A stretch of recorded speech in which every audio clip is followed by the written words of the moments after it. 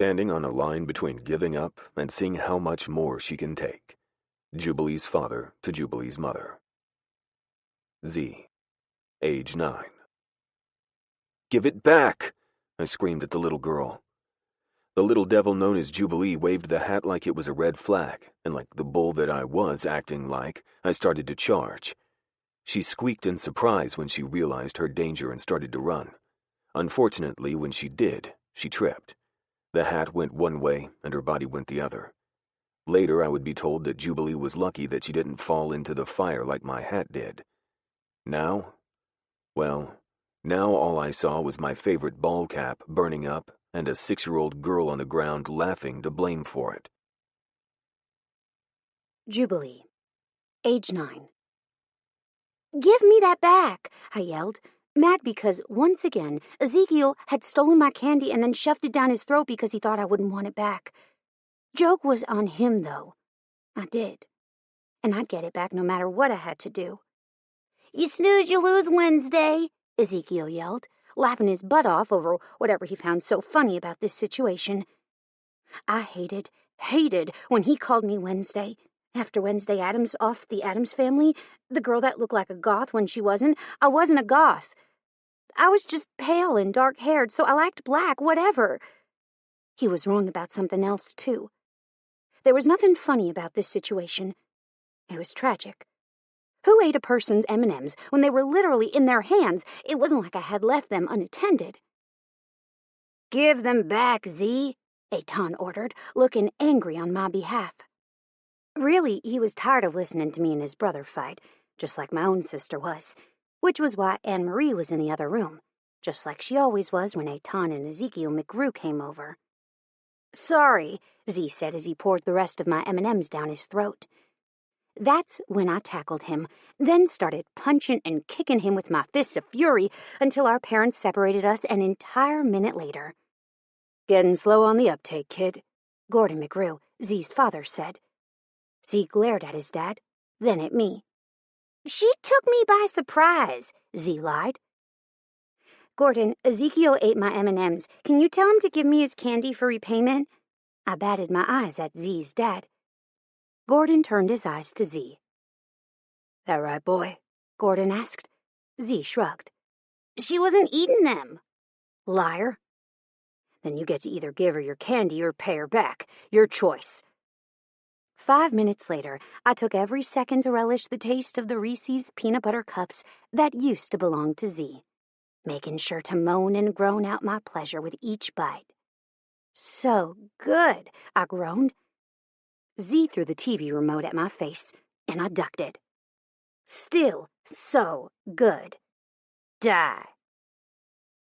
Age 13. "Leave her alone, bro," Eitan said. "She's gonna fucking kill you." "She's not gonna do a thing to me because she wants to be out just as much as I do," Z said. "And if she goes whining to Daddy, they're gonna know that we snuck out to go to the movies and then she'll get into trouble." I clenched my fists so tightly that the blood left them. "Come on, Wednesday," Z teased. "Take a drink. It's not going to kill you." I pushed the bottle away. Again. "I'm not drinking that," I said. "A, I don't want to drink. B, you've slobbered all over it, and I'm not touching anything that's been anywhere near your mouth. Your sister's mouth has been near mine, and I saw you hug her the other day," Z teased. I glanced up at the ceiling. "I really do hate you." Eitan pulled me into his arms, and I had to fight the urge to pull away.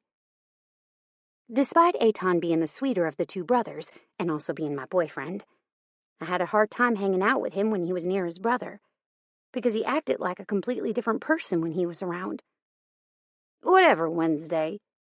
Z took a swig and handed the bottle to Anne-Marie, who took a drink of her own and passed it to Eitan, who followed suit. My stomach twisted, but I didn't break. I wouldn't. Somebody needed to be sober. And I was only 13 after all, even if being around these three made me feel like I was much older. Age 15. My feet dragged as I walked down the aisle toward the coffin. My sister was there, in that wooden box with the lid closed. Dead. That had been at my father's request, the closed casket. I tried to get him to leave it open, but he hadn't allowed it. I looked down at my arm, noticing the spider web of scarring that hadn't killed me, but had killed my twin sister, Anne-Marie, and Eitan, my boyfriend. You want to know who else it hadn't killed? Eitan's twin brother, Ezekiel. The boy that didn't miss a single second letting me know how much he disliked me. A sniffle had me turning to see my mother staring at me with tears in her eyes. My father had his arm wrapped solidly around my mother's shoulders, and he staring at the casket I was now standing in front of. I stared at the beautiful bouquet of roses that sat atop her coffin lid and felt my heart start to race. Not because of my newfound heart problem this time, but because I could feel Ezekiel walking up beside me and standing there next to me. He didn't say a word, and neither did I. We didn't really have to. Not anymore, anyway. I knew without him saying what he was thinking. He didn't like me, I didn't like him. He hated me because Anne-Marie died, and I hated him because Eitan had. Unfortunately for them and fortunately for us, we'd been standing in the exact right spot. When the lightning had struck, Ezekiel had done the unthinkable. He'd grabbed me because I was closer to him and allowed Eitan to grab Anne-Marie. That hadn't worked out nearly as well as they'd planned it. They were both dead now, weren't they? "This is your fault, you know," Z whispered, sounding broken. I turned my head toward him. "I don't know what you're talking about. In addition, I have no idea why you would think that. The only reason we were all out there was because we were following you," he growled. I gave him the side-eye. "I have no clue why you were following me. I was going home. If you want to get technical, the only reason we were all standing there in the freaking rain was because of you. It didn't have to actually be done in the rain under that big pine." He scoffed at my words, and it took everything inside of me not to rear back and punch him straight in the face. That stupid, pretty, looks nothing like Eitan face. Eitan and Ezekiel McGrew, sons of Gordon McGrew, who was also the president of the Arkansas chapter of the Dixie Wardens MC, were not replicas of him. Well, one was. Eitan. Ezekiel was not. He was fair to Gordon and Eitan's dark. Ezekiel had blonde hair and red scruff when he didn't shave, whereas Eitan and Gordon were dark-haired. Z burned the moment he was in the sunlight, whereas Eitan and Gordon would turn a pretty shade of tan. Z was the artist, and Eitan and Gordon were the brutes, which I supposed had been part of the problem. Eitan, though I loved him, was much too hard on me and everyone around him. He was firm, unforgiving, and controlling. That had been why I'd left. Why I'd decided that maybe Eitan wasn't the man that I thought he was. There was only so much, "Why can't you be like your sister," that I could take before I broke. "Go to hell, Z," I said under my breath. Leaving the flower I was holding on the coffin, I didn't look back. Chapter 1. Everything will be okay in the end. If not, there's always beer. Z's secret thoughts. Z. 16 years later. Today was my 34th birthday, and there were probably about 1 million people in this world that I could see. Yet I had to see him. Baron Joy, the firefighter that had stolen my girlfriend of almost 3 years, the man that Zuri had chosen over me. See, here's the thing. In the beginning, I would have let it go. Did it suck? Yes. Did it piss me off that she'd cheated instead of just telling me she was upset with how much I worked? Yes. But I was an adult. I was able to make grown-up decisions despite being hurt. Yet neither one of them had informed me of any involvement. I'd taken Zuri to a Christmas party with me to the fire station last year. During the gift exchange, I'd planned on asking Zuri to move in with me. Except Baron Joy, also known as BJ by the fire department, had happened. I hadn't given much thought to Zuri disappearing the moment we'd arrived. She was a popular woman, and the firefighter wives had loved her to death. She'd gotten along well with all of the women, and even more, she'd fit in despite being new to a town that was so tight-knit that sometimes it was hard to tell your neighbor from your family member. It was only after an hour or so of not seeing her that I decided to go look for her. And I'd found her all right. In the part of the station that the local ambulance service used as their living quarters while they were on shift. There I'd walked in on them not only kissing, hugging, and fucking, but I'd also walked in on a discussion between the two of them that consisted of Baron telling Zuri he loved her, and Zuri saying it back. From there, it had just been a clusterfuck, which led to now, 5 months later, and me unable to be in the same room as Baron Joy without me wanting to fillet the skin of his face off with my Bowie knife. So, of course, it was no damn surprise that he walked into the same damn bar that I went to every fucking year and drank on my birthday. Because not only was it my birthday, but it was my dead twin's birthday. Needless to say, I'd already been in a shit mood when I arrived at my favorite bar in town. It had worsened when I saw Jubilee there, doing the same goddamn thing I'd been set on doing. Sometimes I thought that she did it on purpose, let me see her, just so she could torture me. Though, when I thought about it, Jubilee wasn't that type of person. If I was an honest man, I'd realize that Jubilee was likely here for the same reason I was, to get drunk and forget about my brother and my past. Yet, when it came to Jubilee Cope, nothing ever came easy, and I never was able to have a straight head. I'd been doing my best to ignore Jubilee as she'd done me the same courtesy when they walked in. If there was one person that knew where I went on this day, it was Zuri. Zuri, who'd been a kind, decent woman while I was seeing her, had turned into a vindictive cow the moment I'd kicked her out of my life. It hadn't been my fault that my father and Silas, the owner of Life Flight in Bear Bottom, had kicked her to the curb too. What did she think? That she would keep the job that I got for her? No. I had patience, and I could work with people I didn't like, but I couldn't work with someone like Zuri. There were limits to everything, and Zuri had surpassed them. Honestly, it had been sort of a relief for me to go to Silas and tell him that I was quitting because of Zuri. What I hadn't expected was for Silas to fire Zuri just so he could keep me on part-time.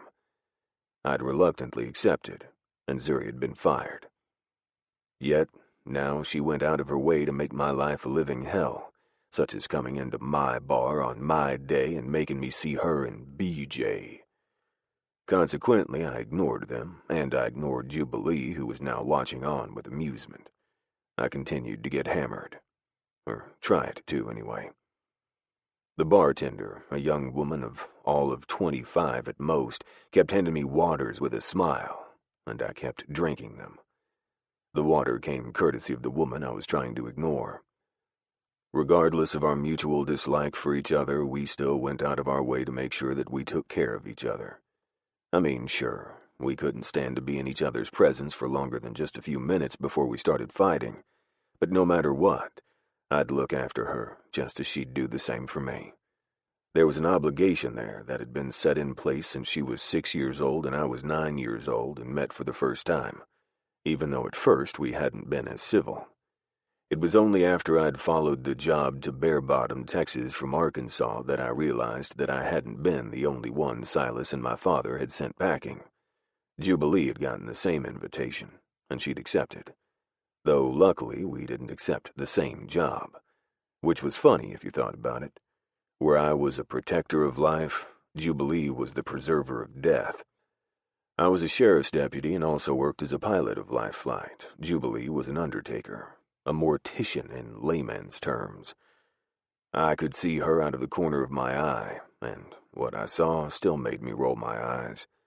Jubilee, despite her jovial name, was as goth as one could get without having the white facial makeup, though there were days that she didn't need it, since she was so fucking pale, which was why I assumed that she didn't bother with wearing it. Why bother applying the pale base when your skin was the exact shade of ghostly white that you'd set out to attain with makeup? She and Anne-Marie couldn't have been more different. Anne-Marie, my high school sweetheart, had been all brightness and sunshine. She'd had blonde hair that she styled in the cutest pixie haircut, blue eyes, and a precious smile that could knock you off your feet. She was sweet, caring, and welcoming to everyone. Jubilee was not. Jubilee had black hair, so black that it sometimes shined blue in the right light. It was curly as fuck and hung down to her ass when she wore it down. She wore black clothes, black nail polish, and black jewelry if she wore any at all. Hell, the only spot of color on her at all was the necklace that Anne-Marie used to wear, an oval opal on a delicate silver chain. Something that I had actually given to Jubilee for Christmas, but Anne-Marie had stolen it and never given it back. At the time I'd given it to Jubilee, it had been my first Christmas with Anne-Marie and Jubilee's first Christmas with Aton. We'd all exchanged gifts, and Jubilee and Anne-Marie had laughed as they'd gotten their gifts that I'd bought the two of them with my hard-earned part-time paycheck at the auto body shop that I did paint for. I'd gotten Anne-Marie a deep purple oval stone necklace because purple had been her favorite color. I'd gotten Jubilee the white opal because I had no idea what she liked and felt bad for not getting her anything. I thumbed the silver belt buckle Jubilee had gotten me and took another sip of my beer. An obnoxious laugh had me stiffening. Sometimes I wondered if Zuri laughed like that just because she knew that it grated on my nerves. It was a high-pitched, ear-piercing laugh that never failed to hit an octave that sounded like nails on a chalkboard. And just when she stopped, I let out a relieved breath only to see BJ come up to the bar 4 stools down from me and order his girl a margarita despite having a waitress that was running back and forth to them all night. I knew why he'd showed up near the bar. He wanted me to see him. Well, goddammit, I had. And now I was pissed. Would it be so fucking hard for him to stay across the goddamn bar and give me goddamn room on one single day of the year? Why, yes, it would kill him. The motherfucker. I downed my beer and was just about to turn on my bar stool, giving him the attention that he so obviously wanted, with my fist, when a feminine sigh sounded from my other side. "Listen," Jubilee said as she sidled up to the bar. "Getting drunk and then starting a fight with those two isn't going to do you any good. The town is on your side because you're the one wronged. You start stooping down to their level and you're going to regret it. You're a sheriff's deputy, act like it." Jubilee sat down on the bar stool next to me and continued drinking her beer, and I reluctantly started to cool down because goddammit she was right. I needed to cool my jets. I needed to get a handle on this anger that I felt toward them. Yet it was hard seeing as every goddamn time that I did try to let it go, they brought it back up again. With a vengeance. But I didn't stop drinking. There was no way that was happening today. "Why are you talking to me?" I grumbled, gesturing to the bartender for another round with a raise of my glass. She nodded her head but didn't fill me up a glass of beer but a glass of water. I glared at the woman at my side. "Why must you always make deals with the bartender before I get here?" I asked with annoyance. "Because if I don't, nobody else will. And your dad and I have an understanding," she muttered darkly. I didn't bother to say anything to that. Jubilee's dad, Pete, and I had an understanding too. No matter what happened or how much we disliked each other, I would always have Jubilee's back. I was sure the same went for her and the understanding she had with my father. Whatever the reason, we'd never let anything happen to the other, despite both of us hating the other. Jubilee's and my dislike for each other went way back. It didn't start the day we both were struck by lightning and Aton and Anne-Marie died. No, it started back when her father and my father first brought us around each other at the age of 6 and 9, and she stole my favorite hat and threw it into the fire. It only got worse from there. And eventually our aversion had turned into a strong dislike, closer to hate.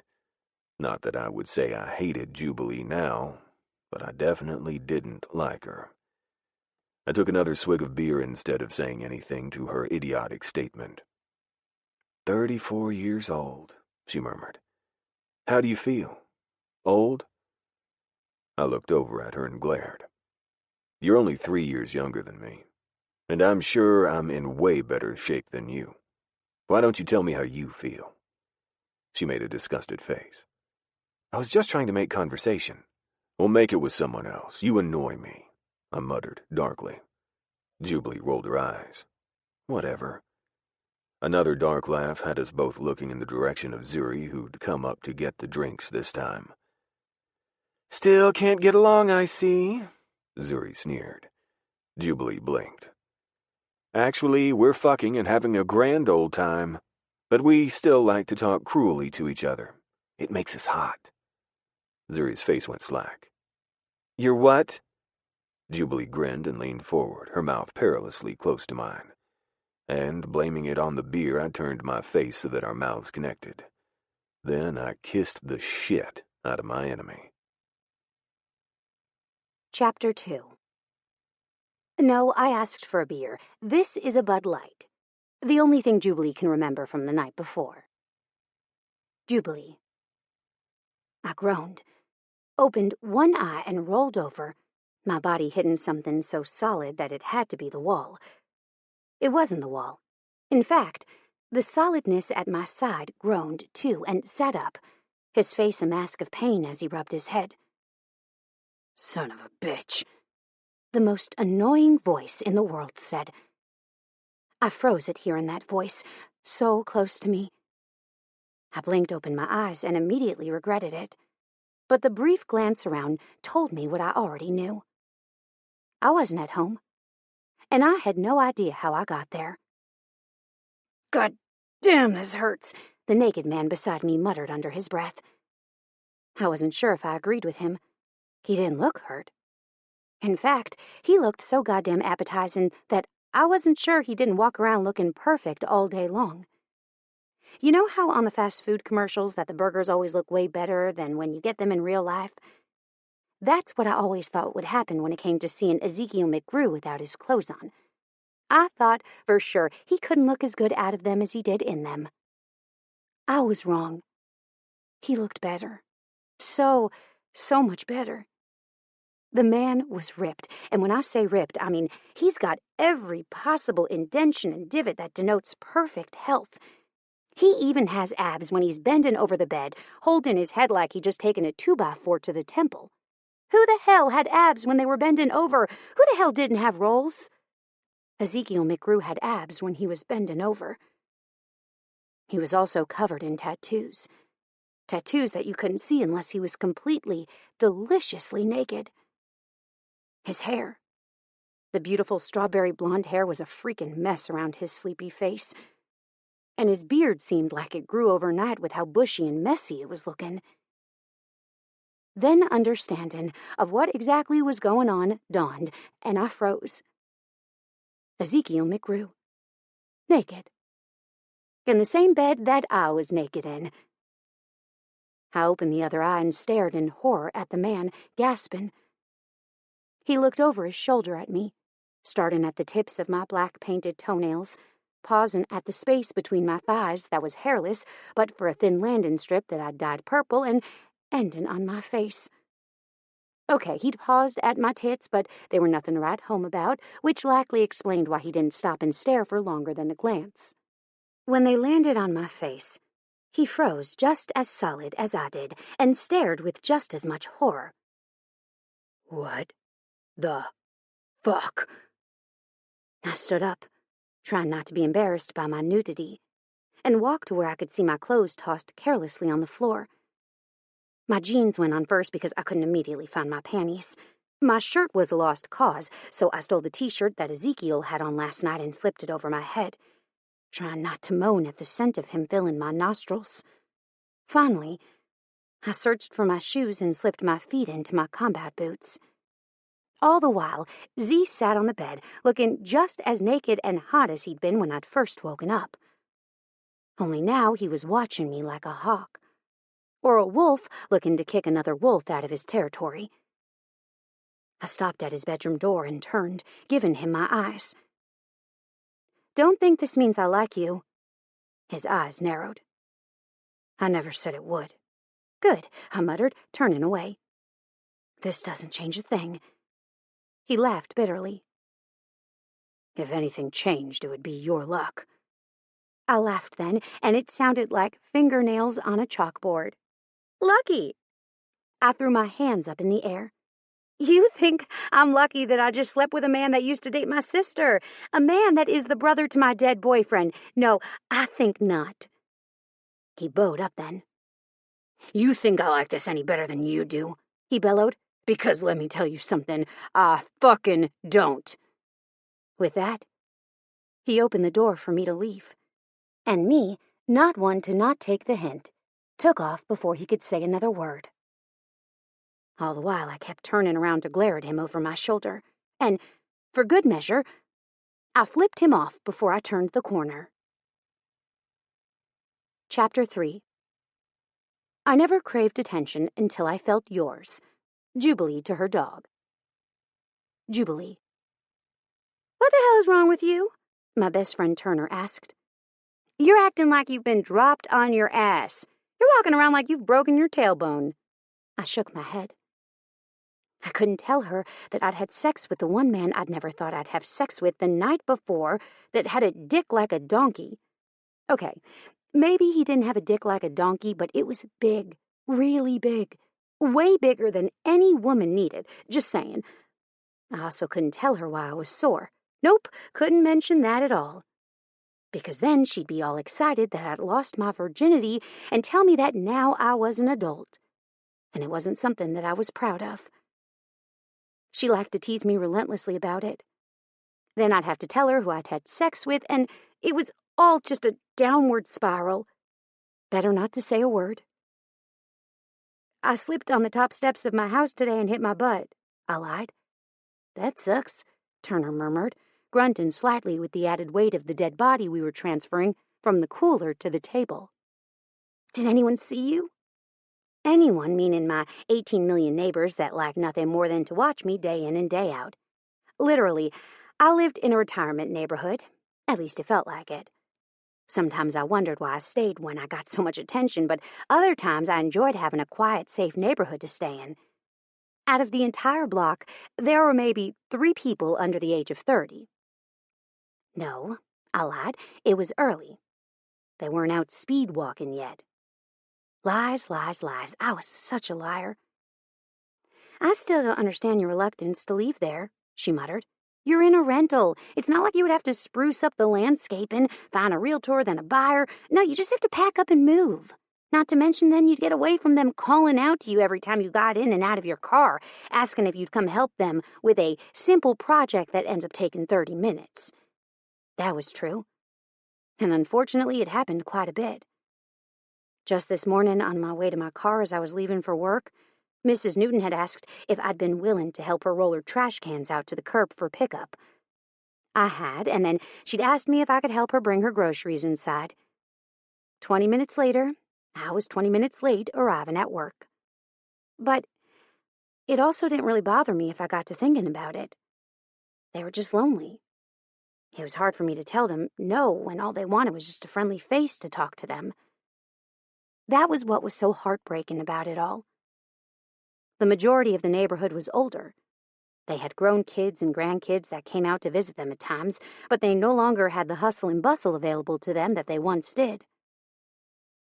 Turner, I sighed. What is your aversion to my place? She shook. It's haunted. I looked at her and laughed. I thought it was just me. No! She shook her head and sighed as we straightened the body bag on the table. I swear to God, every time I go in there I feel like I need a sweatshirt and a cross. I unzipped the body bag as I thought about what she said. She was right. There were times when I was home alone that I felt like someone was watching my every move. Then again, that was something that I experienced quite a bit over my 30-plus years of life, so this really was nothing new. There wasn't a single day that went by that I didn't feel like someone was watching me. When I was at the grocery store, when I graduated from college and hadn't told anybody that I was graduating, when I was running.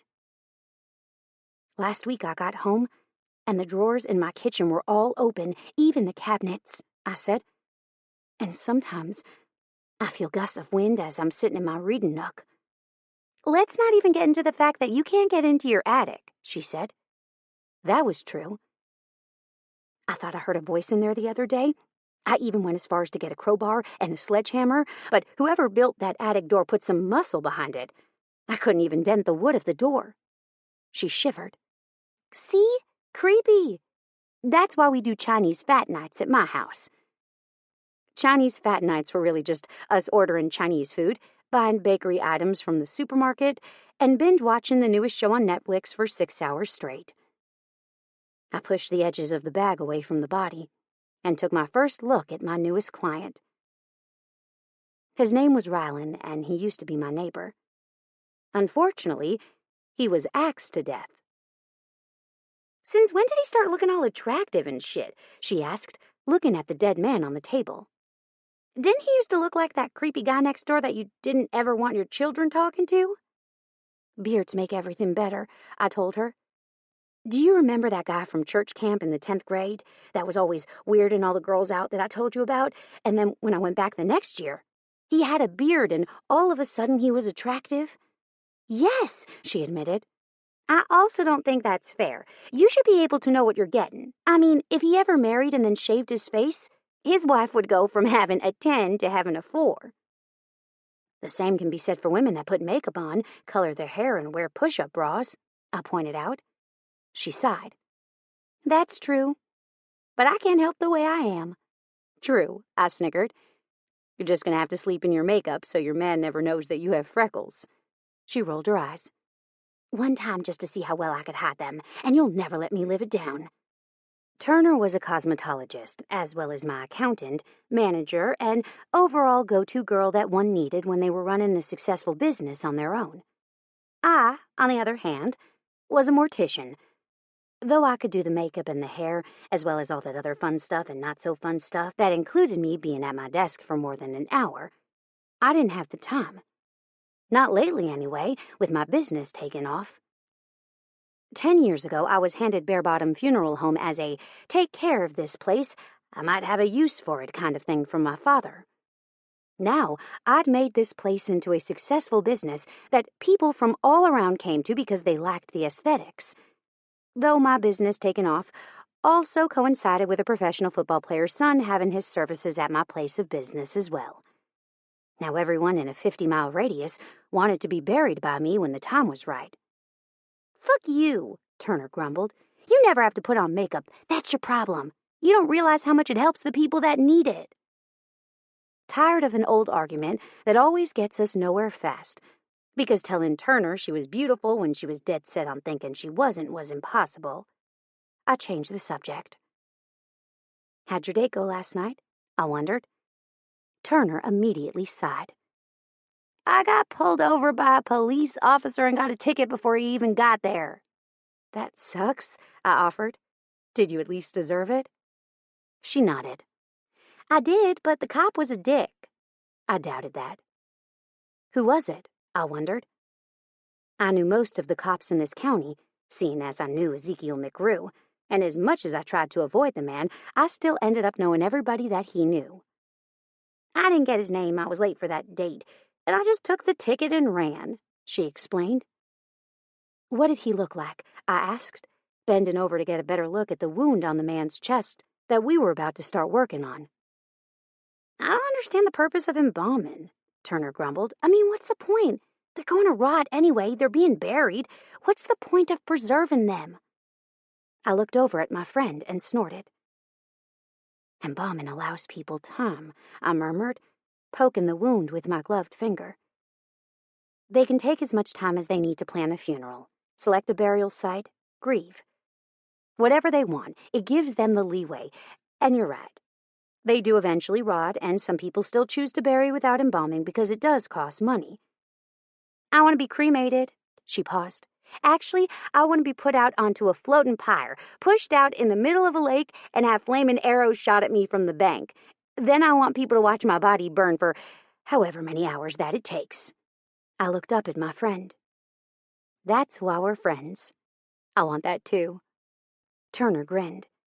Then that grin became calculating. "Who did you have sex with last night, Jubilee?" My mouth fell open. "How do you know that I had sex?" I blurted. Too late. I realized my mistake. I should have denied.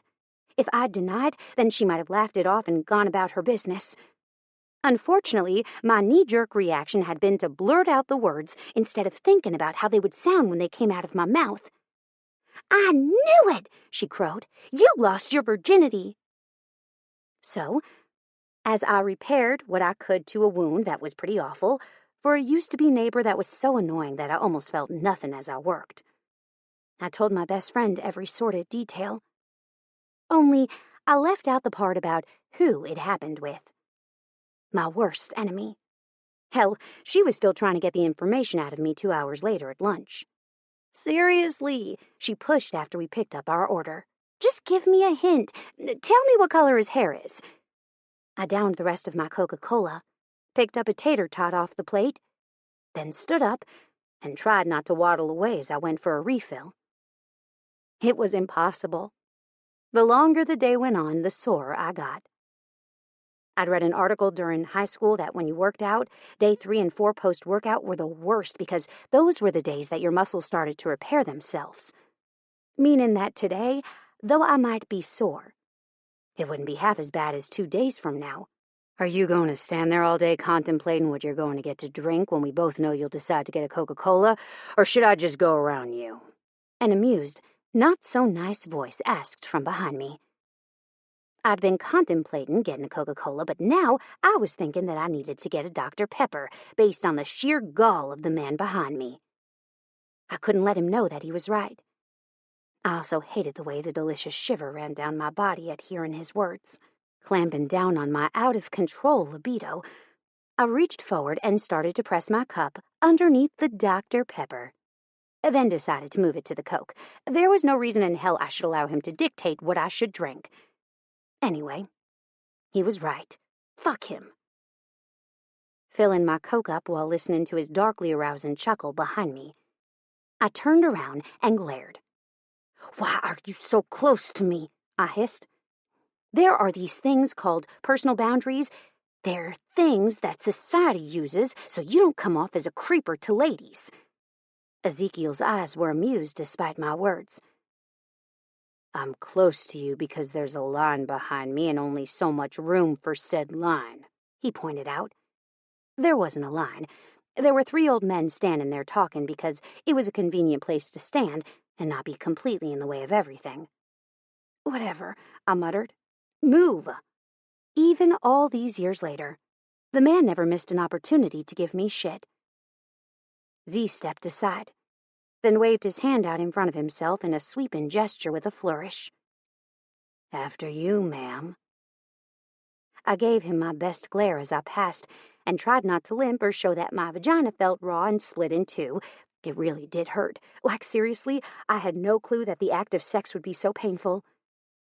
Maybe that's because, of what you can remember, Z is hung like a horse, and things that size aren't meant to go inside the standard female orifices, my inner mind said. I didn't succeed. He noticed the hesitancy in my step almost immediately, and his eyes lit. He didn't say anything, though. Instead, he just watched me walk away. I felt his eyes on me the entire way to the table, and, unable to do anything else, I sat gingerly in my seat knowing damn well and good Z's eyes were settled on me. "That guy over there was the cop that pulled me over," Turner said as soon as I sat down. My eyes drifted over to the table that Turner had just gestured to with a tilt of her head, and I turned to survey the cop. The cop was Castile, and my lips twitched. "That's Castile," I said.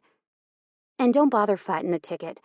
He's one of those cops that's a stickler for the rules." "He looks like he would suck in bed," Turner muttered darkly. I doubted that. Castile was a nice guy, despite his need for law and order, but he also struck me as wild. I'd bet he was uninhibited in bed. "Okay, run through the night again for me," she pushed. I sighed and closed my eyes, remembering what I could of that night. "I don't remember much," I said softly. "I got to drinking at Boone's bar, and from there, I remember only bits and pieces." "You remember the good bits and pieces, though," she jeered. You told me that his penis was large and in charge. His penis was on the bigger side of normal. In fact, I'd never met a person or a penis larger and more in charge. It was, I admitted, stacking one fist on top of the other. I could grip him with two of my fists, and there was still room to spare. She looked at my fists. Your fists are small, really small. That's not that impressive. I grinned. That was true. I remember facing him, my thigh in between his thigh, chest to chest. His cock was resting against the inner length of one thigh, the base of him along with his balls resting against me more than halfway down my thigh, and the tip of his cock was nearly touching my, lady bits, I whispered, feeling my face flush at the remembrance of that moment. I was telling the truth when I told her that I couldn't remember much. I couldn't. Bits and pieces were flashing through my mind, but I remembered enough that I could tell her that his cock was large, the sex was great, and that the man was rough. Oh, and the man's identity, but I wasn't going to divulge that information.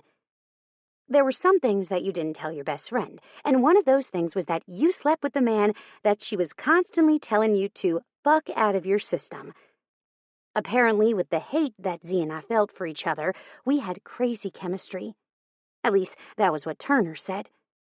She was constantly telling me to fuck him and get it over with already. Anger and hatred equated love to her. The more Z and I fought, the more adamant that Turner became that we were likely meant for each other. Little did she know that she was right. Z and I did have some crazy chemistry. Unfortunately, she got one thing wrong. There was no way to get Ezekiel McGrew out of my system. Okay, what else? She pushed. By the time I was finished explaining the night, or what I could remember of it, my face was flushed, and I couldn't help turning my gaze in the direction of the man responsible for all of those dirty deeds. Wow. Turner fanned her face with a stack of napkins that she'd grabbed. The stack was 2 inches thick, and there was no way in hell that we'd ever get through them all. Yet she always insisted on getting a lot, just in case. I feel like I need to put out an ad listing his many attributes, just so we can find him for you again. A dick like that deserves a second go-around. I swallowed hard and glanced away, just as Z turned his gaze in my direction. Douchebag is looking at you, Turner murmured. I didn't have to ask who douchebag was. I knew who douchebag was. I also knew who pissant and dickweed, as well as fluffernutter and Mr. Pooper was. Turner definitely had a way with words. She also called people names like a 10-year-old child. I just loved her so much. Turner and I had been friends since we'd arrived in town at the same time. Honestly, it was a fluke, really. At first, both of us had been looking at the same apartment about 5 minutes apart. One apartment manager had been showing me the apartment, while the apartment owner had been showing her the apartment. I'd been in the bathroom thinking that the master bath was a piece of shit, when she'd come in saying the same thing about the guest bath. I'd laughed as I'd come out of the bathroom to see her sneering at the view. Then we'd hit it off. From then on, we'd been best friends. We now lived next door to each other. The back of her rental house butted up to the back of my rental house, and spent more than a few nights a week hanging out and being more like sisters than best friends. Her parents loved me just like mine loved her. We'd also spent quite a few nights and days commiserating about douchebag, so yes, I knew exactly who she was talking about when she said it. I hope he chokes on that French fry, she muttered. I looked at her with raised brows. Threats of violence? She shrugged. It's not just him. I hope that the other cop chokes on one, too. I choked on my own French fry and then gasped for breath, inhaling a portion of it. Moments after that, I was coughing up a storm and drawing the attention of not just Z, but also Castile as well. Stop it, Turner hissed. You're making them both look at us now. I tried. Really, I did, but it took me a few long minutes to get myself back under control. Jesus, I wiped my watering eyes. I almost died. Turner gave me a glare. You are so full of shit. I took a drink of my Coke and set the glass back down, only to wipe my eyes again because tears were still falling. "You're an embarrassment," she said with a straight face. That was when we both started to crack up, and the tears this time weren't from nearly choking.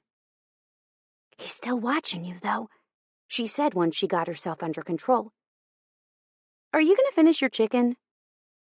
I pushed the last piece over to Turner, but just before she could reach it, a big hand came out of nowhere and snatched it up. "Can I have this?" Castile asked, looking amused. Turner snatched it out of his hand and took a vicious bite. "No!" Castile's brows rose. Sorry, I sighed. "Castile, this is my best friend, Turner Hooch." I waved at Turner with one hand. "Turner, this is Castile Hendricks." Turner offered him a glare. "Officer Hendricks." "So you hold a grudge," Castile muttered. "Have a good one, ladies." Castile walked away.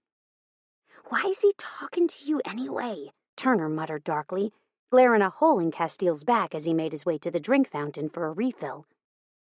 "I have no idea," I admitted. "He usually says hi and bye. Sometimes I get the stray, 'How's it going?' but other than that, I don't usually get much out of him.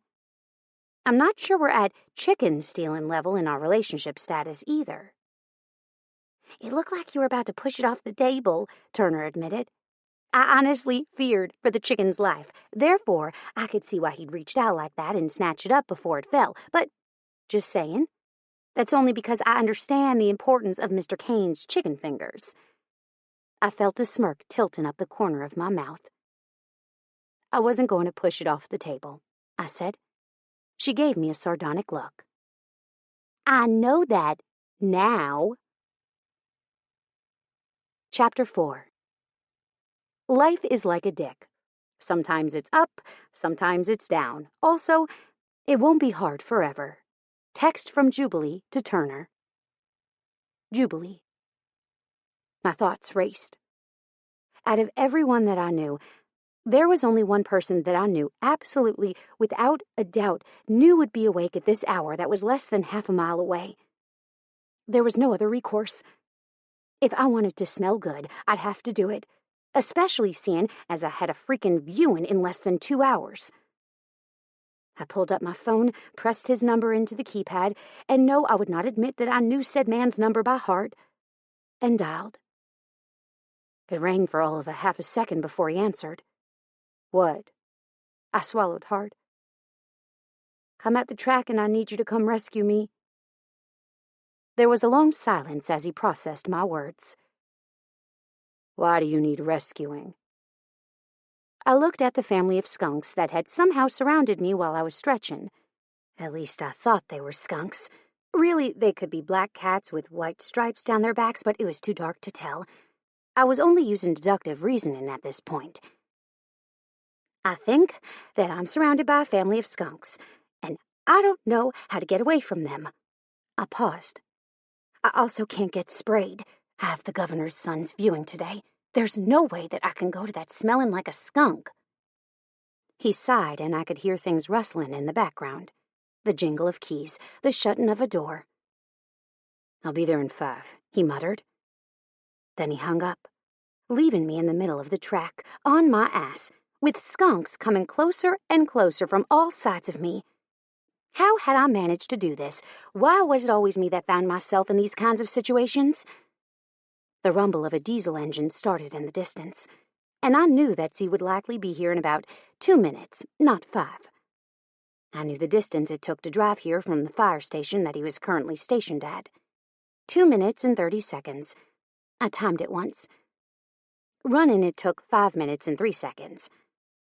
The sound of Z's diesel motor came closer and closer, and soon I could hear his exhaust as well as see his headlights. I idly wondered why he was in that and not on his motorcycle, but I couldn't ask him. That would give away that I paid attention to his comings and goings, and I didn't want him to think that I cared. The headlights turned, and suddenly the track where I was sitting was illuminated, and I could definitely see that the alleged skunks were indeed skunks. There were also 5 of them, not 4. I wasn't sure if they were in spraying distance. Was 6 feet within spraying distance, but they were too close for comfort.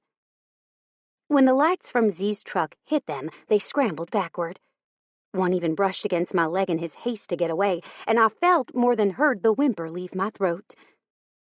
A minute or so later, the lights to the stadium were flipped on, and not only could I see, but I could see well. Z came down the bleachers 2 at a time as he watched me. Now that the lights were on, I had the courage to turn to see where the skunks were headed. I found them at least 30 yards away, all in the middle of the field, huddled up next to the 50-yard line that had been spray-painted pink for breast cancer awareness. I scrambled up to my feet just as Z made it to the bottom of the bleachers and then hopped over the railing as if it was nothing. He landed lightly on the track, and that was when I got my first look at Z in his sweatpants. Today was the first true cold day of fall. At a brisk 49 degrees, I had been excited as hell to finally run without sweating so badly that I couldn't run like I wanted. Had I thought about the other added benefits of it being this cold out? No. But now that I was seeing Z in sweatpants headed my way, I realized that not only was it hoodie season, it was also sweatpants season. Jesus Christ. I swallowed hard and tried to get control of my thoughts, even though all I wanted was to continue to stare at Z's dick that was swinging away inside his loose sweats. "Why do you have a key to the lights?" I asked curiously. Something took off out of my peripheral vision and I tensed. He shoved the keys into his pocket as he watched the 5 skunks run toward the open gate where he'd parked his truck. "Because I run here quite a bit, and I know the maintenance man." He paused. "Why are you running with it so dark?" He didn't look happy to know that I was running here at all, but especially since it was so dark. I shrugged and bent down to stretch, no longer in the mood to run, but knowing I really had no choice. "Because if I don't run now, this early, I won't have time to run later," I told him.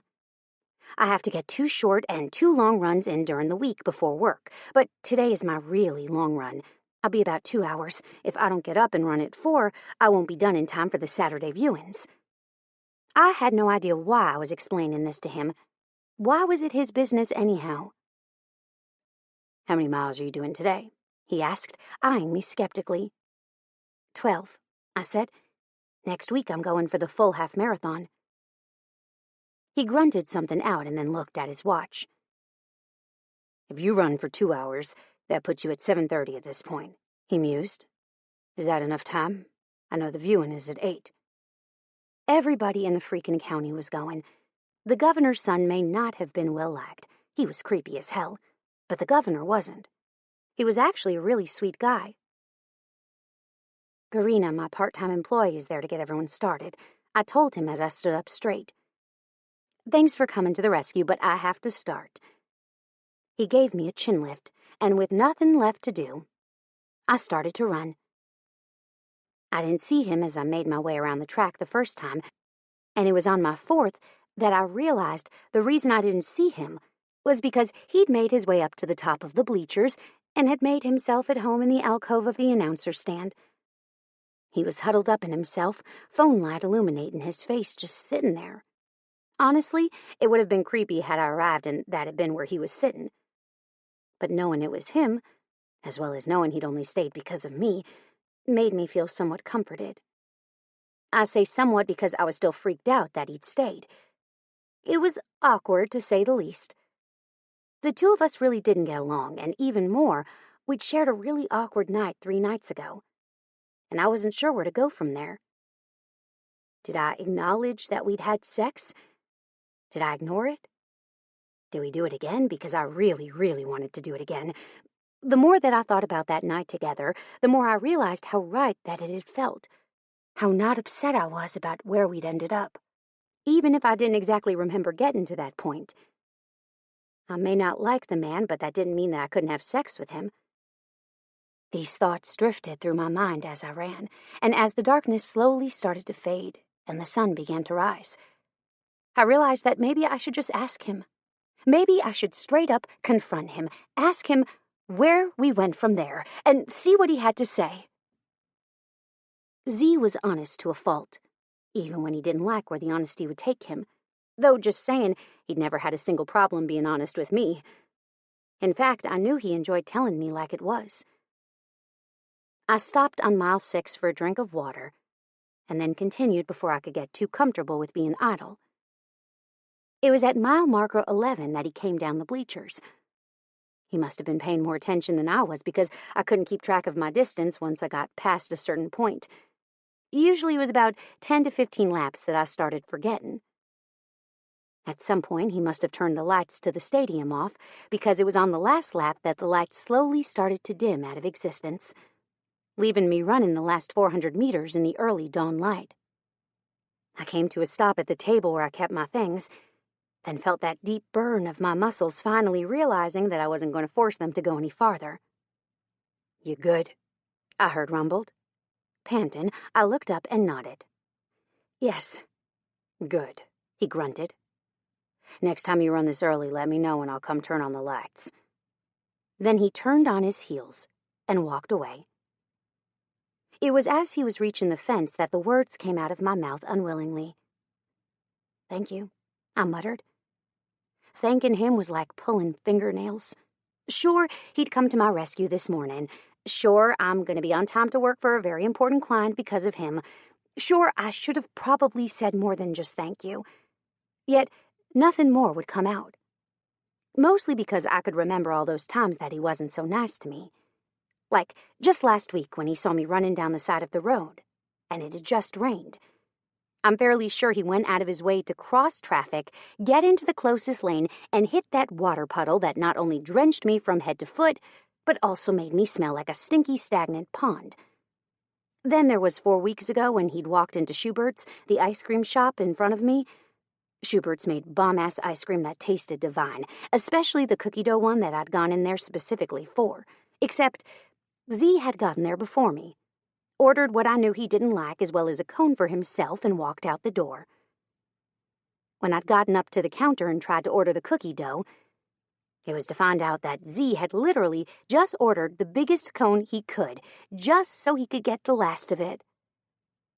When I turned with a glare on my face, it was to find Z grinning his ass off, waiting for me to turn around. Once I did, he deliberately threw the ice cream cone straight to a pack of crows that liked to frequent the back patio, waiting for little kids to make a mess. They'd descended on it in seconds and had it devoured before the thought of, "I'm still going to eat it," could cross my mind. Needless to say, uttering the words "thank you" to the man took a lot of inner strength on my part, because if there was one person in this world that was an asshole supreme, it was Ezekiel McGrew. At least when it came to me. Z turned at hearing my words and gave me a level look. "It was only self-preservation on my part," he admitted. "I know damn well and good that you'd have still gone to work, and I have to be there myself. Unfortunately." I wondered if he tacked on that "unfortunately" for my benefit or the governor's kid's benefit. Either one would have worked when it came to Ezekiel. "Whatever," I muttered, knowing he could hear me. "Thanks anyway." He shrugged. "Go get your shower. You stink." Then he was gone, going to his still-running diesel. It was only when I was halfway across the field, heading to where I parked my car on the opposite side of the track, that I heard the high-pitched squeal come from something inhuman, and a roar of outrage comes from Ezekiel. I didn't even make it back to the car before the smell hit me. Chapter 5. Why do we get dressed up for Thanksgiving when we never go anywhere? We get dressed just to walk around our kitchen. Z's secret thoughts. Z. "I can't breathe," Liner, one of the Bare Bottom Guardians MC members, whined. I looked over at Liner, who looked off somehow, though his offness didn't stem from the stench that even I could smell radiating off me. "Just fucking pour the goddamn tomato juice," I grumbled. "Jesus fucking Christ." Liner had been the only man on hand at the time of the skunking, though I should have fucking forced Jubilee to take care of it, and he'd gone to the bulk supply store and had bought every single fucking can they'd had. There'd been 50 on a pallet, and he'd bought the whole damn pallet, just in case. "Sorry, but it's killing me," he said. "I can no longer feel my face." I grunted out a reply. "You should be on the receiving end of it," I muttered darkly. "I've been nauseous for the last hour." Honestly, though being sprayed by a skunk sucked balls, I was glad that it hadn't happened to Jubilee. If it had happened to her, she might have started to puke. She was very sensitive to smells and always had been. Smells also sent her into a downward spiral that usually ended up with her being sick as a dog with a migraine for days on end. "Here goes," Liner muttered. Then the first large can of tomato sauce was poured over my head. The sauce coated me from shoulders to chest and then started to fall down to my feet where I was standing in the middle of a kiddie pool. I started to rub the sauce into my skin, trying to be very thorough in my application. "Should have got a woman over here to do this," Liner muttered. "It's fucking weird as hell. A grown man rubbing another grown man's back spreading in tomato sauce." I agreed. Yet I didn't have anyone else to help me, so I was taking what I could get. "Appreciate you doing this, Liner," I muttered darkly. I didn't know who else to call that wouldn't be either working or on their way to work. Liner worked for the power company as a lineman. He was also on call 24/7, 365 days a year, since he was the supervisor of supervisors. However, those days that it wasn't raining, he was at home sitting on his ass, being fat and happy. When a big storm rolled through, though, even the big boss got his hands dirty. It helped that his father owned the power company. Technically, if he didn't want to get out in it, he wouldn't have to. His father didn't any longer, but Liner never missed a day when he was needed. Kind of like right now. He may not have appreciated the smell, the hilarity of the issue he definitely didn't miss, but he was there because he knew he was needed. "Don't forget to rub it in your hair," Liner noted when he reached for the next can. The next turn I had it in my hair, running down my face and curling around my ears. "Your hair's gonna be red, man," Liner noted. I grimaced. "Maybe nobody will notice." "Your hair's a nice strawberry blonde," someone said from behind me. I turned to see Jubilee standing there looking too smug for her own good, wearing a slight grimace at the smell that still clung to parts of me. It was better than it was, but still pretty bad. They said that the more baths that you took in the tomato sauce, the better it got. Since I'd only had 2 in the shit before I'd been required to be at the funeral, I knew I fucking stunk. And it was all because of the woman standing in front of me. I narrowed my eyes at her and let her know that I wasn't happy with her. "Go away," I muttered, "before I force you to do something you won't like." Her brows rose. "I'm fairly sure you've already forced me to do something I didn't like at some point in my life. In fact, now that I say that, I can think of 2 right off the top of my head." I crossed my arms over my chest and glared at her. "Name them." She flicked up her finger and said, "Number 1, the night that I was going to go eat with my prom date and you wouldn't let me leave. You forced me into your car instead and drove me home even though I didn't want to leave." "That prom date was taking you to a hotel, not out to eat. And he had roofies in his pocket to ensure that he got what he wanted, something that you'd been quite vocal about not sharing during high school." I felt it prudent to point out. She gave me a level look. "What I failed to see is why you sent me home." She pouted. "I was trying to have fun, and you ruined it." There were 6 guys there that had already spiked the punch. You drank like 6 glasses of it in less time than it took most of them to drink 1. I continued. She shrugged. "Whatever." "What was the other instance?" I asked almost reluctantly. Her eyes narrowed. "Why are you talking to me anyway?" she asked. "You've talked to me more in the last week than you have in the last 16 years. That was true. I had. And I also couldn't tell you why. Something was just telling me to seek her out, and I had no other recourse but to do my brain's bidding or risk causing my brain to fuck up.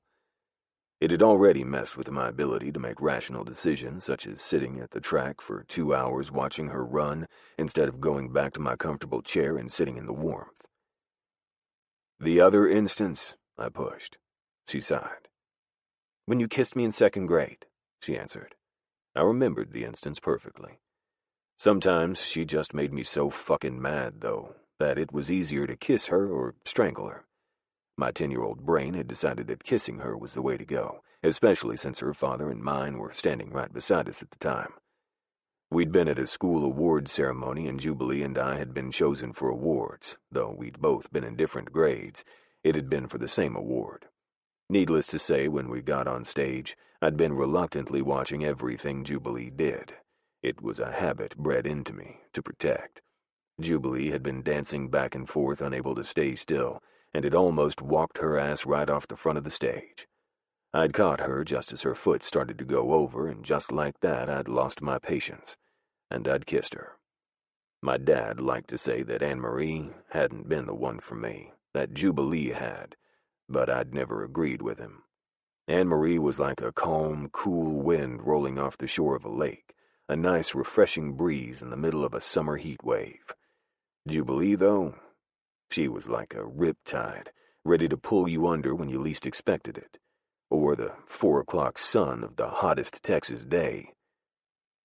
"I see that your ex is here," Jubilee continued. I didn't bother to look over at her. I clocked Zuri the moment she'd arrived with her new man.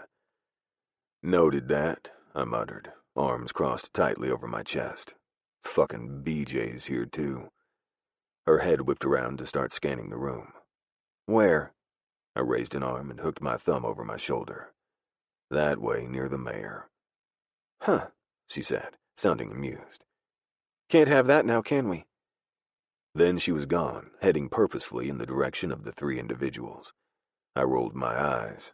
Jubilee really did hate Zuri, and Zuri hated Jubilee in kind. I really did know how to pick them, because Zuri had hated not only my MC but my jobs. All of them. She hated that I worked for Life Flight. She hated more that I was a deputy for the county sheriff, and don't even get me started about my stupid garage tattoo studio. "Since when do you have red hair?" I turned to see Jubilee's best friend, Turner, staring at me with curiosity. "Since I saved Jubilee from a family of skunks today, only for them to make a home underneath my truck and wait for me to come back. The moment I got to my truck, they sprayed me. That shit's gonna smell for years." I shook my head. "Luckily, the bitch is old." "You or the truck?" Turner asked. I snorted. "Why are you here?" I asked. "I thought you were sick." She shrugged.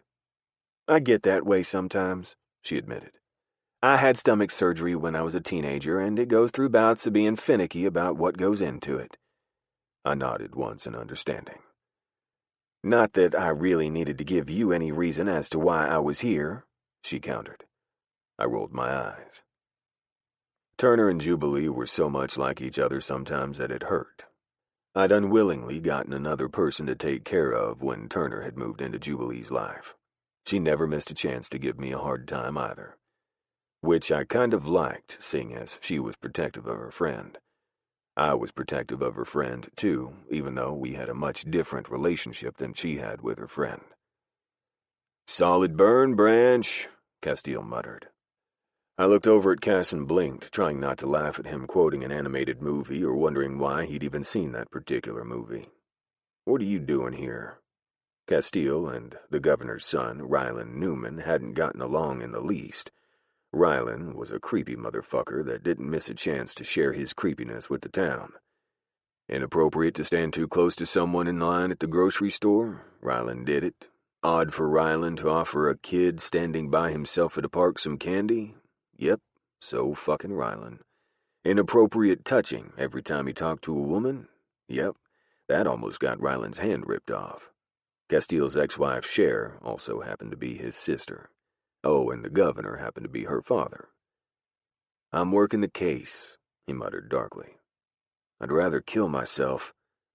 I didn't doubt that for an instant. If there was anyone in this world that you didn't want to be around, it was Cher. Castile and Cher got along like oil and water, and if they were within spitting distance, that was literally what happened. Spit.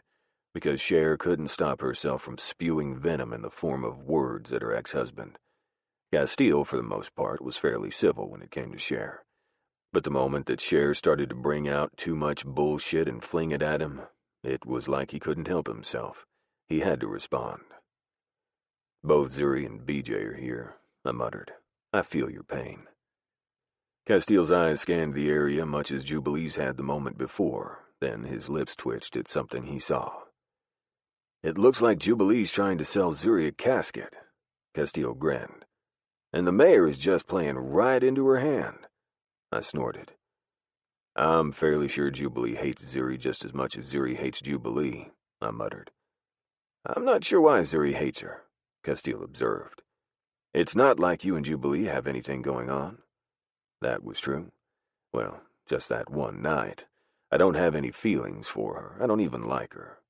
What we did have was a healthy understanding that despite our differences, we'd always be there for each other. I don't have to like her to watch over her, right? Zuri had hated that I looked out for Jubilee. Zuri wanted my utter and total devotion, something that she'd never get because I owed my loyalty to a lot of people, not just Jubilee.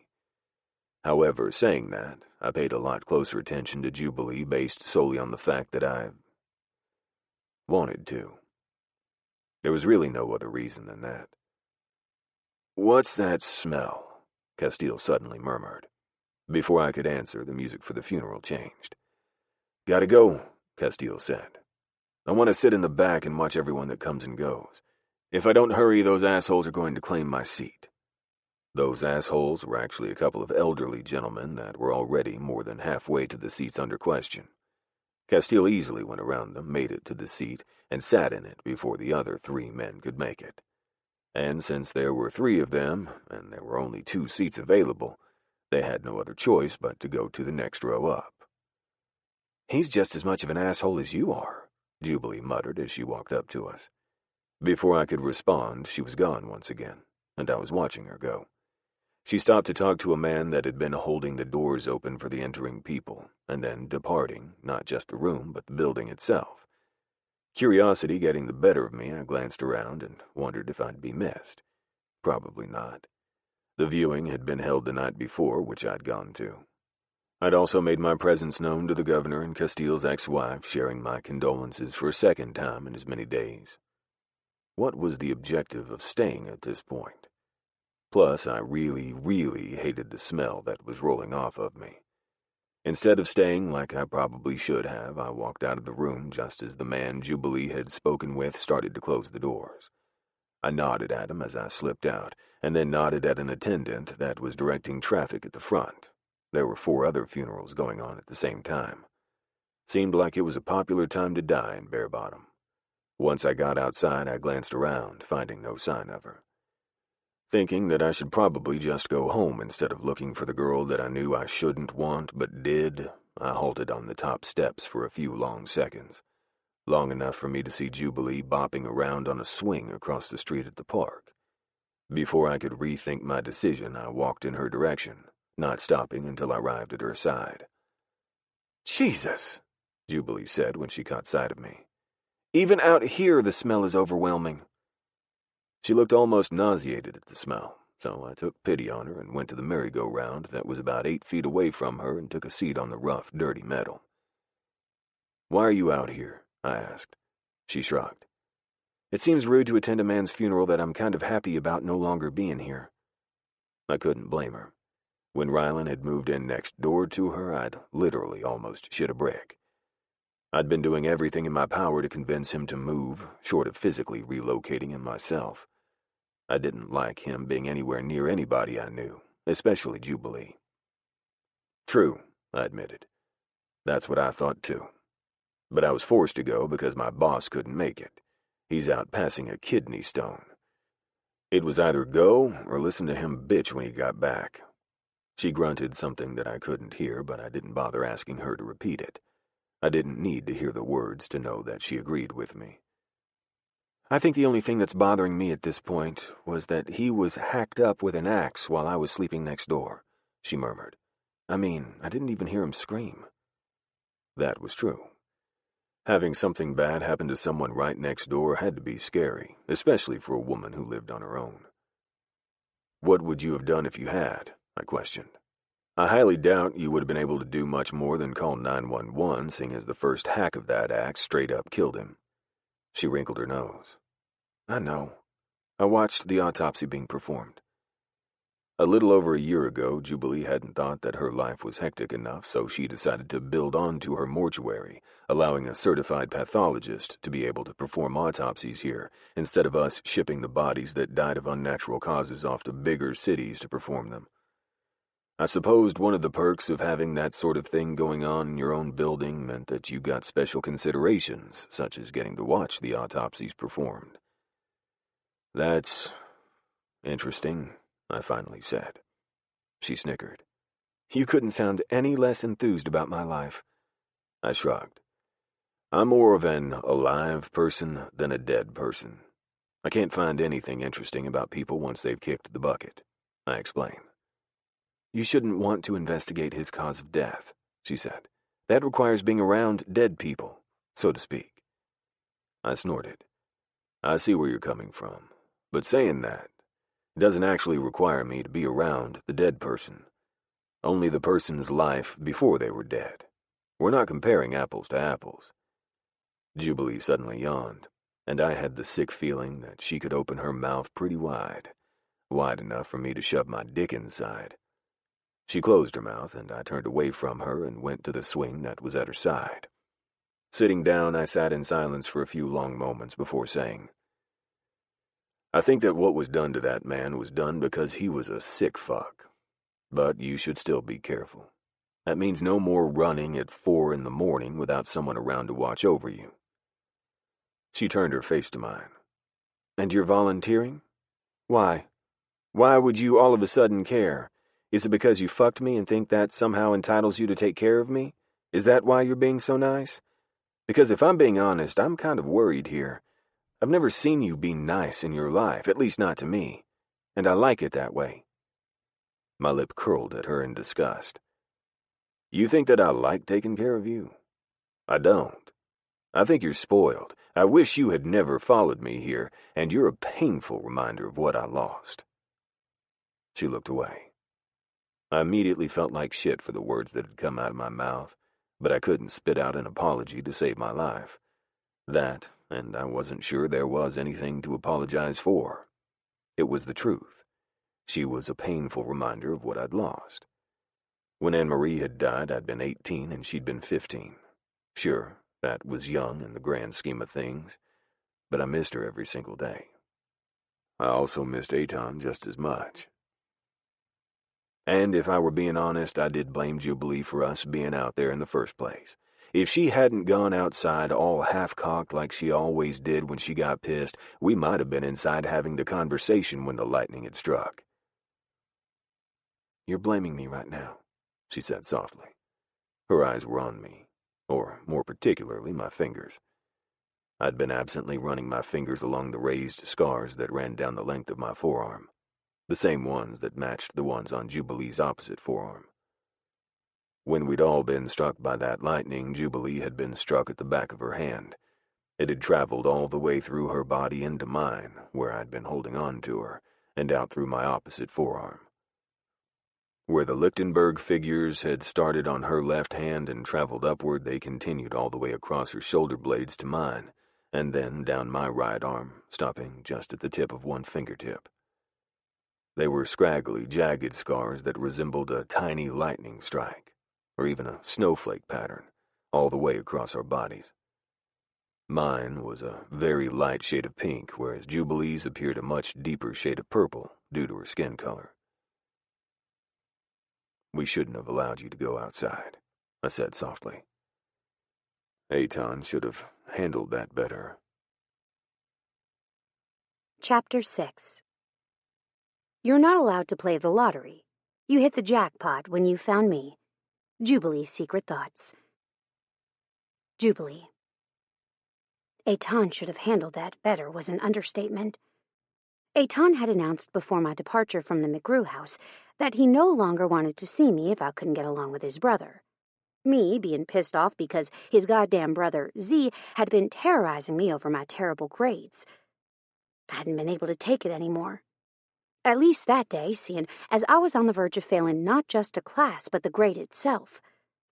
I hadn't been very understanding. I'd been pissed and annoyed that Eitan would once again side with his brother over me. and I just wanted to go home to cool off before things could go farther south. Before things were said that couldn't be taken back. I mean, once or twice, taking your brother's side in an argument, sure, that's understandable. He's your brother. But I wasn't a wimp. I could handle my own, and for me to say something at all meant that it was really bad. Which I'd tried to convey to Eitan multiple times. But there was only so much terrorizing one could handle before they had enough. Consequently, that day had been the day that enough had been enough, and I'd left. Unfortunately, all of them had followed, even my perfect sister who had stayed quiet just like she always did when Eitan and Ezekiel teamed up against me. I hadn't been in a very good mood, and that had shown the minute they'd all followed me outside in the pouring rain. Thinking back now, I knew that being outside in that storm hadn't been the best of ideas in the first place. The storm itself had already been producing tornadoes all over the state from the moment that it had appeared. By the time it had reached us, the storm hadn't abated in intensity, but grown. The lightning was going crazy, and the sky was so dark that it appeared to be night, even though it was 4 in the afternoon. I felt my stomach start to churn just like it always did when I thought about that night. My actions, at least peripherally, had caused 2 people to die. My sister and my boyfriend. I didn't think that there would ever come a time that I didn't, at least a little bit, blame myself. But I hadn't been the one to stop me underneath the biggest goddamn tree in the neighborhood. Z had. "You blame me just as much as I blame you," Z pointed out. "Let's just agree to disagree." I stopped swinging and allowed the heels of my black knee-high boots to drag in the soft dirt underneath the swings. I didn't reply to him, though. What would be the point? This was an old argument, one that served no purpose to bring up again. But since he was in the mood for it, I'd willingly offer him the fight he was so obviously searching for. "Fine. I do blame you," I blurted. "If you'd had just given me a fucking break, left me the hell alone and not messed with me all the goddamn time, then I wouldn't have had to tell Eitan that I didn't want to see him anymore." Z narrowed his eyes. "You're blaming your breakup with my brother on me. Am I hearing that correctly?" "Yes," I said. "I'm blaming it on you. If there was ever a time that Eitan had to choose, or Anne-Marie for that matter, they always chose you, always. Why is that?" He clenched his jaw tightly shut for a few long seconds before saying, "Because you are a bitter shrew." I laughed. "You're so fucking full of it." I wasn't a shrew. I was pissed that you always got them to be on your side. Do you know what that's like? Not only did Anne-Marie always pick you, but so did Eitan. It was like I was a 4th wheel. He sighed. "You weren't a 4th wheel. And they chose your side, too." I shook my head. "No, they really didn't," I told him. "If there was a side to be had, yours always was the one chosen by them. Our parents, though, they usually knew when it was me being bad or when it was you." "Whatever," he snorted. "You're making shit up now." I just shook my head, more than aware that the conversation would be degrading from here. "Why are you talking to me anyway?" I asked. "I have no idea," he admitted. I stood up from my swing and started to head back to the mortuary. "Well, do me a favor.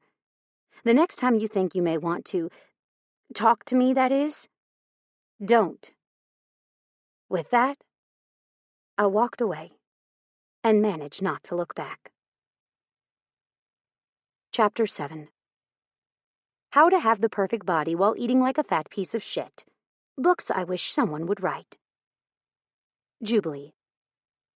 "Turner," I whined, "this better be good." "Not Turner," my father grumbled. "It's me. I thought we were meeting for breakfast." I cursed and threw the covers off of my body and sat up on the side of the bed to catch my equilibrium.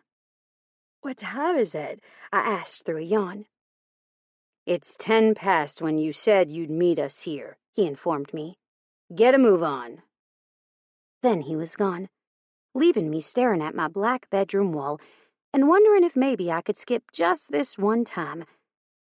A text came through moments later, letting me know that if I skipped, I'd regret it. Snickering, I got up, slipped my feet into my black combat boots, thank God I got cold last night and wore clothes to bed, and headed to the bathroom. Once I'd brushed my teeth and used the facilities, I was out the door and heading to our usual early morning dining spot. Arriving in record time, a whopping 8 minutes from the time I hung up with him, I headed to our usual booth, smiling when I saw my dad's face. That smile dropped off the moment I saw the other man in the booth across from him. "Nice to see you cleaned up," Z muttered, eyeing my attire. I looked down at my black leggings with skulls on them, and at the black shirt that I'd stolen from him the night that I wouldn't be talking about ever again. I immediately felt a blush rise over my face. I hadn't realized he was going to be there, or I might have changed. At least the shirt, anyway.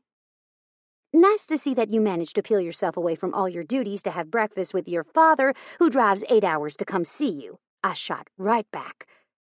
Z narrowed his eyes. "It's not my fault they go on runs that take them through my neck of the woods at random and expect me to show up when I'm at goddamn work. Children," Gordon groaned. "Why do we always have to do this?" I sneered at Z before scooting into the booth beside my dad. Dad threw his arm around me and pulled me in tight to his chest. Having always been a daddy's girl, I laid my head down on the leather of his vest and closed my eyes, at peace despite the demon of a man sitting directly across from me. "How's work going, baby?" Dad asked. I opened my eyes and my gaze caught on Z's.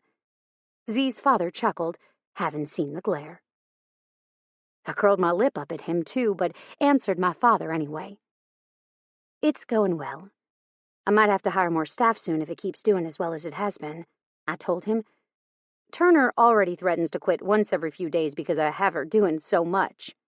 "Turner's a pain in the ass," Z said. "You need to find someone that doesn't cause more trouble than she fixes." I could see why he'd think that. Turner was a pain in the ass sometimes, but that was because she was misunderstood. People hated her because she came off as a bitch. Well, she was a bitch. Hell, I was a bitch at times, too. But Turner had that RBF, restin' bitch face, mastered to a fine art. She also didn't talk to people unless she felt like it, and there were times that I definitely reconsidered having her in the front of the funeral home to work the desk and phones on those rare occasions that she was up there. Luckily, that happened seldom, and I'd never gotten too bad of a complaint about her. "I like Turner," I told him, "and she is good at her job. I just need to find someone with more responsibility." "Have a suggestion?" Gordon muttered. "Got a buddy that lives in Kilgore. His daughter is in Hostel, Texas right now working at the police station. However, she wants to move back up here to further her degree and get away from her ex." "Who is it?" I asked, reaching for the glass of water that had been placed on the table. "That's mine," Z said. I ignored him and took a hefty swallow, causing him to narrow his eyes. He gritted his teeth and held himself immobile, even though I knew that he'd rather reach forward and smack the glass straight out of my hand. "Her name is Katie Roberts," Gordon continued, as if his son wasn't pissed off that I was drinking his water. "She was dating a game warden down there and things went south. She's ready to get gone and she's looking for a job.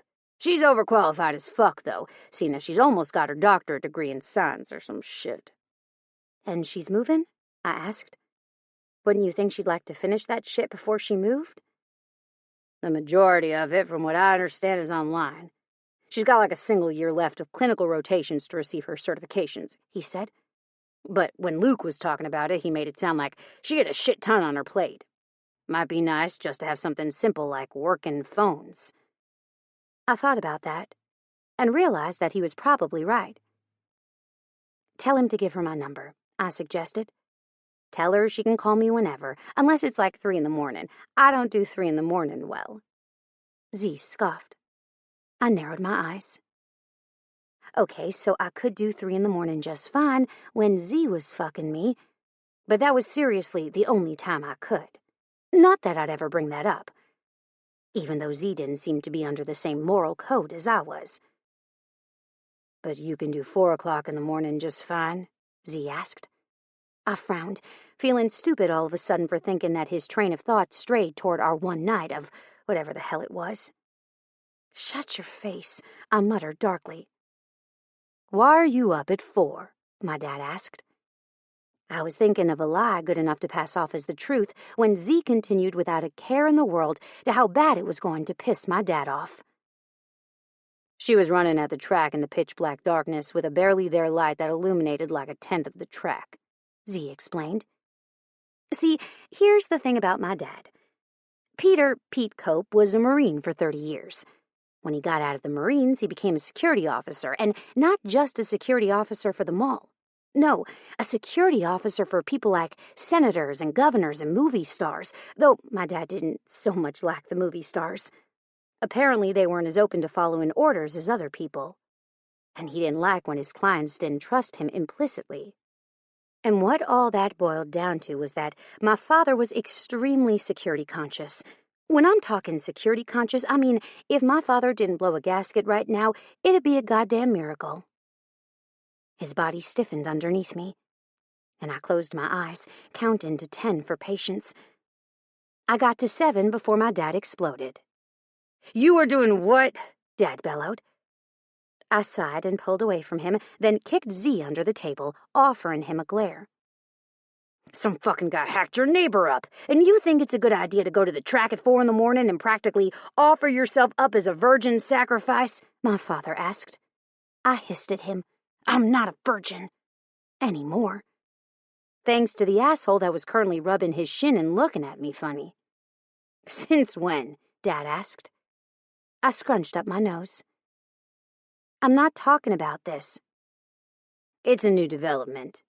Or I'm sure my wife would have shared with me the momentous news," he teased. I hated him. I seriously hated him. A few years ago, my mother and I had it out because she wanted me to stop being so overly cautious and live. Me, being the product of my father's upbringing, had been quite overly cautious of who I dated. My dad had instilled in me that not only do you need to be careful of who you date, but I was also to be careful about who I let in. Mainly because of what he did for a living, but ultimately because he cared about his daughter and didn't want his daughter ending up with some loser. And I'd taken that to heart. Though I'd dated, I hadn't found anybody that I'd be willing to share my life with that in depth, meaning I wasn't willing to just give my virginity up all willy-nilly to random strangers. As for what happened with Z, that I had no explanation for. I was blaming my inebriated state, but if I was being honest, it was likely due to the fact that I'd always had a thing for Z. Even way before I started dating Aton or Anne-Marie dated Z. Though that thing died a dramatic death the moment that Z looked at me and called me a gross girl when he was 9 and I was 6. Though, that'd be a lie. Nothing had ever ended for me. Not when I was 6, not when I was 14, and certainly not now. I had a thing for Z. There, I was admitting it. I had a huge thing for Z, and I felt guilty for having this thing. I felt guilty that I was alive to have a thing for him, and my sister, who had originally been with him, wasn't. In the beginning, it had been because Z had terrorized me to no end. Then it had been because he'd been with my sister. Now it was because my sister had died, and I shouldn't want the things I wanted with him. Should I? Was that bad? I just didn't know. "Why are we talking about this?" I muttered darkly. "How about we talk about how you ran in the dark with no one knowing where you were, offering your body up to any man that was bad enough to take it," he suggested. I scowled and lifted my eyes to see Z's trained on me. He was watching me with a weird look on his face that I knew meant he had questions. Questions like, did I take your virginity? I looked away and up to my father. "I'm an adult. I had a knife and a light. I was okay." "The knife isn't going to get you anywhere," he muttered. "And what's a flashlight going to do for you?" I shrugged. I didn't know. But it made me feel better to know that I had them in case I needed them. "Next time you want to do something stupid like that, at least inform someone that you're going out and when to expect you back so they can raise the alarm if they don't hear from you," Dad muttered darkly. I sighed. "Well, if it makes you feel better, Z volunteered himself every single Saturday for the foreseeable future. Gordon glanced at his son. "You did that?" Z shrugged. "I knew that you'd kick my ass if something happened to her. I wanted to make sure that she didn't die on my watch." "I'm not on your watch." I sat back and was about to continue to lay into him, but our food arrived, as well as my drink.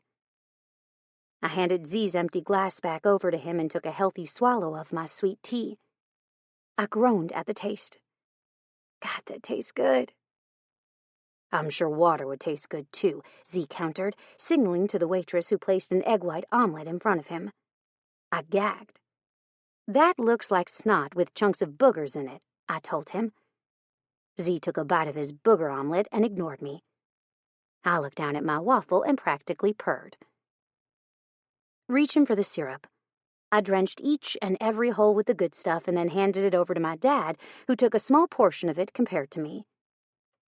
"Would you like some waffle with that syrup?" Z asked, looking at me with humor filling his eyes. "No," I said.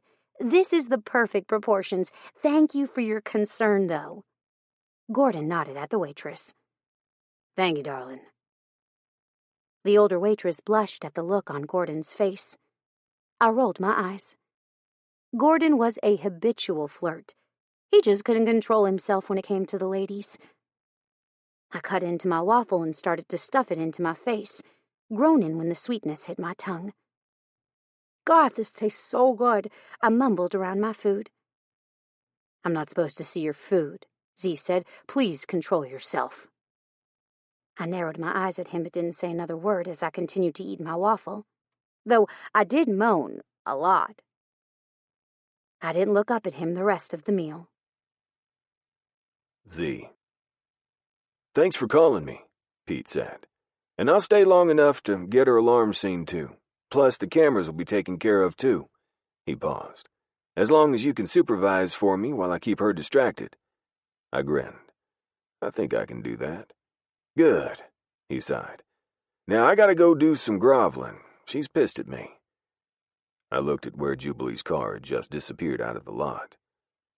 That virgin sacrifice thing really set her off.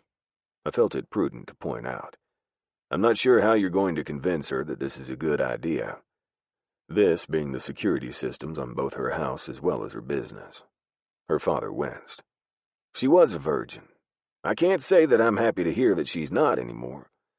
I frowned. "What are you talking about?" I asked. "She's over 30 years old." And how the hell did we get on this subject? My father started to chuckle. "Pete had her scared to death about possible awful people only using her for her money. Kid's been holding on to it for years.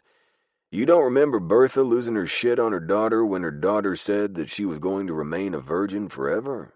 my father asked. I looked from my father to Pete and back. I remember the two of them having a row, but I thought it was over Jubilee not wanting to have kids. "That was part of the conversation, yes." Pete sighed and wiped his hands down his face. "You see any men sniffling around her lately?" "Other than me, no." "Well, keep an eye out," he suggested. "If you do, I can come out here and introduce the punk to my fist." Inwardly, I winced. "Will do. What time do you need me to check in on the work?" Originally, I'd been planning on doing it, but Pete had decided that he had the right qualifications for it and had taken over. I'd been happy to allow him, as long as I had access to the cameras whenever I needed and could get to her if she needed me. Since I was the one living here, I didn't think that was too much to ask. "I'll give you a call this evening when she heads into work," he muttered. "I'm going to go with her to make sure everything is on the up and up." He paused. "Have you heard anything about the person that murdered that weirdo?" That weirdo being Jubilee's neighbor as well as the governor's son. "No," I answered. "But I know that they have quite a few people from multiple agencies working on it. Some kid from our department is working on it too, and we're not even in the same county that it happened." He grunted a reply. "If you hear anything, I'd like to know." I nodded once. "I know." And I did. I wouldn't keep secrets from him. Well, I would, but The one secret I was keeping from him wasn't something that I thought needed to be shared. Ever. Good. He lifted a chin to me. Have fun, I grunted in reply. For a few hours this morning, my father and I were going on a ride around the lake, and it'd take us about 2 hours. Plenty of time to get back here, as well as plenty of time on the bike that I was needing. I hadn't been on a good long ride since well before what I was now calling the incident. The incident being the night that I must have lost my wits and done things that never should have been done. Done things that I couldn't stop thinking about. Things with a person that annoyed the living shit out of me on a regular basis. You ready to ride, boy? Dad asked. I looked over at him and nodded, my eyes flicking one last time in the direction I'd last seen Jubilee. I was born ready, I informed him. Chapter 8. Dear sweet baby Jesus, thank you for this cold front, and let all those mosquitoes die and go straight to hell where they belong. Jubilee's secret thoughts. Jubilee. Was all of this really necessary? I looked in disgust at all the cameras that I could now see around my office. At least the camera views, anyway. I hadn't been able to see the cameras at first as my dad walked with me into the parlor of the funeral home, which I'd been told was the point. It's necessary when there's a murderer going around your town and you live next to said person that he murdered, Dad said. But this is a funeral home, I said. This isn't anything. Who would come here? The scariest thing that had happened here was a corpse letting off gas and scaring the shit out of me about 2 weeks ago. Dad winced. That's disgusting. You know how I don't like hearing that stuff. And he didn't. Really, he didn't.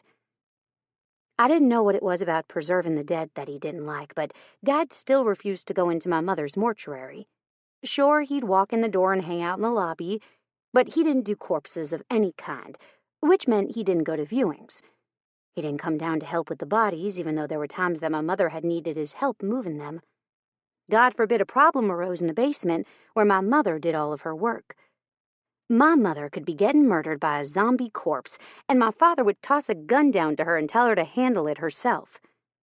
I stretched my arms.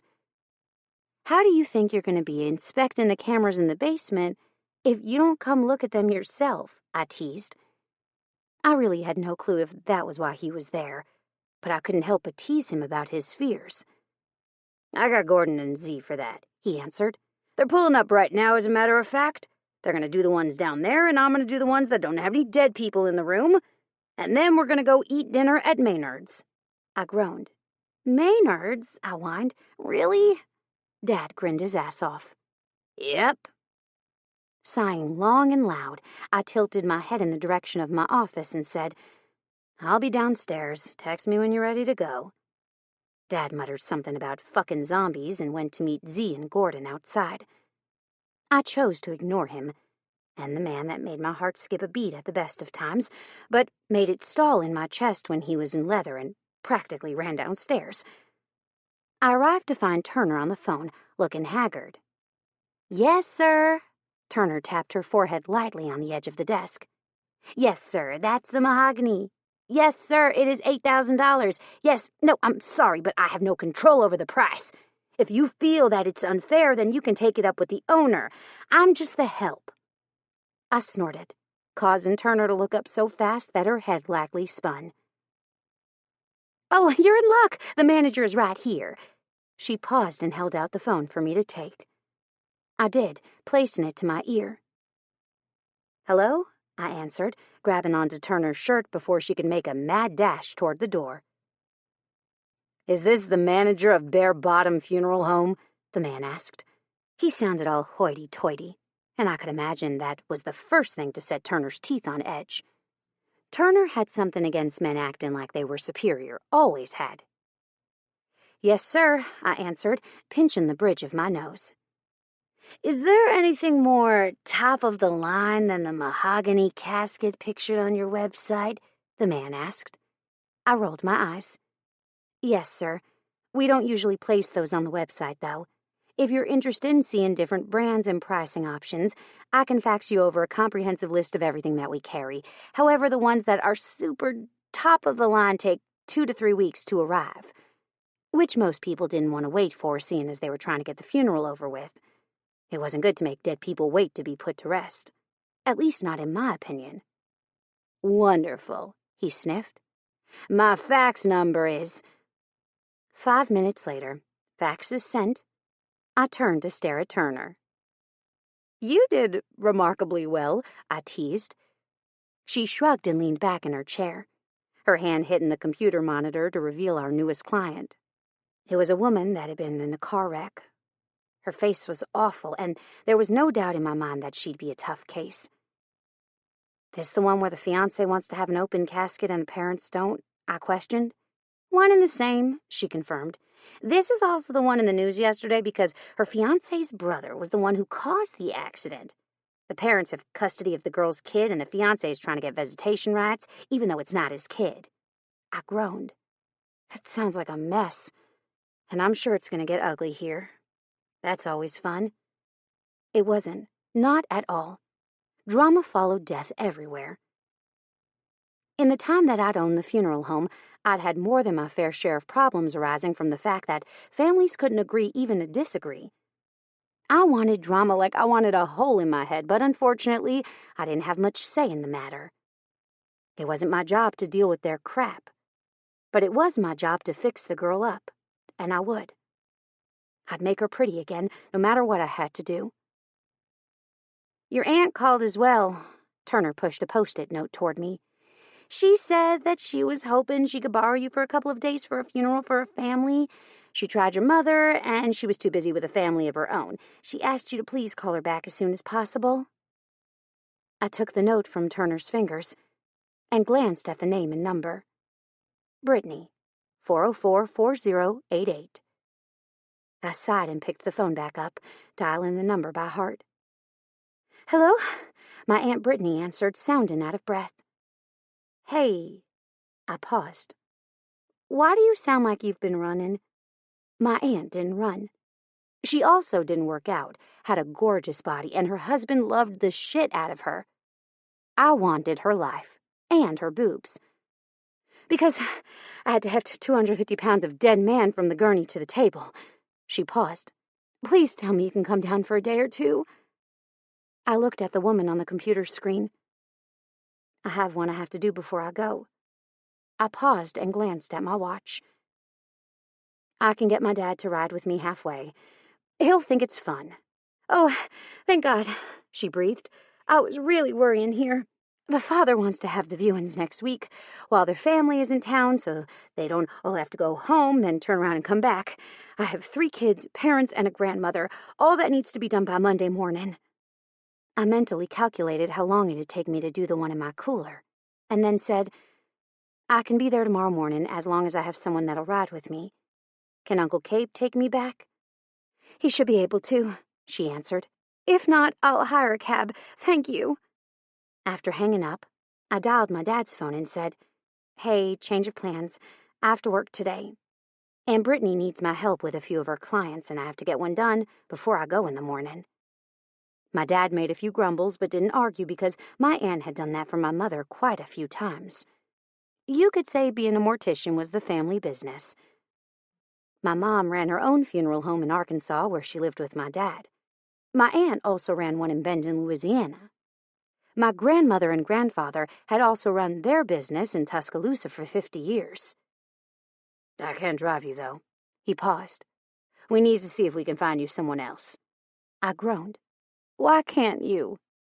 I drove, but I didn't drive long distances. I had a problem staying awake when I was in the car for any longer than 15 minutes since I'd been struck by lightning. Long car rides were practically torture for me.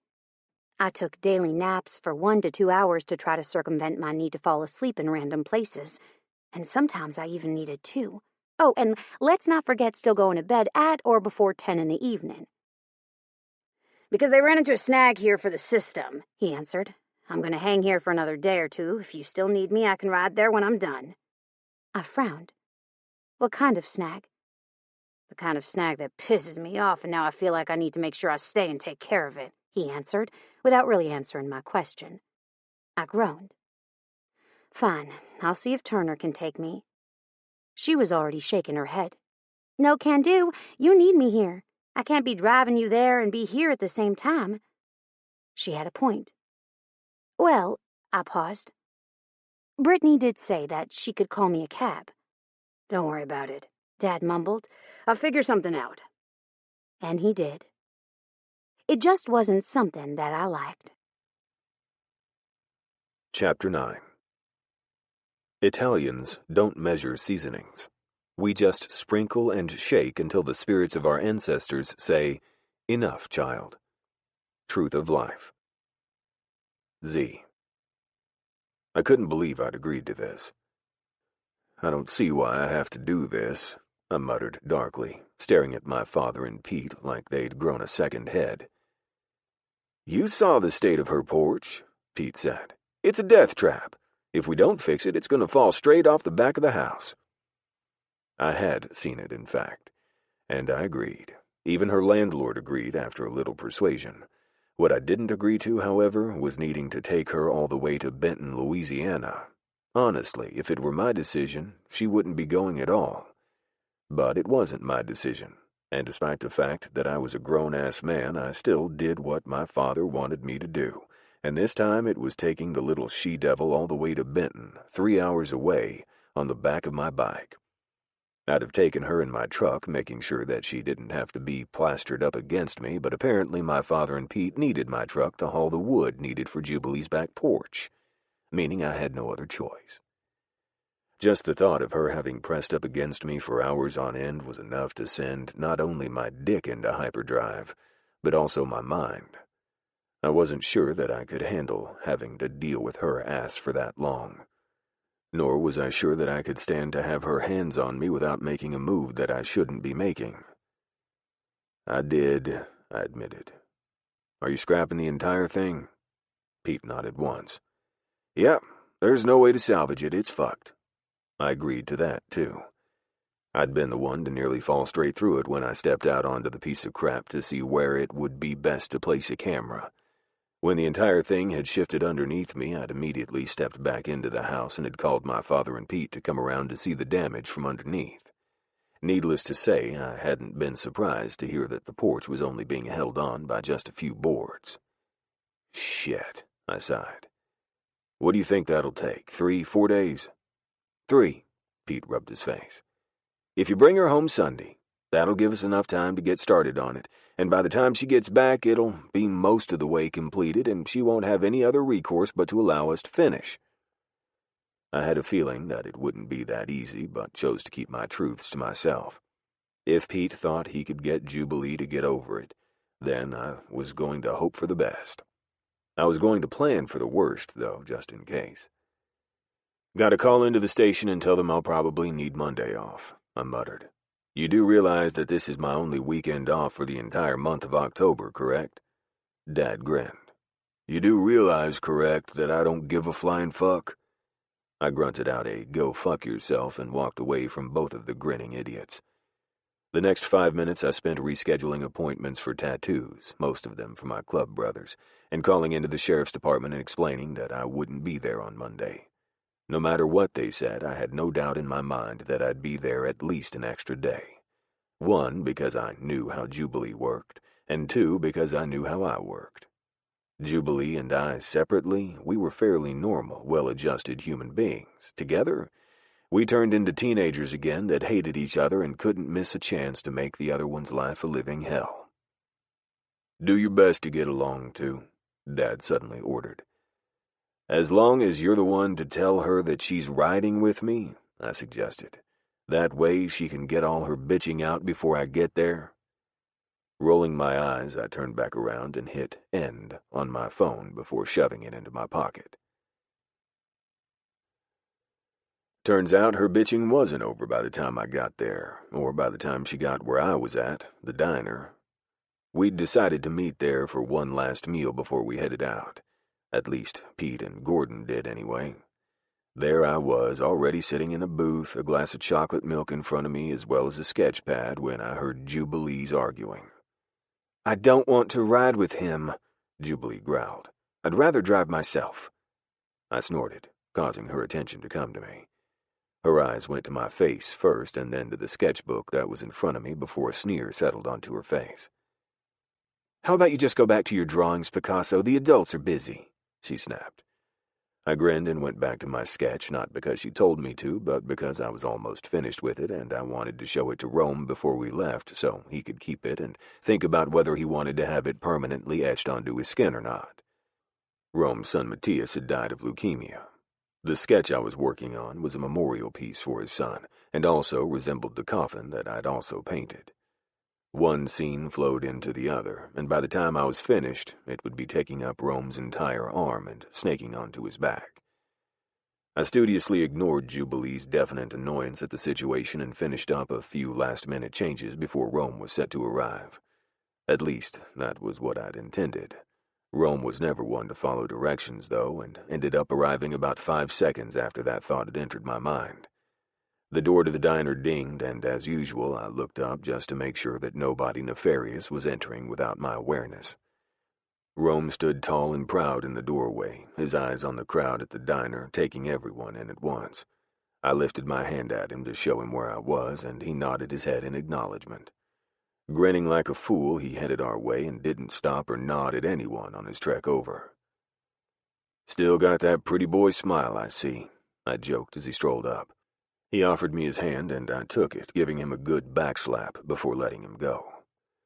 "Still drawing like a little kid, I see," Rome teased right back. "Did you break one of your crayons?" He gestured toward the piece of charcoal I'd been using to sketch with. "I can go ask the hostess for another pack." Jubilee burst out laughing. I flipped her off. My father sighed. Rome grinned. "I just don't understand," Pete grumbled. "What's it going to take for y'all to get past this?" What it would take for us to get past this was a whole lot of time and likely death for both of us. There was no getting past this. It was just who we were at this point. I wasn't sure that it would be possible not to at least say that we hated each other. At this point, it was habit, without a lot of force behind it, and it was getting harder to say the expected dialogue. "You're asking a question that has no answer," Rome offered his 2 cents. "It's easier to just ignore." "Yeah," Pete grumbled. "Like that's been something we've been able to do over the last 20-plus years." I shrugged and gestured toward the table that was directly beside our booth. "Have a seat, I'm not quite done yet." I paused. "Have you eaten yet?" He nodded and pulled up the chair to the right of me, but paused before he sat. "You gonna sit, darling?" Rome asked cheerfully. It was weird seeing Rome happy. After his son died, or hell, even for the year that I'd known him while his son had lived, he hadn't been a happy person. Not that I blamed him for being unhappy.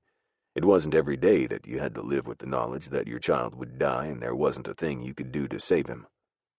Jubilee sighed and walked up to my side, gesturing for me to move over. "Move." I shook my head. "No. Crawl over." She glared. "Well, get out then." I already shook my head before she could even finish the sentence. "No." She growled in frustration, then crossed her arms over her chest as if to say, "I'll stand here all damn day if I have to." And I would have let her. "Listen, Emo Queen," I told her tiredly. "My leg hurts and I don't want to get up. I hit my shin on something today as I was walking out of the house and it sends a shooting pain up to my balls when I walk on it. Just crawl the fuck over." She narrowed her eyes and gritted her teeth, then shoved her hand into my face and pushed backward as she used it for leverage to crawl over me. I allowed it to happen. 1, because she smelled good. 2, because I knew if I allowed myself to think too hard, I might very well pull her down into my lap and kiss the living shit out of her instead of letting her move to the other side of me. 3, because I'd get her back later, where there were no witnesses to play referee. By the time she made her way to her seat at my side, Rome was laughing. Our fathers were not. I reached forward to snag my chocolate milk, only to find it gone. Turning my head accusingly in Jubilee's direction, I was unsurprised to find her sucking my drink down with little to no care in the world. "What the absolute fuck, Jubilee?" I growled. "Boundaries." She finished the delicacy off with a loud, mostly empty air burp, and then placed the glass back onto the tabletop in front of me. "Shit happens," she told me. Shit did indeed happen. More so for me when it came to her. "Show me what you have," Rome ordered. "I have to be at work in an hour, and I have to go by the laundromat and pick up my uniforms before I go." That explained the lack of uniform when I knew he needed to go to work. "Where do you work?" my father asked. "Rome works at the prison like a real man," Jubilee said, her nose stuck in the menu. "He doesn't play at being 8 different things." I rolled my eyes, then playfully reached up and flicked her nose. She swatted my hand away, but didn't stop reading her menu to retaliate. I turned back to my drawing, grinning like a loon at the smudge of dark that I left on the tip of her nose. She looked cute. "I work at the prison," Rome confirmed, grinning at Jubilee. She didn't pay him any attention as she carefully made her selection, studiously ignoring everyone else at the table as she did. She wasn't a happy camper, that I could tell right off the bat. But she wouldn't argue with Rome here, which was a relief. My head had been pounding since the skunk debacle, and for some reason Jubilee's particular octave that she hit when she argued made it throb. "Nice," my father said. "I'm Gordon, that one's father." He pointed to me. "And this is Pete. He's responsible for that one." He pointed at Jubilee, who flipped my father off without looking away from her menu. Rome's smile widened even further. I loathed showing him what I was working on and see that smile wiped off his face, but I didn't have a choice. It needed to be done, and I unfortunately had to drive Wednesday Addams hours away on the back of my bike shortly. "All right." I set the charcoal down and pushed the paper in Rome's direction. "What do you think?" I felt Jubilee's breasts press up against my arm as she leaned over and studied my work, but the words that I thought might leave her mouth didn't. I was glad. This wasn't a joking moment, and she seemed to sense that. Rome's smile did indeed wipe off his face as he stared at what I had for him. "This'll take up my whole arm?" he asked. "Yes," I confirmed, "and some of your back. It would normally take 7 or 8 hour-long sessions since I would split it up for the client's comfort. I can do the black outlining in about 2 to 3 sessions, then the color, followed up by the shading." I paused. "We can do it all in one day. It's just gonna hurt like a bitch, and it'll take 8 to 12 hours. He studied the picture silently. "I like what you did there with the baby dragon," Jubilee said softly from beside me. "Is that Astrid?" Astrid was Rome's new daughter. Her pitch-black hair and muddy brown gold eyes would be the same shade on Rome's back as they were in real life. I nodded once and saw Rome swallow hard out of the corner of my eye. I decided to look in Jubilee's direction to give the man a few moments to compose himself. "I stole a scene from the movie, kind of, where they're all riding back from the dragon killer," I said. "The lightning in that particular scene was intense, and I thought it'd look great on his back. I added the white dragon and the baby dragon, though, despite them not being in that particular movie." "He would have adored that third movie," Rome croaked. "I love it, man. When do we start?" I sat back in my chair and pulled the drawing back toward me. "I have to take Wednesday Addams to Benton, Louisiana for a few days. When I get back, I'll have a day or two before I have to be back at work. Or, if you're up for a road trip, you can follow me down there. I have a guy down there that lets me use his shop when I come that way for business with the big boss. I'd be more than happy to do it there." Rome nodded. "I'll see what Izzy has planned. And if there's nothing going on, I'll come over for the day." He pulled out his phone. "I know you don't usually like sharing your work, but do you mind if I send a picture to Izzy? She's going to fucking love it." He wiggled his phone in my direction. I pushed the paper toward him. "Sure." Even though it wigged me out to have it happen, I let him do it. I always let them do it. It still made me curious as hell to see that people actually liked my work enough to allow me to permanently tattoo it to their bodies. "You know," Jubilee said offhandedly, "I asked him to tattoo me once, and he told me I could go fuck a goat." There was a long pause at the table for a few seconds before Dad burst out laughing. Pete grinned at his daughter, and Rome chuckled softly. obviously relieved to have something else to think about. I knew why she'd done it. To help. That was part of her nature, to know when someone was hurting and try to help. That was why she was so good at her job, selling death. I turned to her and glared. If you hadn't been making fun of me at the time, I might have actually believed you. She frowned, looking offended. I was being truthful, she countered. My brows rose. You know, Jubilee said softly so that only I could hear, that coffin was the most beautiful I've ever seen. You'll never hear me admit it again, but I just wanted to tell you at once, just in case you doubted yourself. She paused, more loudly this time so that the others could hear. I love your work in general. You're the master at what you do. I blinked at her in surprise. What? She asked. Sometimes I have nice things to say. Not often, I countered, and never when it came to me or my work.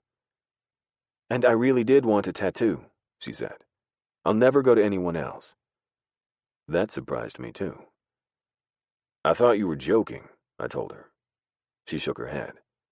I wasn't. I really liked the drawing of their names that you'd done. I wanted them tattooed on my forearm exactly like that. Well, now I felt like shit. I'd thought she was joking. Now I could see that she wasn't. If we have time while we're there, I'll do it too, I mumbled, not liking the thought of hurting her feelings for some reason.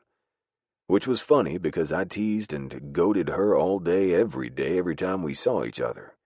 Why would I care if I hurt her feelings? But I did. Mostly because I knew that this one time I'd actually accomplished it. I won't have time, she said. I'll be spending most of my time working, but I'll take you up on that when we get back. Silence. I turned to see both of our fathers staring at us with various shades of disbelief on their faces. What? I asked the two of them. I'm honestly just shocked that actual nice words can come out of y'all's mouths regarding each other, Dad said. Rome chuckled and stood up, his hand on the back of his neck. Y'all should really just get with each other, he said, sounding happy again. It's only a matter of time. With that parting bomb of a comment, he walked away and didn't look back, leaving the rest of the table sitting there in shock. Silence commenced as everyone waited for someone to speak. My father and Jubilee's just stared at us while we tried to figure out what in the hell to say to Rome's parting comment. I was fairly sure that Jubilee had the same thoughts that I did. Been there, done that. Want to do it again. No, Pete said, suddenly sitting up straight. No. My father looked at him, his face a mask of confusion. Pete's eyes were all for us, though. No what? Jubilee tried to play it off. What's your deal? The only problem with her trying to play it cool was her unusually pale skin was a lovely shade of pink, and there was no way in hell her father wouldn't realize that she was lying. Hell, just staring at her I could tell she was. Even if you didn't take into account her rosy cheeks, there were her eyes that were darting this way and that. Then there were her hands that were wringing away at the paper napkin that was tearing with her efforts to appear calm. I pressed my closed fist to my forehead and counted to 10, knowing it wouldn't take my father long to figure out what his best friend already had. It didn't take long. What? You've got to be kidding me. Pete was stuttering. 1 second all was calm, and the next my father exploded with laughter, big braying guffaws of it. I moved my fist from my head, dropped my head to the table, and banged it against the cool tile a few times before I straightened. My dad was still laughing. Jubilee's face now resembled a cherry from the roots of her black hair to the base of her neck, where her t-shirt broke up the smooth line of her skin. Then there was Pete, who was watching us with a look that I couldn't quite distinguish. I sighed. Pete's eyes came to me, and he blinked once, finally revealing what he was thinking. He was happy. There was no disgust there that I'd start something with his other daughter after previously having a relationship with one of his other children. There wasn't condemnation that I'd done something I shouldn't have done. What was there was excitement, happiness, relief. We should probably get breakfast ordered so y'all can get on the road, Pete said. I flagged down the waitress, letting her know with a flick of my fingers that we were ready to order, and she shimmied over. My eyes went down to the menu that was sitting in front of me. "Everyone want their usual?" the waitress asked. I had no clue what her name was, which was likely pretty shitty, seeing as she knew everybody's regular order. But oh well. "Yeah, Carm." My father sat back and clapped his hands together. "I'm having my usual." "Me too," Pete said. "I want a large water to go, 2 over-easy eggs, and a stack of bacon," I said when she looked at me. I usually ordered them scrambled, but I was feeling off balance today, so why not shake up my usual order? "I'd like the waffles with berries," Jubilee said softly. "And if you have it, I'd like some turkey sausage, but I didn't get a chance to look at the menu." "We don't do turkey sausage," Carm said. "We do have—" I tuned her out as I got a message on my phone. Pulling it out of my pocket, I glanced at the screen and winced. I hit ignore on the phone and tossed it a little hard to the table. Jubilee's eyes snuck up and met mine. "What?" she asked. She was still flushed red, so I didn't bother to tease her, seeing as she was still flustered. Jubilee wasn't normally a blusher. It took a lot to get her embarrassed, so the fact that she was still showing the signs meant that she was really embarrassed. The only question was she embarrassed by what we'd done, or me? Or was she embarrassed because her father realized she'd lost her virginity to me? Something that I hadn't quite come to terms with myself. On one hand, I was glad that I didn't remember that part of our night together, because if I'd been aware, I might have told her no. And at this point in time, I kind of liked the memory, or what I could remember, of us being together. On the other hand, I was pissed off that she would allow that to happen with me, with someone that treated her like shit around every turn. Granted, she did much the same thing to me and missed no chance to bust my balls if the opportunity arose, but still. Needless to say, since I was so unsure about how to feel about the matter that I'd learned the day before, I decided to just ignore the problem. At least, that was yesterday. Now I wanted to talk to her, to know what was going through her head, to know if I'd hurt her. But not right now, with both of our fathers sitting across from us watching our every move. "My ex-wife, Rain," I muttered darkly. "What does she want?" Jubilee frowned. "She wants to know if she can have the dog this weekend," I answered. My ex-wife and I had been married for a little over a year. I'd gone into the military to help pay for our lives together. Only in doing that, I'd left her behind, or so she said. Really, it was to help pay for the baby, seeing as I had 0 job prospects at the time. It had been a way that I was going to provide for my faster-than-I-wanted-it-to-grow family. Rain and I hadn't set out to get pregnant. Married, yes. Kids, no. We were supposed to wait at least 4 years until we could afford to live past one meal to the next. I'd been in college, walking on at Northwestern. She'd had a college scholarship to the community college right outside of town. We were both going to graduate, her with her nursing degree and me with my Bachelor of Science, so I could be a coach at the school. But none of that had happened. Her getting a positive pregnancy test had happened 2 days shy of her turning 20, and a week shy of me turning 21. From then on, life had turned rough. In an act of desperation, I'd gone into a recruiter's office in hopes that I could get insurance for her and the baby. Sure, my dad would have helped, and so would her parents, but I'd been stubborn at 21. From the moment that Anne-Marie had died, I'd felt like I lived in a fishbowl. There was constant hovering, never-ending "are you okays," and then there was Jubilee, always reminding me of what I'd lost. Not intentionally, no, but each time I saw her, I saw Anne-Marie. Unlike Anne-Marie, I hadn't been all in. I'd been kind of, sort of in. I loved Anne-Marie, but what I felt for her, I'd never been sure if it was due to me being with her since we were so young or because I actually loved her. When Anne-Marie and Eitan had died, I'd been prepared to tell Anne-Marie that I wanted a break, that I wanted to see what college was all about. I wanted to experience life, and I wanted her to experience it too. Not spend all of her years on me without once seeing what was out there. Then she'd died, and not only had my life changed irrevocably, but my outlook on life changed. I'd had my choices ripped from me the moment that she was pronounced dead by the paramedics. And when I'd met Rain, I'd finally seen a light at the end of the tunnel. Rain hadn't looked at me like I was broken. She hadn't thought that maybe I was just a little bit too caught up in my dead girlfriend. She saw me for me. At least, I thought she had. When we'd gotten married, it had been almost a spur-of-the-moment thing. She'd been almost hit by a car as we were out on a date about a year into us dating, and I'd seen my life flash before my eyes. I'd seen myself forever alone because I was too scared to take that next step in case my significant other up and died on me for a second time.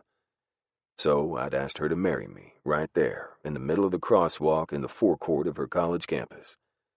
She'd said yes, and about 2 days later we'd gotten married at the courthouse without either her parents or mine knowing. We found out she was pregnant a few days after that, which was when I'd gone to the recruiter and signed myself up for the military. "I thought that you got the dog in the divorce," Jubilee asked. "What the hell does she want with the dog?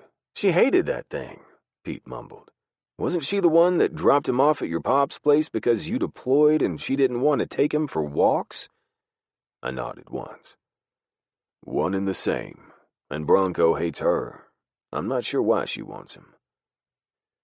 I'd gotten Bronco, my now 13-year-old golden retriever, from the Humane Society about a week before the nearly getting ran over incident and subsequent proposal. Bronco had been mine ever since, and despite Rain putting up a little bit of a fight due to her pettiness and dislike of me at the year mark of our marriage, he'd remained mine. "Ask her," my father suggested. "I saw her and the new guy a few days back." Her and the new guy, who was her new husband, moved back to our hometown after my divorce. She'd waited a solid 2 weeks before she'd started seeing someone else. All the while, I had to sign divorce papers while I was deployed and deal with all the guys in my unit tossing me sad faces when they saw. "Here she's pregnant," Pete said. "Think she'll be able to carry this one?" Rain had miscarried our baby at a little over 12 weeks gestation, which I knew was a very solid reason into what started her downward spiral of hate toward me. She wanted our life back. She wanted me back at Northwestern playing football and coming home at night. What she did not want was for me gone for months on end, and her having to pay bills and live in a place she didn't want to live while she waited for me to come home. I'd gotten the message that she'd lost the baby while in the end stages of boot camp, and our reunion after I graduated wasn't the happy one that I'd expected. It was stilted and awkward. The awkwardness continued after I found out I was being deployed to Afghanistan. By the end, I was counting down the days until I could get on the plane and leave her weirdness behind. At first, I decided that her newfound attitude was due to her miscarriage, but the more time I spent with her, the more I realized she was relieved that she was no longer pregnant with my baby. Needless to say, when I stepped on that plane, I was a different person. One that had regrets when it came to marrying a woman that looked at me like she hated me. "You say that like it's happened more than once," I said, sounding surprised. Dad winced. "She has. 4 times. I wrinkled my nose. "Really? How do you know this?" "Because she announced it far and wide," he said. "The moment that she learns that she is, it's like she's trying to shout it from the rooftops knowing that you're going to hear. But we don't pass the message along, and her sales deflate fairly fast." By the way, my ex hated me. When she moved back to our hometown, she'd turned into the town pariah. It wasn't long in coming, hearing the words "I told you so" coming from every mouth that had the chance to say it. By the time that I realized it was happening to her, she'd turned her dislike for me into hate, and never missed the opportunity to tell me how much she despised me. Needless to say, everyone and their brother knew that she hated me, knew that it was my fault she'd lost our baby, and still sided with me because of how much of a bitch the woman was. "Jesus, you sure know how to pick them," Jubilee said. "First Rain and then Zuri?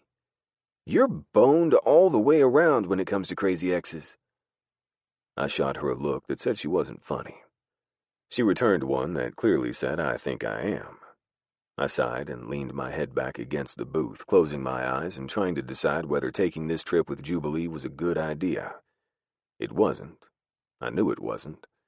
Yet I couldn't tell them no. Couldn't say no to her when I knew she needed the help. When she and I had been in the hospital, in rooms that had a curtain between them, she'd been the one in worse shape than me. She'd almost died 3 times in the bed right next to me. She'd literally been forced to endure so much more pain than I had to also. I could still remember the feelings of watching her code, just like it was yesterday. Chapter 10. If my blinkers are on, I'm not asking to merge. I'm telling you, move, bitch. Get out the way. Z's secret thoughts. Z. Everything hurt. My teeth, my lips, the tip of my nose, hell, I was fairly sure even my fingernails did too. I had no clue what was wrong with me, but I knew that there was definitely something very bad happening. You didn't experience this kind of pain and not have something seriously wrong with you. Blood pressure is better, I heard someone say. He's doing remarkably well considering the circumstances. What circumstances? She's not, though, I heard someone else say. Her BP is so low even after we've maxed out all the meds she can safely have. Hell, the doctor even had to pull out the big guns with that last order. I haven't seen any improvement, though. Oh, shit. My eyes opened even though they wanted to stay closed, possibly forever, and I looked around the room. There was a lot going on. There were at least 3 nurses in the cubicle next to me, all of them in an ugly brown olive-type colored scrub shirt and pants, and each of them were crowded around another bed that was quite close to mine. Not too close, not close enough for me to touch it, but I could definitely toss a pillow over toward the other bed and hit it. Her blood pressure is dropping fast, too fast, the first woman who'd spoken said. And her pulse is gone. Things happened fast after that. A flurry of activity exploded in the room. A cord was pulled at the top of the bedside that the nurses had been surrounding, and suddenly the crowd in the room doubled, going from 4 to 8 in such a short time that I hadn't even had time to blink. People were yelling, a cart was rolled in, and there was beeping. God, all the beeping. The room was bright, and there'd been so many voices that I was honestly curious if they just knew who the other was talking to, because they all responded as if they knew what they were doing. Then suddenly I could see who was in the other bed. Anne-Marie. No, check that. It was Jubilee. Jubilee was the one with the black nail polish, not Anne-Marie. My heart rate started to race, and not only could I feel it inside my chest, but I could hear it on the monitor.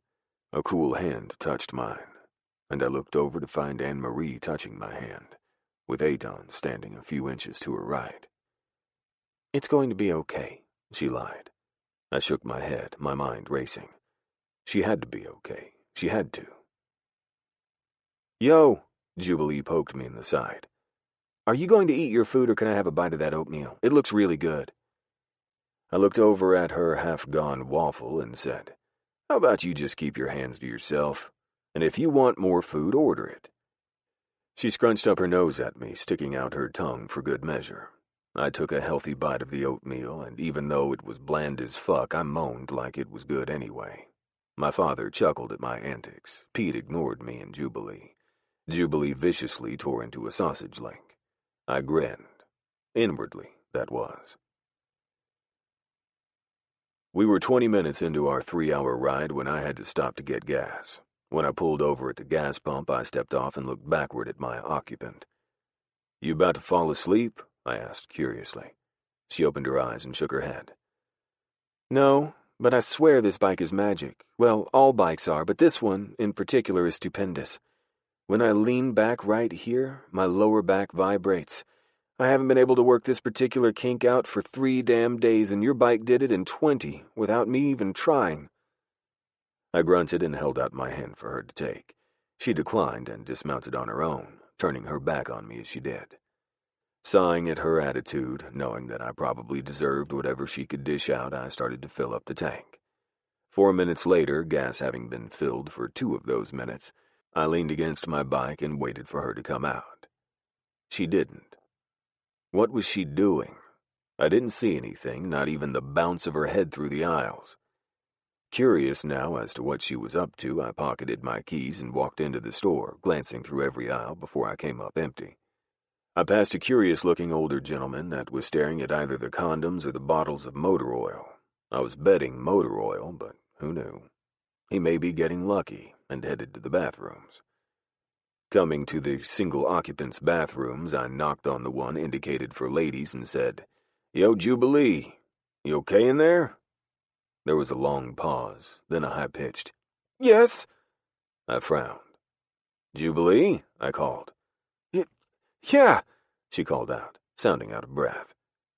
That was when a memory of her on top of me riding my cock came to mind. Her voice had been all husky and turned on then, too, kind of like it was right now. I knocked on the door one more time and said, "Jubilee? Let me in." There was a slight hesitation, and suddenly the door was yanked open and I was being jerked in by my t-shirt. I had about half a second to take in the new room I was in before the door was closed behind me, locked tight, and Jubilee was climbing me like a tree. 1 second I was looking at the damn toilet and sink that were so close there was no way shit didn't get into the sink knobs when you flushed it, and the next I was standing with Jubilee's ass in my hands and her mouth on my neck. It took my brain about half a second to comprehend what was going on, and then I moved with her back pressed up against the tiled wall that went from floor to ceiling. "What the fuck?" I groaned when her mouth traveled up my throat. "Riding on the back of your bike is slowly killing me," she whispered. "Why?" I asked. "Because being this close to you, touching you all the time, it's slowly wearing down my resistance. There's no more fight in me. I'm all yours." I grinned at her. "I need you to fuck me really quick. I haven't been able to come on my own since I left you." The desperation in her words had me moving better than the actual words coming out of her mouth. I wrapped my hand around her jaw and lifted her chin, putting her in the perfect position for my mouth when I slammed it down onto hers. She moaned into me, her sweet breath mingling with mine as our tongues dueled. "Who were we kidding?" I said in between breaths. "We were never going to be able to fight this now that we know what we're missing." She laughed, and I bit down lightly on her lip to tell her what I thought about her pulling away. She shivered and moved back in, this time being the aggressor. "And you never told me that you were a virgin," I accused. She pulled back, her breath hot and heavy, and bared her teeth. "When would you have liked me to do that? I'm not sure that I was capable after everything that we did that night. And if I was feeling then anything like I'm feeling now, which, if my dreams are correct, I was, then I had zero control over anything, my body included.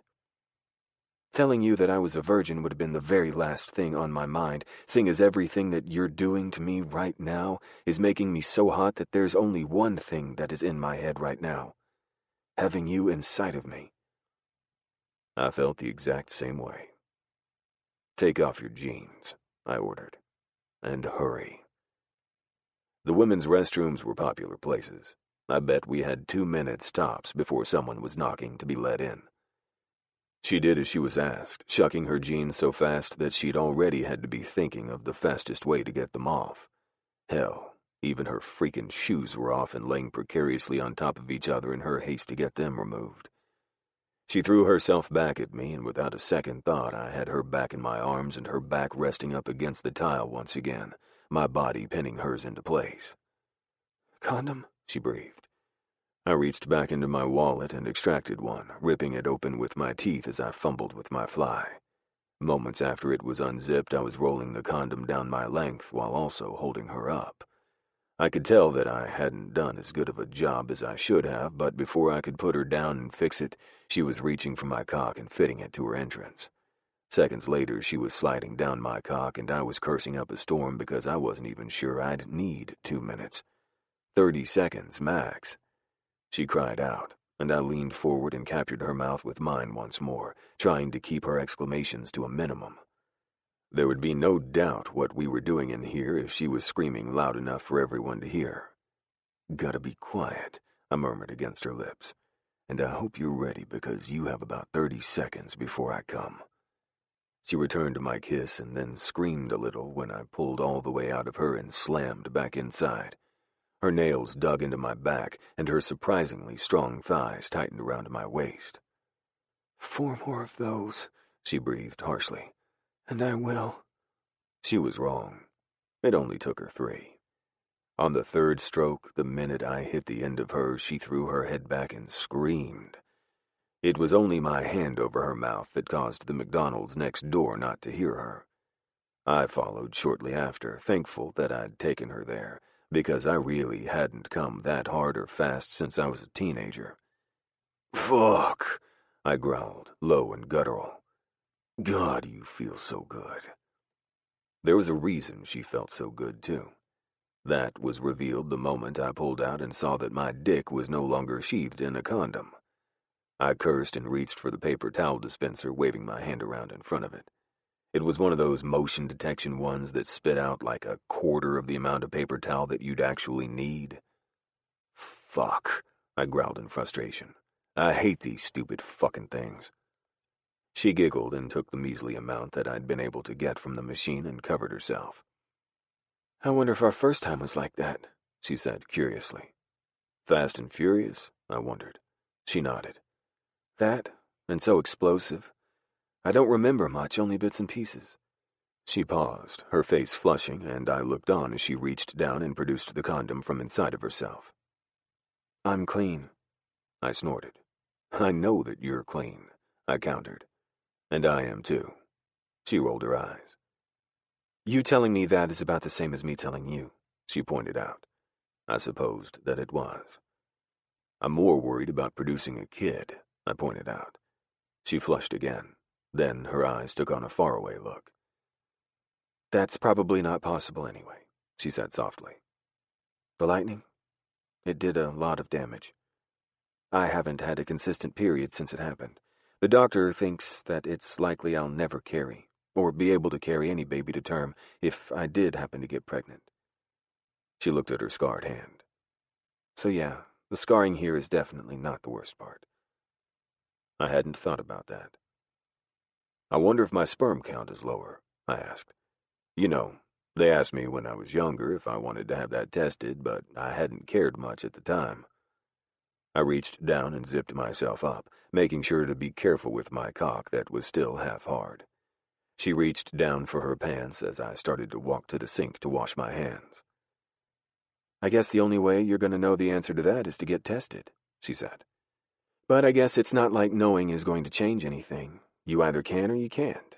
At least, that's what I try to tell myself." I thought about that for a long second. She was right and had a good point. "If you were affected, I don't see why I wouldn't be affected," I told her as I reached once again for the paper towels. This time it gave me a little smidge of a towel that would be good enough to wipe one finger off and one finger only. "I don't understand why you get normal amounts of useful paper towel and I get nothing." She shrugged her shoulders and went to the toilet and threw what looked like half a roll of paper towels in. "You're not supposed to throw paper towels in the toilet," I pointed out. "That's how you clog it up." "It's not my toilet," she said. "It's someone else's toilet." "And that's all that matters?" I asked, getting frustrated now with the goddamn paper towels. When it gave me another small piece, I yanked it hard and ended up unrolling more than my fair share. "This was a fuck of a lot easier when they let me get my own goddamn paper towels," I grumbled. Her brows rose. "I'm fairly sure that if you acquired a semblance of patience, you might find that it gives you plenty." "Whatever," I muttered. "And let's go back to the paper towels in the toilet. Do you want other people to have that same attitude when you bring them over to your house?" "I don't have paper towels in my bathroom," she pointed out. "I have hand towels." I sighed, not amused by her newfound attitude. Nor was I amused by the fact that I found the attitude cute. Cute. If that had been anyone else doing that, it'd have pissed me off. Yet it was her, and I was finding it goddamn cute. What the fuck was wrong with me? More so, what the fuck was I thinking about when I came in here and did what I did? I seriously needed to learn fucking control, that was for sure. Then I shook my head and thought about the fact that I'd been wanting her for a while now if I was admitting it. She pissed me off, but I still found her attractive as fuck. I didn't think that I'd ever get over the fact that I hated to love her, that I still wanted to fill her sweet, smart mouth with my cock just so she wouldn't have the time or ability to run said smart mouth. "What's with that look on your face?" she asked curiously. I turned to watch her finish getting dressed and wash her hands.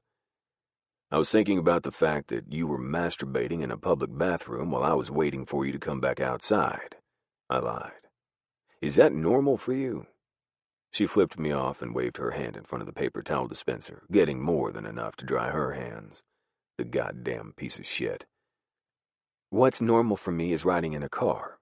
What's not normal is being pressed up to your hard, hot body and feeling the vibration of your motorcycle between my legs," she explained. I grinned unrepentantly. "You liked it, though, didn't you?" She smiled back at me. "What I liked and didn't like isn't something that you need to know." I reached for the door handle, but her hand slapped mine away from it. When I looked at her in surprise, she held up the paper towel. "You should really open the door with your paper towel. You never know who walked out of this bathroom after taking a shit and didn't wash their hands." That made a sick sort of sense. "Shit," I shook my head. "That's fucking gross." Her smile was on the verge of being creepy. "Then you should also not think about the fact that menus, door handles into the restaurants themselves, or even a grocery cart are covered in bacteria." She yanked open the door seconds later, revealing not one, not two, but 3 women waiting. She instantly flushed from hair to toes, and I grinned. "Just an FYI, you should probably never flush paper towels down the toilet, or you'll be required to call a plumber in to clean up after you," I told them all, letting them think what they would. "Also, probably shouldn't do sanitary pads or tampons either." A few of the women nodded in understanding. The last one, an older lady that was clearly past the point of needing sanitary products, stared at us suspiciously. "I'm kind of disappointed y'all don't have a better story," she said as she pushed past both of us into the bathroom and then slammed the door solidly closed. I grabbed hold of Jubilee's wrist, then tucked her hand into mine, pulling her along in my wake. "Did you want something to eat or drink?" she asked, hopefully. "Eating and drinking isn't really conducive with riding a bike," I pointed out. "If you want something, it needs to be eaten now and not on the bike. You need to be able to hold on in case of an emergency, and having a Snickers bar in your hand won't allow you to do that." She tossed me a glare over her shoulder, then went straight to where the Snickers were and picked up 3. I grabbed a water and a protein bar and met her up at the counter. "Is that all?" the bored-looking attendant asked. I looked down at Jubilee, who was busy worrying her lip as she stared at the lottery tickets. "I want one of those bingo ones," she pointed at the ticket, "and one of those mermaid ones." So that was what we did for 10 minutes while we waited for her to eat not 1, not 2, but all 3 of her Snickers bars. "Did you or did you not just finish breakfast?" I asked. "Yes," she said, "but I also didn't eat as much as I would have normally eaten." She paused. "I need a lot of calories, okay? It's how I'm able to run as much as I do." I didn't bother to argue with her that she could have probably gotten her calories from a lot healthier source. Honestly, talking to Jubilee about anything was like talking to a brick wall at times. Sometimes it was just easier to let her be disillusioned. "Oh, I won $20, she cried out suddenly. "Woohoo!" The men at the pumps putting gas in their vehicles looked our way, and one of them smiled. I narrowed my eyes at the man. He'd been here since we'd pulled in almost an hour ago. What was he playing at? There was no way in fucking hell he was still getting fuel. His car was a little Altima with a tank that held about 15 gallons at most, and I swear to God he'd been putting gas in it when I had too. He was also smiling at Jubilee like he knew her. With us being 20 minutes away from town, I wasn't sure how he would. This place was well off the beaten path. "Who is that?" "Who?" She looked up from her card. "The man pretending to pump gas."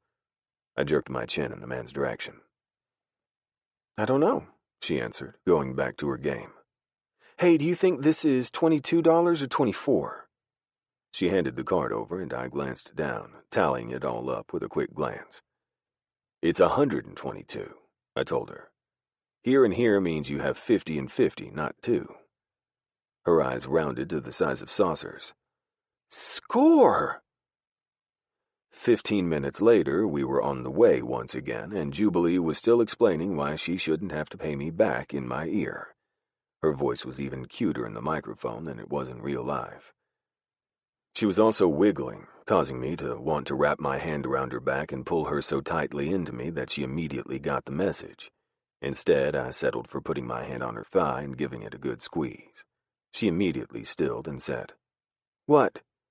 "You're squirming and making me want to pull over and find a rest stop, and we haven't even been driving 2 whole minutes yet," I explained. "Can you please, for the love of God, sit the fuck still?" She started to laugh. "You're not fun." Sadly, she never managed to sit still, and by the time we arrived at our destination, I was once again a pent-up bottle of need. "Where are you taking me?" she asked, looking around like she'd never seen this particular part of the area before. "I'm taking you to a buddy's cottage," I said.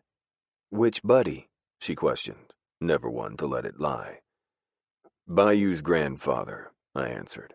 "He's letting me use this cabin while I'm here." "But my aunt is expecting me," she said, sounding not annoyed precisely, but something close. "Sure," I said, "and I'll take you there after." "After what?" she questioned. "After I take care of something," I said as I shut the bike off in front of the cottage. She got off moments after me and followed me inside. We didn't make it halfway into the small one-room cottage before I had her around the waist and she was following me down onto the bed. She squeaked, immediately dropping everything that was in her hand and threw her arms around my shoulders as her mouth met mine. Our tongues dueled as our clothes were torn off, one article at a time, until the only thing separating us was air. Then there wasn't even that anymore as my body came down on top of hers. Her breath left her in a whoosh, not because of my weight hitting her. I gave her just enough of it to hold her in place, but not enough to leave her unable to breathe, but because of my warm skin meeting hers. Her body was so small under mine. I'd never given it much thought before how small she was compared to me, but having her underneath me, my body practically covering every inch of her with room to spare, I could really tell just how small and delicate she was in comparison. My hand found her stomach, and I studied how my hand took up almost her entire abdomen. I could touch each of her hip bones with my thumb and pinky finger, and my hard, scarred hand contrasted almost obscenely with her smooth, milky skin. "Z?" I looked up into her eyes, studying the pleasure written all over her face. "Yeah," I rasped, unable to help myself from answering. I knew I shouldn't. I knew what she was going to ask. "Are you okay?" she whispered. I licked my lips. "I'm going to break you." I broke everything I held eventually. I had multiple failed relationships, one girlfriend had passed away. I really didn't have a positive track record, so to speak. I didn't want the same for her. "I won't let you," she promised. I shook my head. "It's not like you can stop me, Jubilee. I already hurt you. I took your virginity and can't remember. And there's the fact that we can't go more than an hour without somehow fighting over something. Do you not see that this is going to end badly? I won't let you. And not only that, but you won't let yourself." She paused. "And as for the virginity thing, Z, that was on both of us. Plus, from what I remember, that was never a problem on my end. It was only a very, very good thing." Then she tugged me down with one hand around my neck, and I let her. I let her take my mouth. I let her open her legs and guide my cock to her entrance. I let her take me inside of her body. I fucked her slow and steady, keeping my rhythm almost inhumanly sweet. I didn't want this to be a rough fuck. I wanted this to be soft, sweet, loving. I wanted her to experience a different side of me, one that showed her that I wasn't always the slam-bam thank-you type that I'd been showing her the last 2 times that I'd had her. And show her I did. Thrust after thrust, I built her up. I felt her build it from the ground up. Each thrust of my cock, I could feel the walls of her sex tightening, strengthening in their intensity, until finally she tipped over the edge. It was only after I felt the added wetness, a little too much, that I pulled out abruptly and started jacking myself off against her belly. She was panting slightly. Her eyes were full of heat, and she watched me do it with barely concealed glee. I grunted at the sight of her enraptured eyes watching me with such interest, my balls drawing up as I did. It was as the orgasm tore through my body that I lost my mind. I don't know why I did it. I'm not even sure what came over me. But as I was spurting out my release on her stomach, I, for some reason, fed my cock back inside of her body. She moaned and opened her legs wider, her breathing harsh and interested all over again. I slammed myself home, unable to keep the same slow pace, and didn't stop until I was completely and utterly spent. It was with our breath mixing, my forehead pressed to hers, that I fully comprehended what I'd just done. And I couldn't find it in me to care. She couldn't have children. Hell, there was no telling if I could. I mean, sure, I'd gotten Rain pregnant, but what if that was just a fluke? What if that was a 1-in-a-million chance?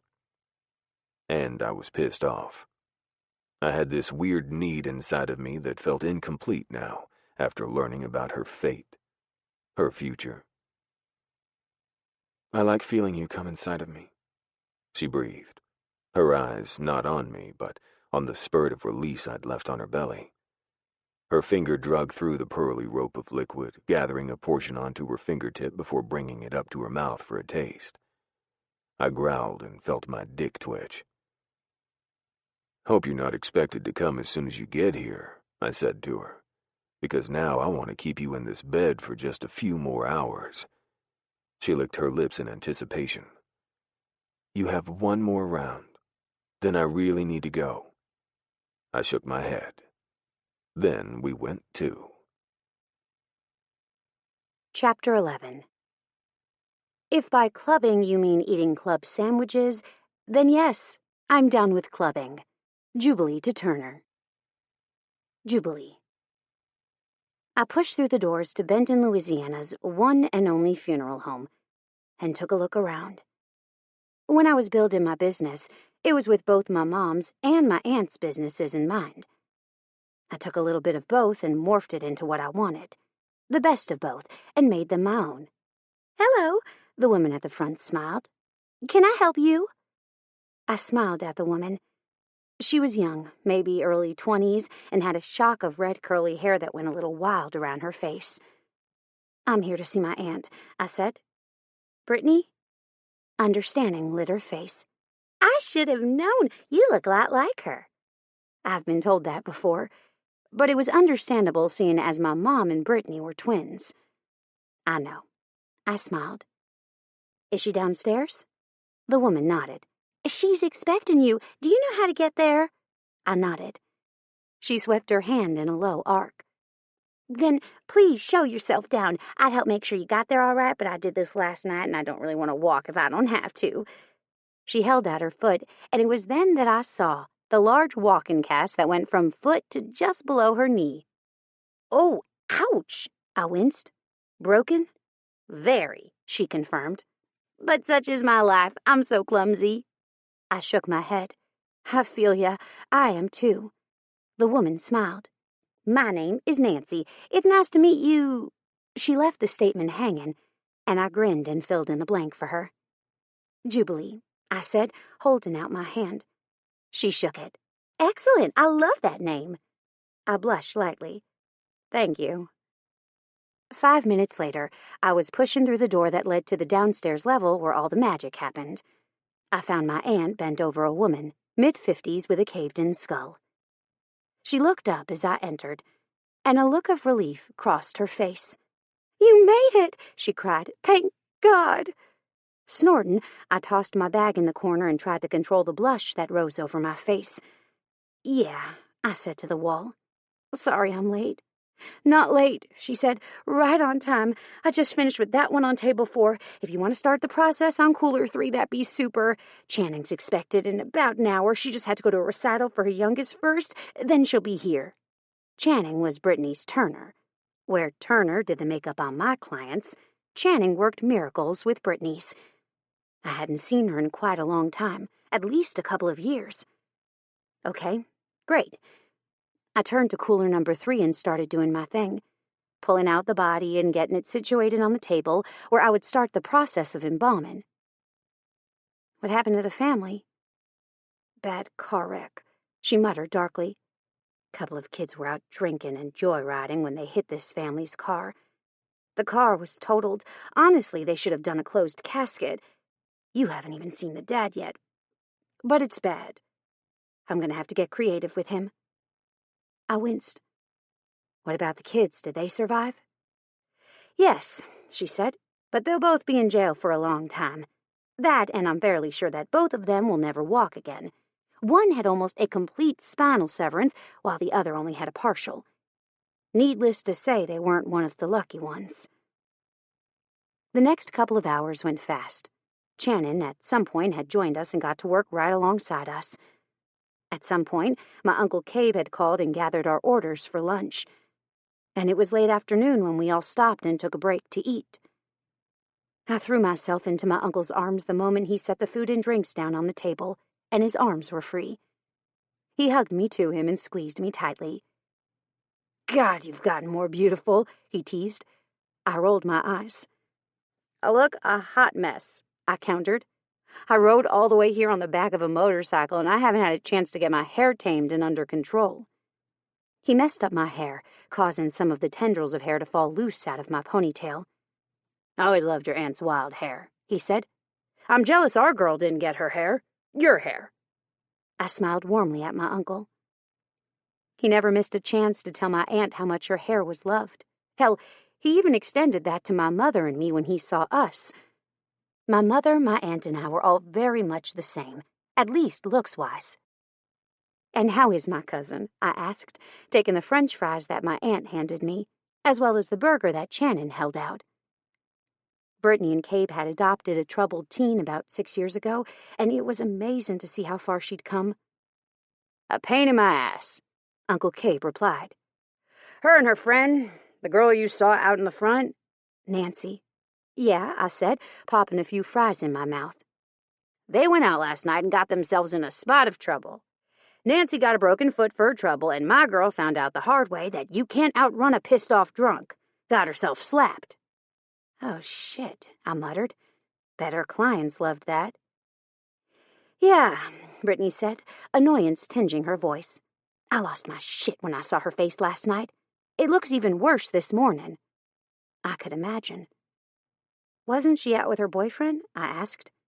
"You just let that happen?" "No more boyfriend," Cabe grumbled. "She got a shot of that loser and decided that life was better without having a douchebag to date. He probably wouldn't have done anything anyway. He's a pussy." Laughing, I took a big bite of my hamburger, and then moaned. I hadn't realized just how hungry I was. Pairing the last few hours with the hour before that I spent underneath Z, yeah, I was completely and utterly ravenous. "You running still?" Cabe asked. I nodded, swallowing my large bite of hamburger before I said, "Sure am. I'm up to 12 miles this week. I'm running that tomorrow, by the way. You up for a couple of miles?" Cabe pursed his lips. "My long run day is Saturday. If I run with you tomorrow, I'll be tired Saturday. Sorry, but no." "It's his recovery day," Aunt Brittany said. "He ran and lifted weights today, and if he runs with you, he'll blow out his legs and then whine because he did too much." I snickered. "Uncle Cabe whine? No!" Channing started to laugh at that, causing me to look at her. "You look good, Chan," I said to her. "How's your husband doing?" Channing practically beamed. "Loki's doing great. He solved a murder case that's a couple years old just a few days ago, and we celebrated last night. I swear to God, I'm tired as hell. I can't remember drinking all night being this hard on me a few years ago." Brittany snickered. "Just wait. One day you'll go from being able to drink a glass of wine with dinner and following up with one for dessert, and the next you'll be going to bed before dessert even arrives." I smiled and was just about to say something in reply to that when the door to my aunt's office opened and Z poked his head in. I hated the way that my heart did an erratic titter the moment he came into my sight. I hesitated. Hey, Z, what's up? He looked around, stared at the spread of food in front of me, and then nodded once. Just making sure that you ate. The girl at the front said to come down here. She said you ate, but I just wanted to make sure. His thoughtfulness washed over me, and I had the urge to walk over there and peck him on the lips.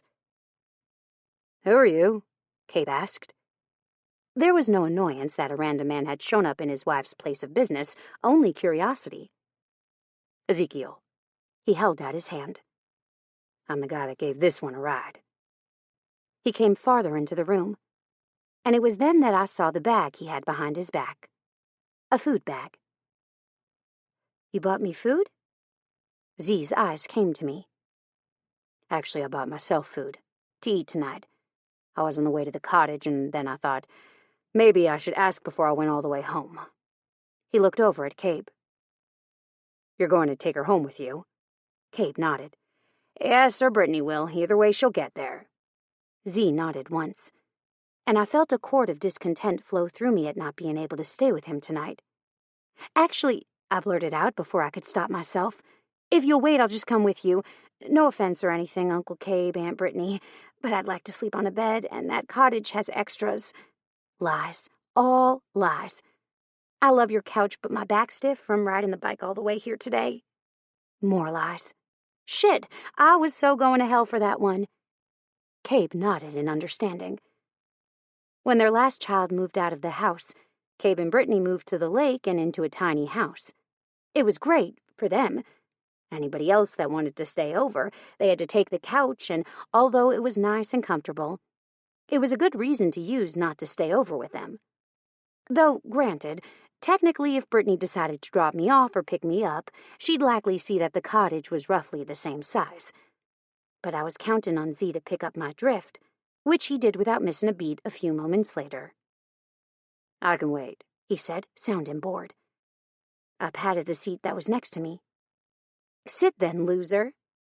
Cabe choked on his drink. Z narrowed his eyes at me. I don't understand why you open your mouth, he said, eyes pointing in my direction. You're acting like a child. I'm not a child. I licked mayo off one finger. Eat your food. He narrowed his eyes even more, this time focused solely on my tongue. Z as in Ezekiel McGrew, Gordon McGrew's son, and the boy Anne-Marie was dating? Cabe asked suddenly. My eyes were practically ripped away from Z as my uncle said those words. I instantly felt cold as I lost his heated gaze. I knew the moment he looked away. Yes. Z didn't lie. He was never good at it either. I am. I heard you were in the same town as this one. He gestured to me, but his eyes were all on Z. I didn't realize y'all were on speaking terms, however. Gordon always makes it sound like y'all hate each other. He paused. I guess I can see that now. I snorted. We don't hate each other, per se. Shannon muttered something to Brittany, who then laughed, and my eyes went from my uncle to my aunt. What? Brittany widened her eyes. Oh, nothing. Her gaze went from me to Z. What did you bring to eat? No, I snapped. What did you say? I said that you didn't seem like y'all hated each other all that much, and that from what I could tell, there was a lot more fucking than hating going on. Channing blushed. Looks to me like y'all are in a relationship just like the rest of us. That would be because we are in a relationship, just like everyone else. We're together. We still fight. We enjoy making up. Z's eyes went to her. Brought a burger and fries. He looked at what we were eating. Though I didn't get gourmet or anything, I didn't know they had a Whataburger here. When did that happen? I looked down at my Whataburger that Z had just referred to as gourmet, and grinned. Then I took another bite. Eat, eat, Brittany ordered. That place is good, too. Ethel's has great burgers and shitty fries. They get shittier the longer you leave them to sit. Z grunted. That's why I got 2 hamburgers and a salad. Salad? Gross. Not that I had any room to talk. I ate salads, too. I just had to force them down instead of eating them willingly like I was sure Z was doing. Then again, you had to have some balance, I suppose, when you were eating poorly. No protein shake and grilled chicken with a side of broccoli? I teased. I bet you got the good-for-you burger, didn't you? He pulled out his salad, followed shortly by a not hamburger. That's a lettuce wrap, not a hamburger, I felt it prudent to point out. He also pulled out one lonely hamburger that I knew without a shadow of a doubt wasn't for him. He'd gotten it specifically for me. It also had everything on it that I would get. You know, Z said, ignoring the other people in the room. Your runs would probably go a whole lot better if you ate better and fueled your body with good fats and carbs instead of that shit that you stuff into it. Cabe made an agreeing sound. I found that out the hard way, too. This shit is going to go right through me. He said this just before he took a massive bite of his burger. The hamburger was so big that I wondered if he was going to be able to finish it, honestly. I looked away and eyed the hamburger that Z had gotten me, pointing to it. Can I eat that? He looked at the food that I had left in front of me. You already have food, he said, but handed it over anyway. I shrugged. I'll eat this too. I'm starving. I wasn't starving. I was just happy that he thought of me as he was getting his own food. I also liked how he knew that I wasn't a big fan of cold fries. They had to be piping hot or I wouldn't eat them. What was the point? Most fries turned to shit the moment that they started to lose their original warmth. That is, fries that were fresh out of the oil, and not fries that were fresh out from under the heat lamp. I just wondered how exactly Z knew that I hated it. Or how he knew how I took my burgers. Though I guess saying that, I had to think about the fact that I also knew that Z didn't do useless carbs, such as buns on his burgers. How do you get any enjoyment out of that at all? I asked as he picked up his pointless burger. He took a bite. Learn to like it. Eating like shit makes me feel like shit, though saying that, I'd rather drink my calories in beer than eat bread. Now that I could understand. I read an article today on an American military news website about U.S. Marines and Navy sailors being at some NATO exercise and drinking every single ounce of beer that the Icelandic town had to offer, I supplied helpfully. Though they say it was over a 4-day period. Z snorted. Took Marines and sailors 4 days what would have taken the Army 1. Cabe scoffed. Haven't been one of these Marines and sailors. Cabe had been in the Navy for 10 years before he'd retired and come to work in Benton. Needless to say, he was proud. Only because y'all aren't better at anything else but drinking and fucking, Cabe drawled. Sometimes it's nice to actually be able to do something more complicated than screwing a bolt or pull a trigger. Z grinned. Yeah? He asked. I was planning to be an engineer, though. Saying that, I now fly a helicopter and pull a trigger for the sheriff's department part-time. He also draws exceptionally well. I took a bite of the burger Z got me and felt it melt in my mouth. It was blasphemy to say, but it was way better than the Whataburger that I'd been eating moments before. He also tattoos. You do? Cabe asked, eyeing Z's ink-free arms. I always wanted to get more ink, but the ones that I trusted to permanently mark my skin are too far away for me to go any longer. Z shrugged. It's just a side hobby. I only ever tattoo club brothers and their wives. Really? I'd heard he was picky about who he inked, but I hadn't realized how picky. You don't even ink any of the officers that you work with? I asked curiously. He shook his head. Once in a blue moon, maybe. But most of them don't know that I can tattoo. That made more sense. He's really good, I informed my uncle before taking another bite of my burger. Z shook his head. I'm not that good. Average, I would say. I'm just better at drawing, which I think separates me from other artists who can only follow lines. Artists that draw their own shit are rare to find. That was true, or so I'd heard. The last tattoo I'd seen someone get, the woman had printed the picture out from the internet and then had copied it onto paper that transferred the temporary to the skin for them to follow the lines with their tattoo gun. Was that normal? For some reason, I highly doubted that Z had ever had to do that when it came to his artistry. Z popped one last bite of his lettuce wrap thing into his mouth and then popped open his salad, It had vinaigrette dressing instead of ranch. The good shit that actually made salads worth eating. Gross. If you'd ever like to venture out and do someone else's tattoos, I'd like to get one done. I still have one more kid and a grandkid on the way that I need to get put into my family tree. Kay pulled his shirt up and showed off the tree. Z's eyes went to it in a calculating way. That's a nice job. Who did you have that done by? Z and Cabe continued to talk about tattoo artists, and I finished off the burger before sitting back, sighing contentedly in my chair.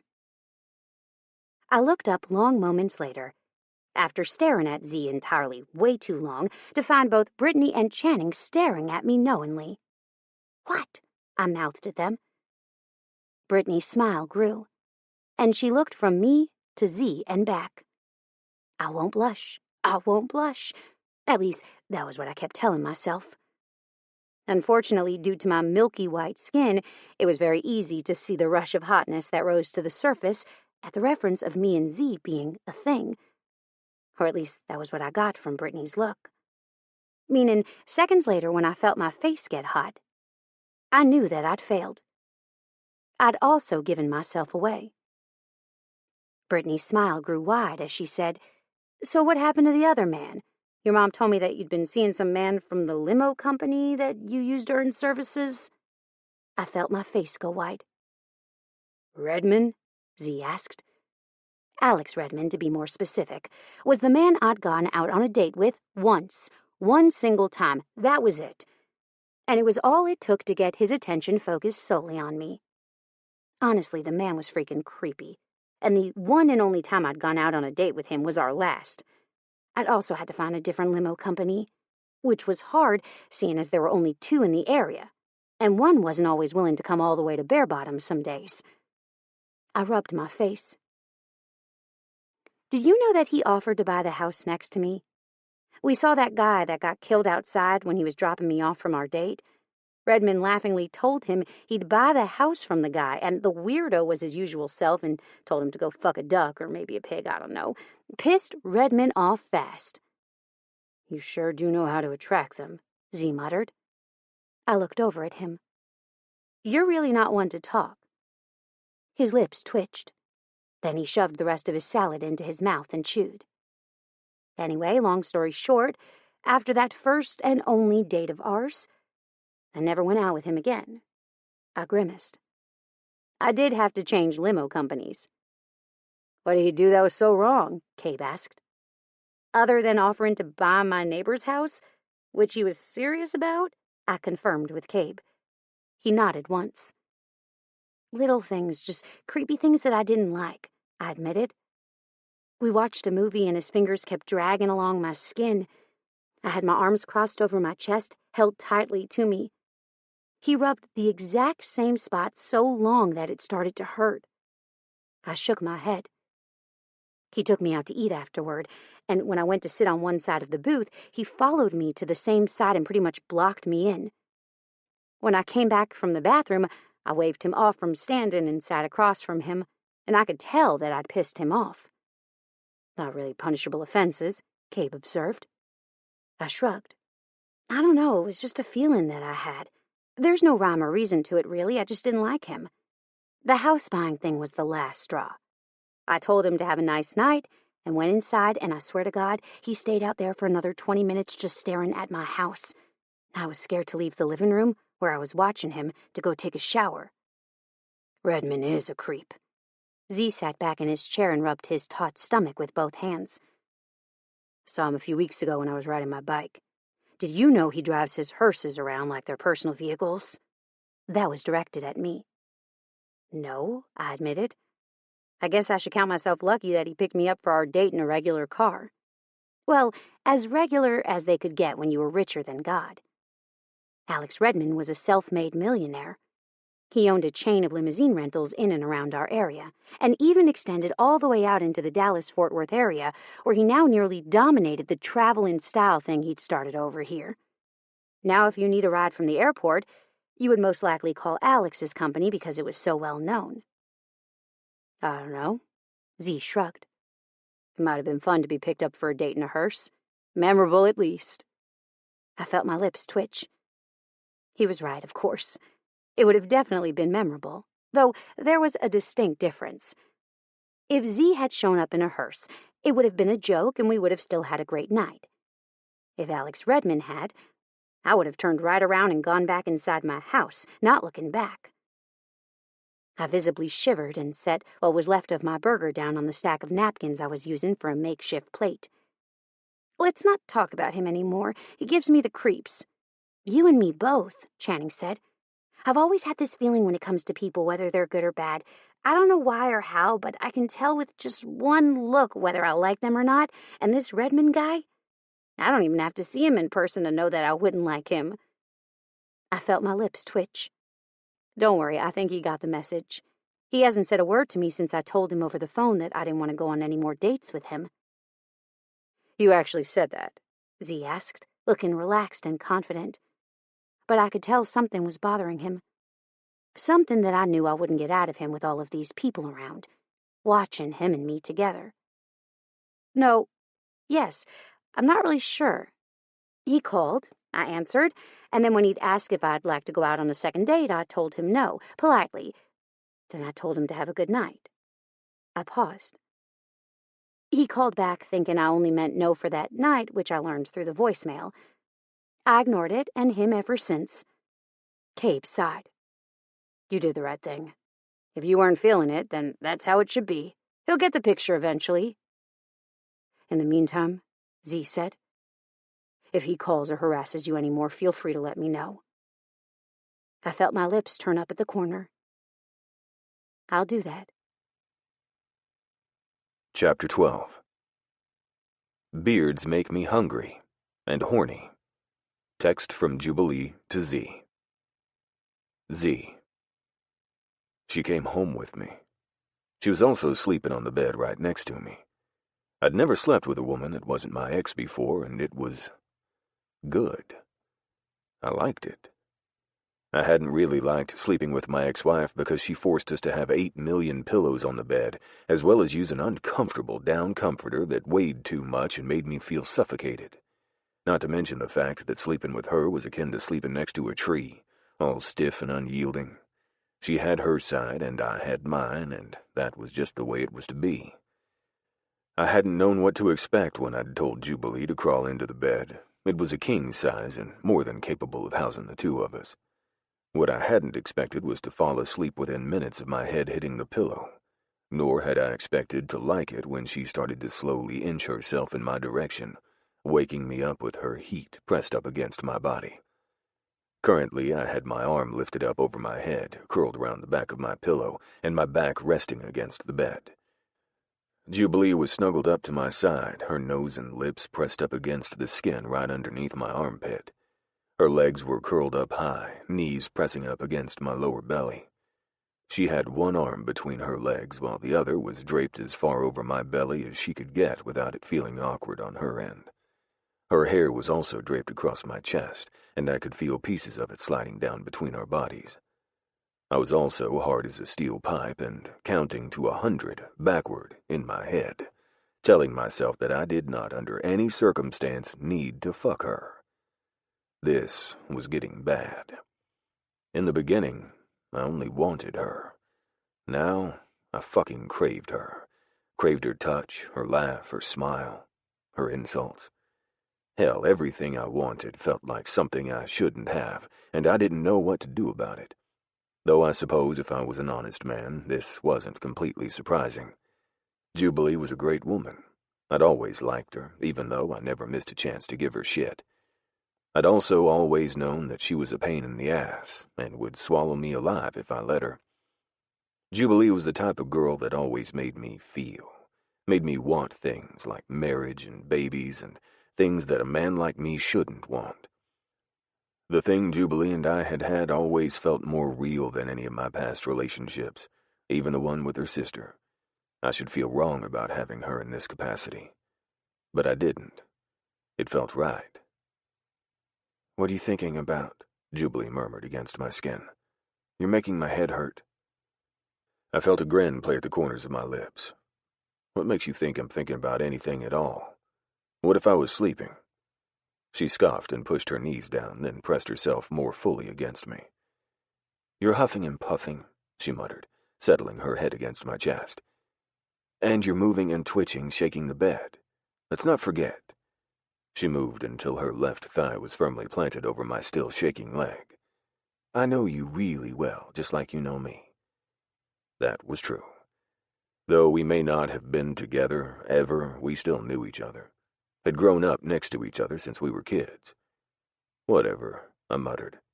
"What are you thinking about?" she asked, sounding tired and grouchy. I wanted to kiss her lips and taste the sleep on her mouth. My hands clenched into fists. "I'm thinking about the fact that I probably shouldn't have let you sleep in the same bed with me," I told her honestly. Her hand curled around the fist that was resting on my belly. "Why?" she asked. "Have I kept you up?" I felt my dick twitch, but had a feeling that wasn't what she was asking. "No, not really," I told her. "But I woke up when you started to press kisses to my skin and couldn't go back to sleep." "Shit," she laughed quietly, her small body shaking against mine. "I'm sorry." I resisted the urge to drop my arm from behind my head and pull her in close. "I'm not," I admitted. Silence followed my announcement, and I thought for a few long seconds that she'd fallen back asleep. But then she suddenly moved until she was straddling me, and I suddenly had my hands on her hips, pulling her closer. I could feel her breath on my face as she leaned forward and hovered over me. Her unbound breasts, that were covered by nothing but my t-shirt, were resting against my chest, and I could tell that her mouth was only inches from mine. "What we have?" she whispered. I swallowed hard. "Yeah, I like it." Her words made something in my body freeze for all of 2 seconds. "We'll kill each other if we continue to do this," I told her. "We're bad together. We fight. We can't stand to be in the same room as each other for more than 10 minutes, and when we are, it's inevitable that we'll fight." I paused. "And I fucking like it. I don't ever want it to end." She laughed. In my face. Then leaned forward and kissed me. "Nobody said that we had to stop fighting," she said. "I'm just suggesting that we stop fooling ourselves and do something about it. We've already taken that step, and there's no getting your horses back into your barn." I shook my head at her analogy. "Are you trying to say some innuendo about my swimmers finding their way inside of you?" I asked. "Because that was only the second time." I swallowed. "And we need to talk about that. We need to figure out a game plan. I might have gotten you pregnant." There was a long pause. "It's highly likely that you didn't," she admitted. "But saying that, you should probably make sure that you always have condoms on hand, because I did survive a lightning strike. I have crazy luck. If anyone could get pregnant, I'd be that one person in a billion. But saying that, you got your ex-wife pregnant, remember? So just in case... Yeah, I'm babbling. Just make sure you're gloved." I shook my head. Surprisingly, I understood every bit of that. And she was right. I had gotten my ex-wife pregnant, so obviously I wasn't sterile. A sense of relief flitted through me at the understanding. I hadn't realized that I'd been bothered by the possibility that I might not be able to have kids. Smoothing my hands up the outside of Jubilee's thighs, I allowed myself to think about her being pregnant with my kids, and found myself irrationally intrigued by the idea. She was already sexy as hell, my little goth queen, but imagining her with my baby in her belly did things to my dick that I wasn't willing to admit right then. "Now that we have that settled," I said, hands stopping their trek at the top of her thighs where they met her hips. "Reach over into that drawer right there and pull out a condom." She went completely still for a few long seconds before doing as I said. Her body shifted on top of mine, and I steadied her as she reached for the drawer for the box of condoms I'd stopped to get before I'd stopped for our burgers earlier in the day. I heard the drawer open. Then she laughed and said, "I only feel a gun in here, Z, no box." "Top drawer." I huffed out a laugh. "You're in the second one." "Condoms first, guns second," she teased. I squeezed her hips and waited patiently for her to get the condoms before answering. When she was once again settled onto my lap, I said, "More like the gun is in the drawer that's easier for me to reach into without getting out of bed." She placed the box of condoms on my chest, along with another item. "So what's in this bottle?" she wondered, pressing down on it slightly. Gun oil or lube? I found myself grinning as I said, lube. Why? She asked. I smoothed my hand back down her thigh before returning back up, only this time following the inside line before coming to a stop with my thumbs on the hem of her panties. I burrowed my thumbs just a scant millimeter underneath the edges of the elastic that rounded her thighs before answering. Lube is a general, all-around good thing to have on hand, I said.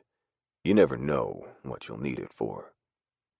Her breathing hitched as I pushed just a little bit farther inside, feeling the hair on her pussy. Like my pussy? She asked, because I'm fairly sure that you won't have any problem getting in there. I couldn't help myself from pushing the rest of the way inside, searching for the seam of her sex with both thumbs. I found it in seconds, and all I had to do was sweep my thumbs over the crevice to feel just how right she was. No, I agreed. It doesn't feel like you would need it. There. Her breathing hitched. I've never done that, she whispered.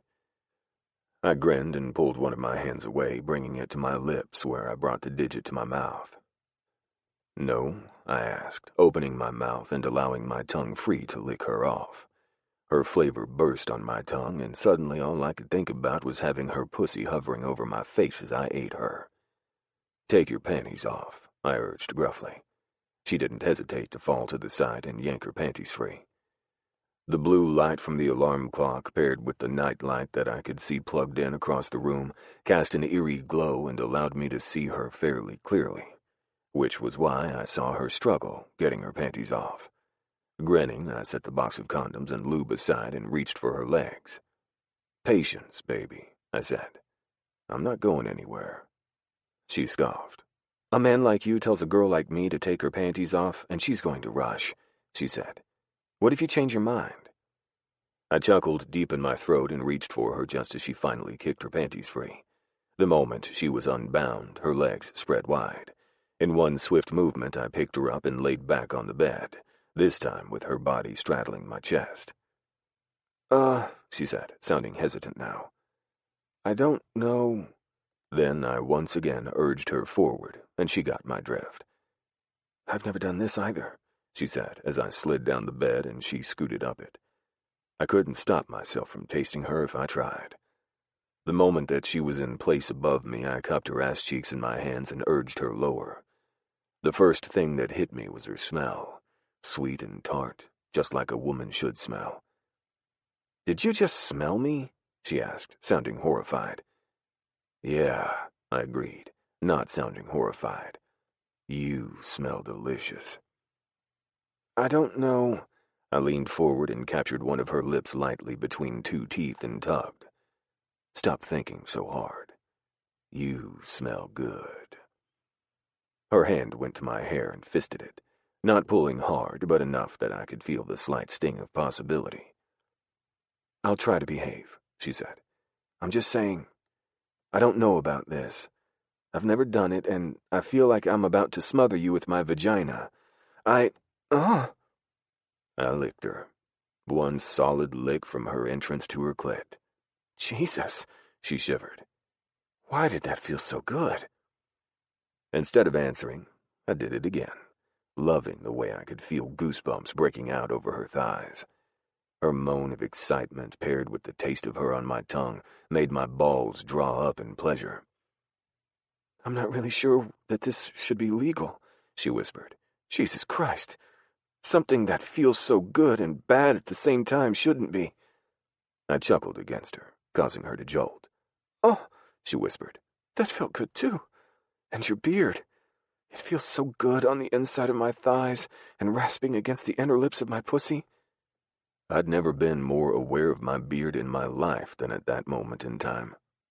About how, when I leaned slightly forward to press my tongue into her pussy, it pressed against the seam of her sex. My chin pressing against that band of flesh between her asshole and pussy. My fingers on her ass cheeks tightened as I pulled her down, wanting to get deeper penetration with my tongue. Oh, fuck, she growled, her hands tightening slightly in my hair. My hands convulsed on her ass cheeks and spread them apart, making her gasp as the cool air met the overheated skin of her sex. I pulled away from her channel with one last lick before bringing my mouth up to her clit and sucking lightly. She nearly jolted off of me at the contact, and my hands on her ass holding her down, anticipating the move, was the only thing that kept her from outright leaving me altogether. Jesus Christ, she hissed.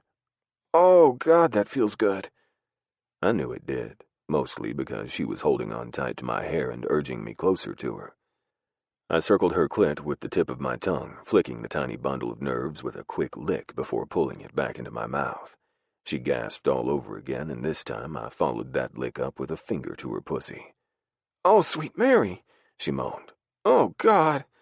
I couldn't help it. I laughed. She shivered and loosened the grip she had on my hair. I want to do the same to you. I was already shaking my head as I blindly reached out for the box of condoms. Pulling away from her clit with reluctance, I continued to finger her as I said, "Open a condom and smooth it on me. I want to fuck you. You can suck me later." She growled at me. What if I want to do it now? She countered. I curled the finger that was inside of her and rubbed the spot inside of her that I knew would elicit a reaction as I said, "This is my show right now. You get what I want to give you." I could tell she wasn't sure what to think about that and was fighting a battle inside of her on whether to be turned on by my words or offended. That's not how this works, she said. This is a partnership. I smiled. Even in most partnerships, there's give and take.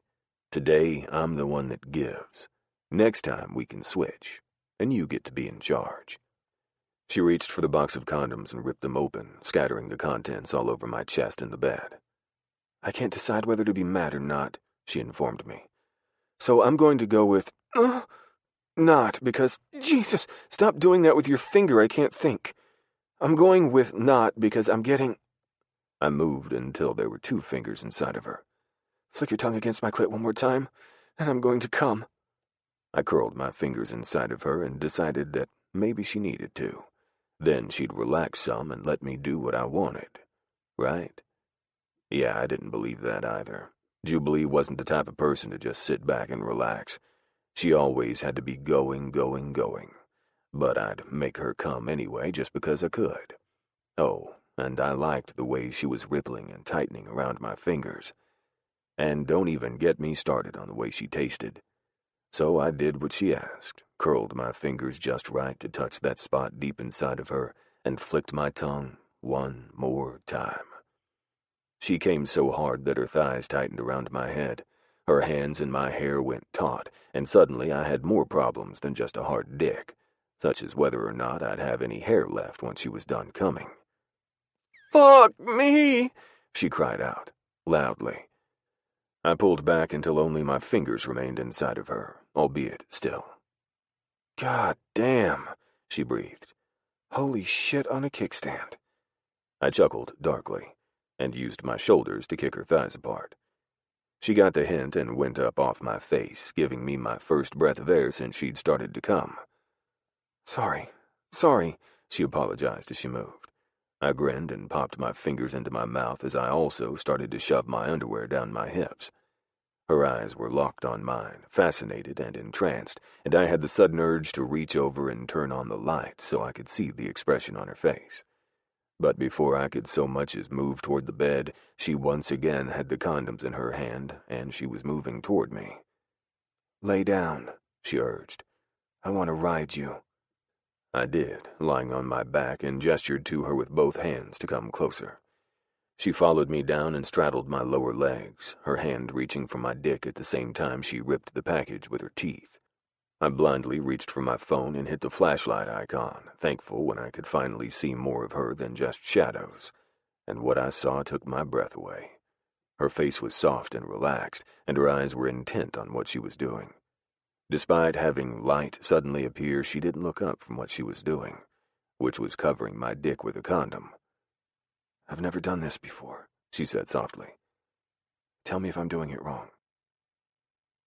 Jubilee. Tell me if I'm doing it wrong, I'll order it authoritatively. Z's lips quirked. Honey, I'm not sure you can fuck this up. I paused and stared at him.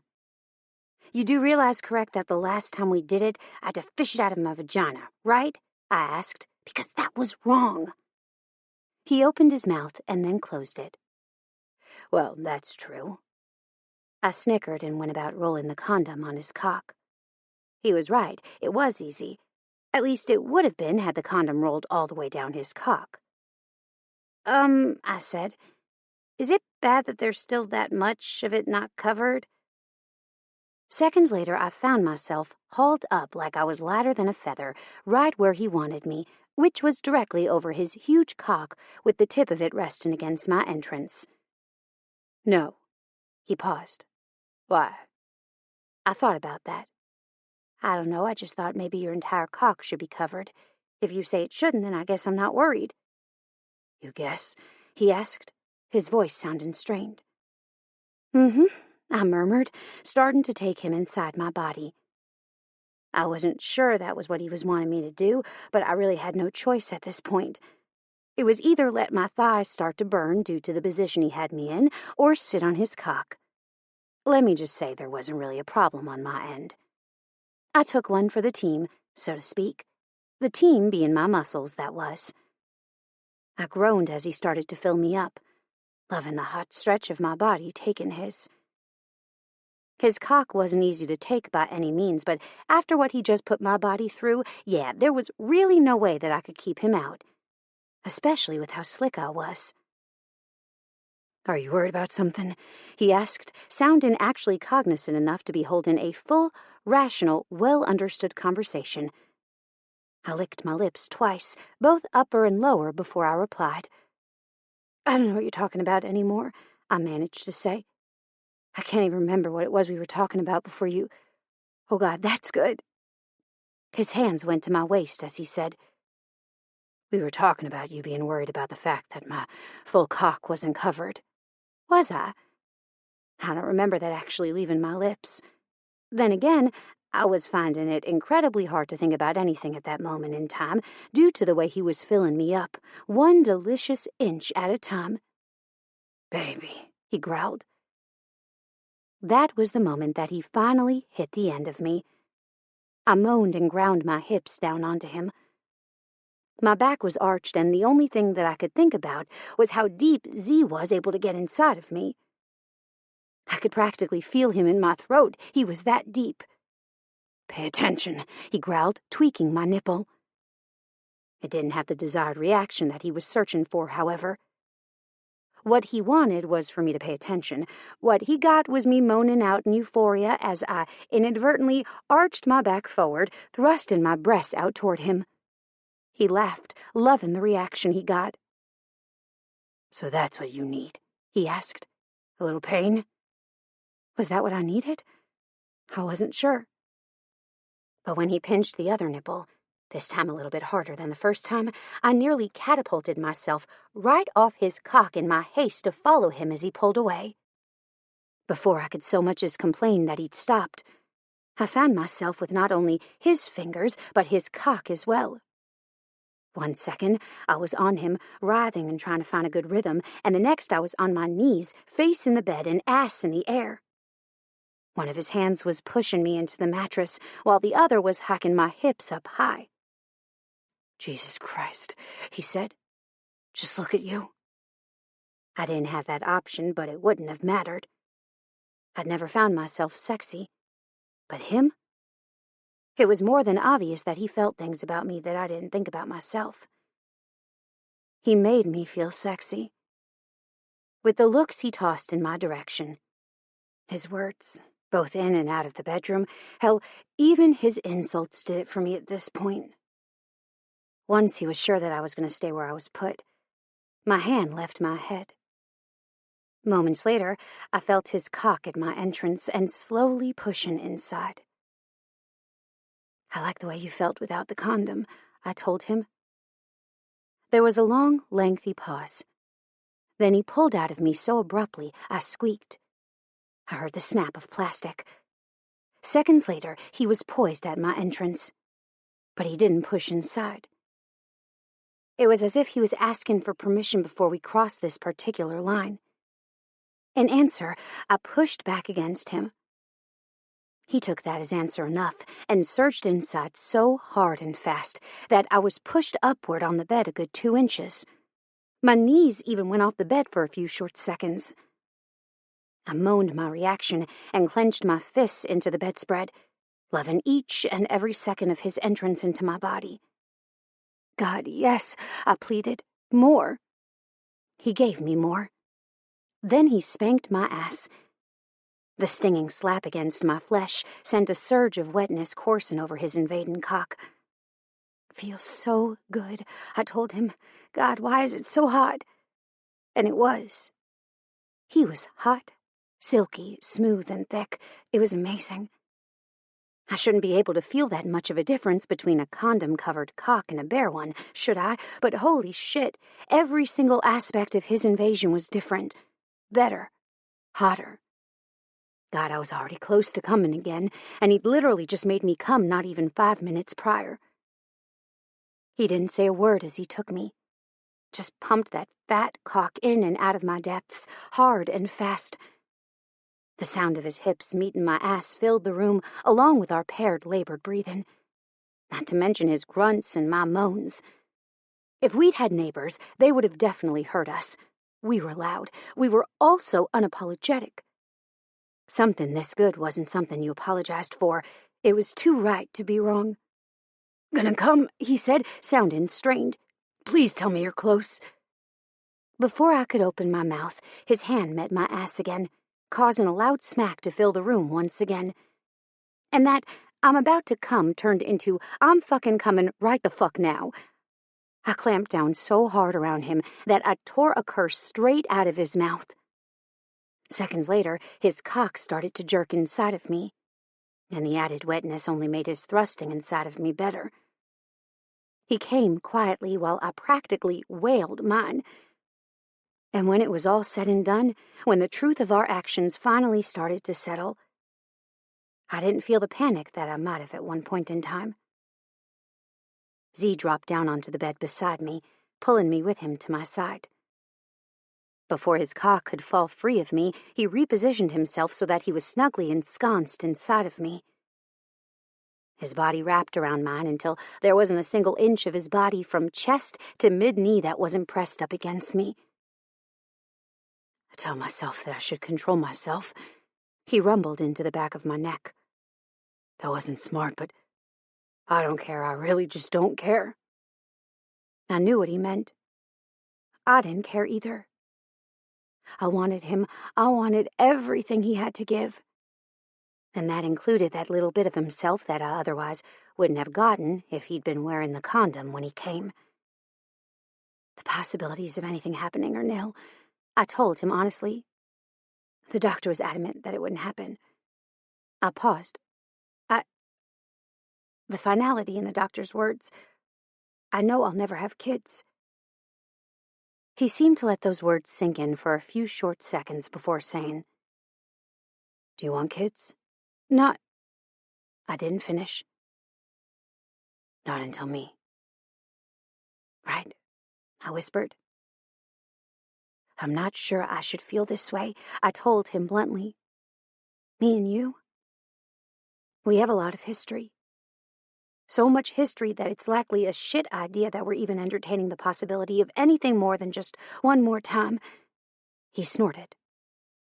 "Can you imagine if we go home and everyone sees us together?" I couldn't. Eitan and me, Anne-Marie and Ezekiel, shit, we were the town sweethearts. When you thought of one of us, you wouldn't be able to stop yourself from thinking of the other. Shit, but the one time that I'd had Z pick me up off the side of the road where my car had broken down and taken me to get my school schedule, everyone in our classes had lost their shit. Rumors had spread that we'd cheated, all over a stupid ride. I couldn't imagine what would happen now if we were to go home and actually announce ourselves as a couple. "They'd lose their shit," I said. But saying that, our fathers took it well. "I don't ever plan on going home, so..." He grunted out a reply. "I don't either. I like it here. Well, there. What we're supposed to be. There's nothing in Arkansas for me anymore but ugly memories and what could have been. I won't be going back except to visit." My sentiments exactly. feeling his breath on my shoulder and his hand pressing back against my belly, ensuring that his still hard, how the hell was it still hard, cock stayed firmly put inside of me. I couldn't find it in me to want to be anywhere else but where I was. He softly bucked his hips, and I felt things inside of me start to stir again. Things that were thoroughly sated, yet incredibly greedy at the same time. How that was possible, one only knew. "Why is it that I always have to tell you to pay attention?" he growled, his mouth now at the back of my neck. His beard was tickling my shoulder, and I reached backward blindly so that I could bury my fingers in it. He'd grown it longer in recent months, and I found myself really digging the caveman look he had going on. He'd kept the sides just as trim, but the lowest part of his beard was now upward of about 4 inches in length. Business at the top and party on the bottom. I also loved the way it was so thick and rough, like a man should be. There was nothing soft about Ezekiel McGrew. Nothing. "What's that look for?" he asked. I hadn't even been aware that he was looking at me, but when he moved his body so that he could get a better look at my face, which also inadvertently pushing up inside of me just a wee bit deeper, he sure had my attention. "I was thinking about your beard," I told him honestly, giving it a tiny squeeze. He grunted and bucked his hips once more. "What about it?" he asked. I licked my lips once more, tasting the saltiness that was coating them. "I was thinking that it probably smelled like me," I answered truthfully. "And I was wondering if that bothered you." He dropped a kiss to my shoulder. "I'm not sure why you would think smelling your pussy on my beard would ever bother me. In fact, maybe they should make a beard oil that smells like it. Then again, maybe not. I'd probably stay hard until it wore off or I washed it off." I could do nothing but shake my head. My eyes grew heavy, and I yawned, long and loud. By the time I was done, he was laughing. "What?" I asked, eyes watering due to my lack of sleep. I'd normally have had a nap by then. Maybe sometimes even 2. But today had been long and eventful, and one nap hadn't happened, let alone 2. "You," he said quietly into the room. My eyes closed, and this time I couldn't open them again. "What's so funny about me?" I wondered, voice trailing off into a whisper. "Nothing, baby," he growled. "Go to sleep." I couldn't help but comply. We fell asleep like that, him inside of me, still hard. And when I woke up, an hour earlier than I would have wanted to the next morning, to him moving inside of me, well, let's just say it was the best wake-up call ever. Chapter 13. One day, you're going to see your girl eating a foot-long coney and think, that's her. She's the one. Z explaining why he loves Jubilee. Z. "Hello?" I answered tersely, tattoo gun in my hand and Rome's massive bicep in the other. "Boy," my father said into the phone, "we got a problem." I sighed and leaned back, wiping a few drops of blood and ink off of Rome's arm before saying, "And what's that?" He growled something incoherent. "I need you to keep Jubilee there." The words didn't quite register, and my eyes locked with Rome's. "You want me to what?" I asked in surprise. "I want you to keep her there for another few days," my father repeated. "We found evidence that someone's been living in her attic." What?" I shook my head. "Like, someone that's not her?" Had I heard him correctly? "Yeah, someone that's not her," Dad confirmed.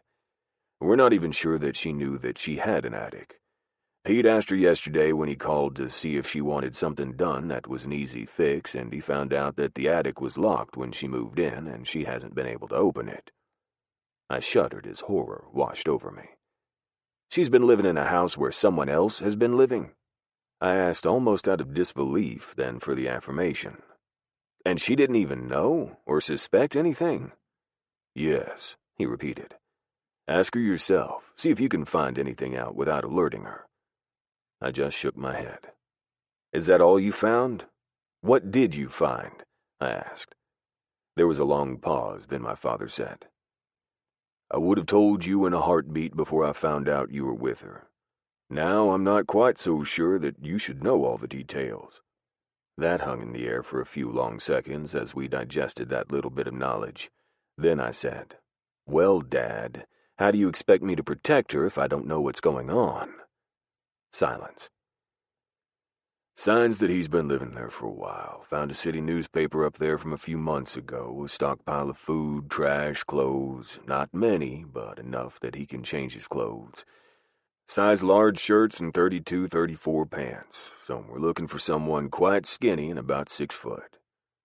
I swallowed hard as my father continued to speak, not realizing the turmoil that was rolling through me. "He has a bank full of cameras set up in there," he finally said. "But none of them are pointing at her house but 2. One at the front entrance and one at the back. I guess to make sure he knew when she was and wasn't home." He paused. "But saying that, there are holes drilled into the floor, so if he wanted, he could look through those to watch whatever she was doing in there. But for some reason I doubt that he does that, seeing as he could have just as easily set up a camera to make it where he didn't have to lie on the floor to look." Like that made it any better. My hand clenched and I stared unseeing in front of me, thinking about what I knew about Jubilee's house.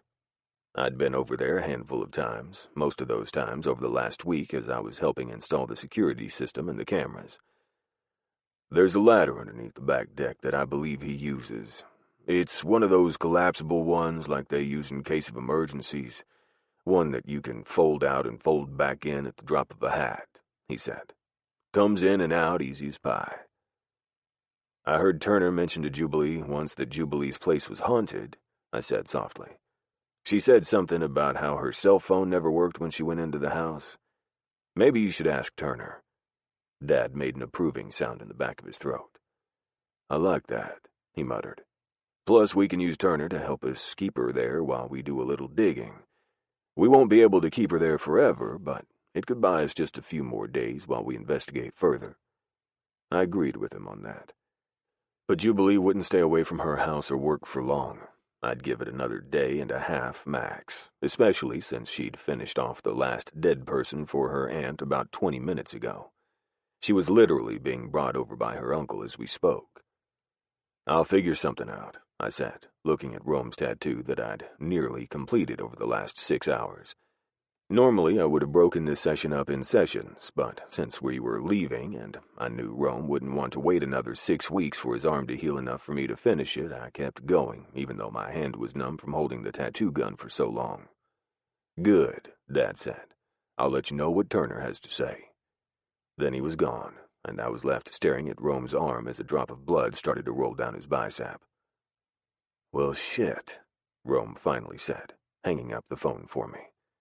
I wiped up the drop of blood with the towel I had in my hand and nodded. My stomach was in knots, and I wasn't sure what to do about the feeling. I wasn't used to caring at all. A text message came in before I could reply to him, and Rome held it out to me to see. The screen unlocked when my eyes made contact with it, and the text message popped up, causing me to curse. However, I knew that it could work. "What does it say?" Rome asked, not caring whether it was private or not. We were brothers, though not by blood. But blood didn't make you family. How you treated each other did. And Rome was my family, just like I was his. "It says that I should take her home to Arkansas," I said softly. "That her mother and mine will concoct a reason to go." Liner, who'd come with Rome for moral support, said, "Thought you hated it there." I did. "I do," I repeated my thoughts. "My ex-wife is there, not to mention every single bad memory I ever had." "Not to mention his ex-wife is a huge, gigantic bitch. He really doesn't need to go up there and have to deal with her bullshit," I heard from the doorway. "Plus, let's not forget that's where my sister and his brother died. It holds a lot of memories that are just better left repressed." That was the truth. "Hey, baby," I said as she walked into the room. Rome shifted so that my phone wasn't visible to Jubilee, who'd walked up behind me and threw her arms around my neck, pressing her body up against my back. I felt things below my belt start to stir. "Hey," she said softly, pressing a kiss to my neck before she leaned over even farther to get a look at Rome's arm. "Wow, that looks amazing." "I still have some shading to do," I told her and Rome, who'd lifted his arm and rolled slightly so that Jubilee could see the entire arm extending over to his back. "And then I can take you out to eat." "It looks amazing, like it's real," she whispered, her voice soft. "It's so beautiful." I felt something in my heart stretch awake at her praise. "Thanks, baby." I gestured toward a chair across the room next to Liner. "Go have a seat. I'll probably be another hour." She walked over to the chair next to where Liner had been propped up and sat down. "Hello, Liner," Jubilee said.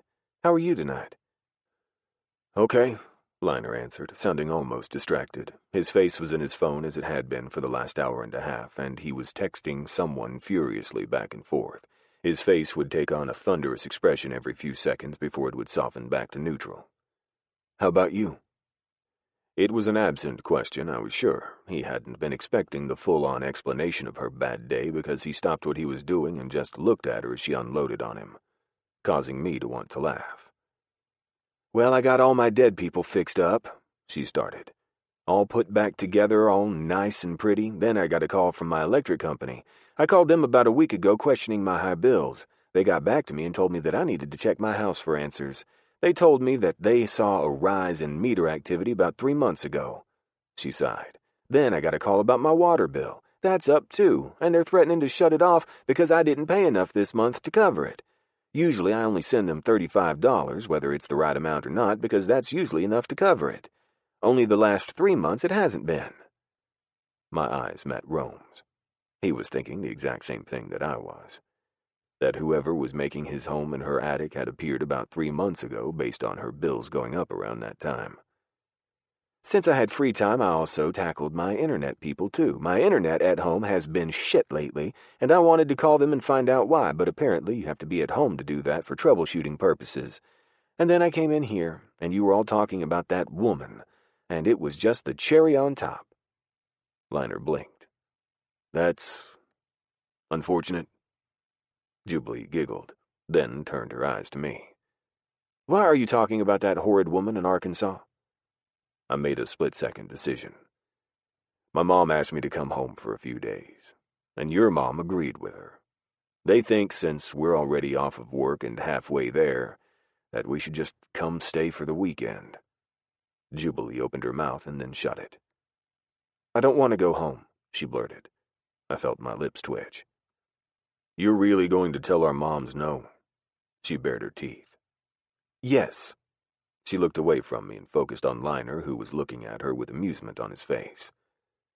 "No," she scowled at him. "Shit." I snapped off one of my gloves and held out my hand for my phone. I texted my father back one-handed, telling him to tell our moms what had just gone down, and closed it before shoving it back into my pocket. "I have off until Monday," I said to her before reaching for another glove. "Fine," she said stiffly. "But we have to stop somewhere on the way first." "Where?" 4 hours and 19 minutes later, in the last hour of our ride, she pointed to something. It was a sign. "You want to go to a haunted house?" I asked. She looked at the billboard for the haunted house that we were passing and then shrugged. "Sure. I don't get scared easily, though. Just for your information, in case you were going to try to scare the shit out of me." "Why is that?" I asked, tossing a look over at her before returning my eyes to the road. I mean, if I thought I was living in a haunted house like I'd heard her and Turner say before, then I sure as fuck would have been at least wary. I hated wearing my helmet, but it was nice to be able to communicate with Jubilee without having to wait for stoplights. "You won't believe me," she said. I grinned. "Try me." She squeezed my waist just a little bit tighter and then said, "I feel like I've been followed around my entire adult life." I frowned, heart rate starting to pick up. "What do you mean?" "Well," she hesitated. "It started when I was about 16. My brows rose. "What started?" "The feeling that I wasn't alone," she said. "Right after Anne-Marie's death. It almost felt like she hadn't left the earth, and instead stayed with me to watch over me. Except for her watching over me creeps me the fuck out. Luckily, it wasn't all the time, only sporadically, or at least it was in the beginning. Now it feels like I'm being watched constantly. I felt my stomach knot and my hand burned to call my dad and tell him what I'd just learned. "Tell me more of this feeling," I ordered as I gestured to Liner, who'd decided to go with us, that I was turning. He nodded and dropped back, following me when I turned down the road that supposedly led to the best haunted house in the South. "What do you want to know?" she asked, her hands tightening as we made an almost 90-degree turn. "What makes you think someone's watching you?" I asked, "other than having someone actually living in your attic." "Well, when I moved into my house, for instance, it was a nice, comfortable place that I loved." She paused. "Then I was living there for like a month, and all of a sudden I felt like it was too small." She shrugged. "I always feel like someone's there when I'm walking outside, or when I'm running. That's why I started running at the track. It's so lit up and open most of the time. I can see someone for at least 100 yards in every direction." That was understandable. But knowing that, I knew that she'd never run again without me there to make sure she was safe, even if I had to ride my goddamn bike beside her to make sure of it. I pulled up to the haunted house and winced at the large line that was wrapped halfway around the parking lot. "This is going to take hours to get through," I grumbled, looking over at Liner, who'd pulled up beside me. Liner looked in disgust at the line as well. "It'll be okay," she assured. "I swear to God, it'll be fun." It was not fun. Not even a little bit. After spending 2 hours in line, not one, like she'd assured us it would be, Liner and I finally got up to the front with Jubilee sandwiched between us. At first, we'd all been together, but the closer we got to the front of the line, the more assholes turned into assholes and started to push and shove. It didn't help that the haunted house served alcohol to the line, getting them nice and drunk by the time they arrived at the front, meaning people didn't have any sort of boundaries any longer to keep them in line. When the pushing started, Liner would glare at them at our backs, and I'd glare at them at our fronts. Needless to say, by the time we got to the entrance, neither Liner nor I were in the mood. Jubilee, though, was happy as a clam. She had a beer in her hand and was laughing her ass off at the sign. "If you are not this drunk, you might want to turn around and wait in line for another hour." "Oh, that's a good one," she giggled. "I think I'm good." She was, most assuredly. "All right, then, we can go." I tugged on her hand and led her through the entrance. It wasn't scary. It was funny, however. Being sober as hell and having Jubilee slightly tipsy, everything scared her. Her bravado from earlier took a flying leap the first moment someone jumped out at us with a hatchet. The only thing I could say was that they were lucky that it was plastic, because had that been real, I'd have laid the motherfucker out. Liner grumbled under his breath. "Fake shit," he muttered. "I can't believe I agreed to come in here." "I can't believe you didn't just scream like a girl." Jubilee slapped her hand on her chest. "Jesus Christ, I swear to God I felt my soul leave my body." I looked down at my woman. And she was that. Mine. Everything about her was something that had always been just a little bit mine, even when she wasn't technically mine. I'd just been too stubborn to see it. Plus, honestly, it had been harder every passing year to continue with our animosity. It didn't matter that she'd asked me to go to this stupid place and participate in something that was seconds away from being the worst part of my week. All that mattered was that she loved it, and had enjoyed herself. "Which hall do we go down?" she asked once we got to a fork in the hallways. "That one says exit, and that one says bad things lie this way." "I vote the goddamn exit," Liner muttered. Jubilee rolled her eyes and walked down the one that was labeled bad things lie this way. Of course. I had to hand it to the creators of this haunted house. It was fairly creepy with the way that it was decorated, but I just couldn't get into it today, not with knowing what I knew about Jubilee's actual haunted house that wasn't haunted as much as infested with a parasite. "I can hear screaming from behind us." Jubilee laughed. I could as well. In fact, I could hear pounding feet as well, which was why both Liner and I were both looking back instead of forward. The pounding feet ran toward the exit, and when we turned back around to look in front of us, there was a man standing there, bloody knife in hand. Right the fuck there. That was when Liner screamed like a girl. high-pitched, long, and goddamn loud. It was long seconds later, once he'd finally run out of breath, that everyone just stared at him like he'd just pulled his dick out and waggled it at everybody. "Oh my God, did you see that knife? Why were there holes in the blade? I hate holes like that," he gasped, breathing like a racehorse that had just run the Kentucky Derby. "Goddamn trypophobia is no fucking joke." I'd heard of that as well. "That's creepy as fuck," I finally said to the silence. The man chuckled and backed away into his hidey hole, waving us on. "We're just going to forget that ever happened," Leonard said to the two of us. "What happened?" Jubilee was shaking with laughter. "I know where you live," he grumbled, "and I'll make sure to never let you take a nap." Her mouth dropped open in affront. "You wouldn't dare. Try me and find out." Chapter 14. If I say goodnight and an hour later you see me online, that doesn't mean that I lied, it means that I'm a failure. Jubilee explaining her night habits. Jubilee. I didn't want to be back in my hometown. Honestly, I wasn't quite sure how it had happened.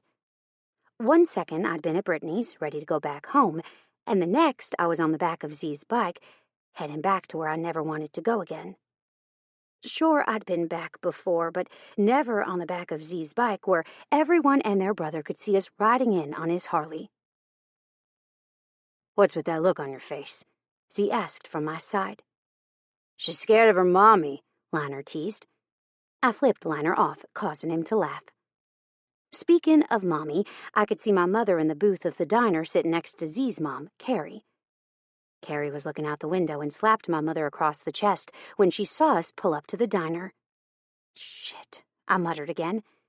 Liner started to laugh. Z sighed, resigned to his fate. "Are you sure you want to do this?" I repeated for what had to be the 13th time. "Yes," he answered. "If we didn't go see them, they'd just come see us. Then we'd have no control over them leaving." I sighed and dismounted the bike, my legs shaky from being on the back of it so long. Z, who'd followed right behind me, caught me around the waist almost instinctively when I started to wobble, and pulled me into his body. "I agree," I muttered, "but it still doesn't make this feel any better. I feel like I'm walking into my doom. Even now they're getting all giddy." And they were. My mother was practically bouncing in her seat as she stared, open-mouthed at us. Her eyes were on Z's hand on my waist, and she was practically salivating. "She's going to ask for kids the moment you walk in the door," Liner guessed. I felt my heart sink. "She knows that I can't have them," I murmured softly. She'd never bring it up just because she knows how bad it hurt me to hear those words when I was struck by lightning. Liner grunted. "I can't have kids either, thanks to my dad." I looked over at him in surprise. "What happened?" "Beat my ass so bad that I got an infection that racked my body for days. I laid on the floor of my bedroom for 4 days with such a high fever that I nearly died. When I came to on day 6, fever-free, it was to find out that I was in the hospital after my mother finally thought I might die and not make it. Killed all my swimmers," he answered. "Mostly. There are a few in there from what I'm told, but not many, like 1 in 100,000 chance of having kids." I felt my stomach full. "I was told that the lightning zapped all my eggs. Hell, I don't even have periods like normal people," I told him. Z squeezed my waist as Liner shrugged. "You're with the wrong man, then. We'd have been perfect together." Z bared his teeth at Liner. "Who have you been texting all day, every day?" Liner's eyes went distant. "A man that's good at finding people." My eyes narrowed. "Who are you wanting to find?" I had a feeling I knew who, and I wasn't sure that it was a good idea. "I'll let you know when I find her," he said. I hoped that he didn't. If it was the woman I was thinking about, she only brought pain and heartache with her. I'd heard stories of her through Z. And Liner, though he may seem like a hard-ass on the outside, definitely had a soft middle. Which was why he was with Rome in the first place, because he knew that Rome might need support when it came to getting a tattoo that memorialized his dead son. And for why he was with us and not riding back with Rome, I had no clue. but I planned to ask Z the first chance I got. "They're taking pictures," Liner said suddenly. I looked up to see my mother taking pictures, stretched clear across the diner table with her phone pressed up against the glass. "I don't even know what to say to that," I admitted. "I think we should turn around and head home, though. That seems the best course of action." As if my mother sensed my thoughts, though, she pointed at me with one beautifully manicured finger and mouthed, "Get in here." Z chuckled and pushed me forward by bumping my hips with his. "Go before she comes out here and really makes a scene." I did, dragging my feet the whole way. "The last time we were here together was with Eitan and Anne-Marie," I told him as we finally got to the entrance. "They're sitting at the booth that has our pictures on it." "Maybe they remodeled since we were here last," Z said, sounding hopeful. They hadn't. I could tell that the moment we walked into Lucian's diner. It was the same wood-paneled wall, the same black and white checkered tile floor, the same weird wooden booths that were made more for 1.5 people rather than 2. Oh, and the walls were still decorated exactly how we'd left them. Lucian was one of the Dixie Warden's Arkansas chapter.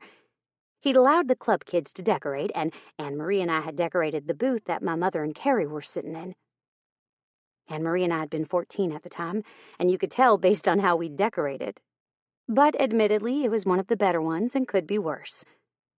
My mother squealed and peeled herself out of the booth, barely waiting for Carrie to get out before she followed suit. The moment I got close enough, Z let my hip go and skirted around my mother for his. My mom hit me like a freight train, her arms going around me and squeezing me so hard that all the breath left my lungs. Over my mother's shoulder, I watched as Z pulled his own mother in and wrapped her up in his muscular arms. "Your dad called and told me about you and Z, but I wouldn't believe him until I saw him start to steady you before you fell on your cute little butt," she whispered frantically. "When did this happen?" I thought about lying, but decided better of it. What would be the point? My mother had always known when I was lying, and the outcome of my choices always ended up biting me in the ass. "A few weeks," I shrugged. "Since the night." Understanding dawned on her face. Oh, she knew the night I was talking about. She also smirked her ass off. "So, how drunk were y'all?" I opened my mouth to tell her I wasn't so drunk that I wasn't able to remember some stuff, but Z heard the question and said, "Drunk enough for us to do shit that we never would have done sober." That was the truth. Hell, he was so right. I never would have gone near him that first time had I been in my right mind. Carrie let her son go and walked toward me, wrapping me up in her arms just as my mom had done only moments before. "It's good to see you, baby," she whispered. My mother and Carrie had been best friends since before time. They'd actually been the ones to introduce Gordon and my father. Now they were all best friends, married and had kids that had been together too. But I was sure that they hadn't seen Z and me coming. Hell, I hadn't either. "Let's sit." Carrie squeezed my hand. "I'm starving." "When I called earlier, you'd just eaten," Z said, gesturing for his mother to sit down in her previous spot. Carrie did, as did my mother, leaving Z and I on the half booth across from them. There was such little room that the two of us had to touch from knee to shoulder, as well as him have half his thigh hang off the outside. Liner, who'd been silent up until this point, pulled up a chair and sat, not caring that he'd forced Z to get even closer to me to permit him room. Not that I minded. Having Z pressed up against me, his arm wrapped around my shoulder, pulling me in close, was my version of heaven. My hand went to his thigh, and my head went to his shoulder as I stared at my mother staring back at us.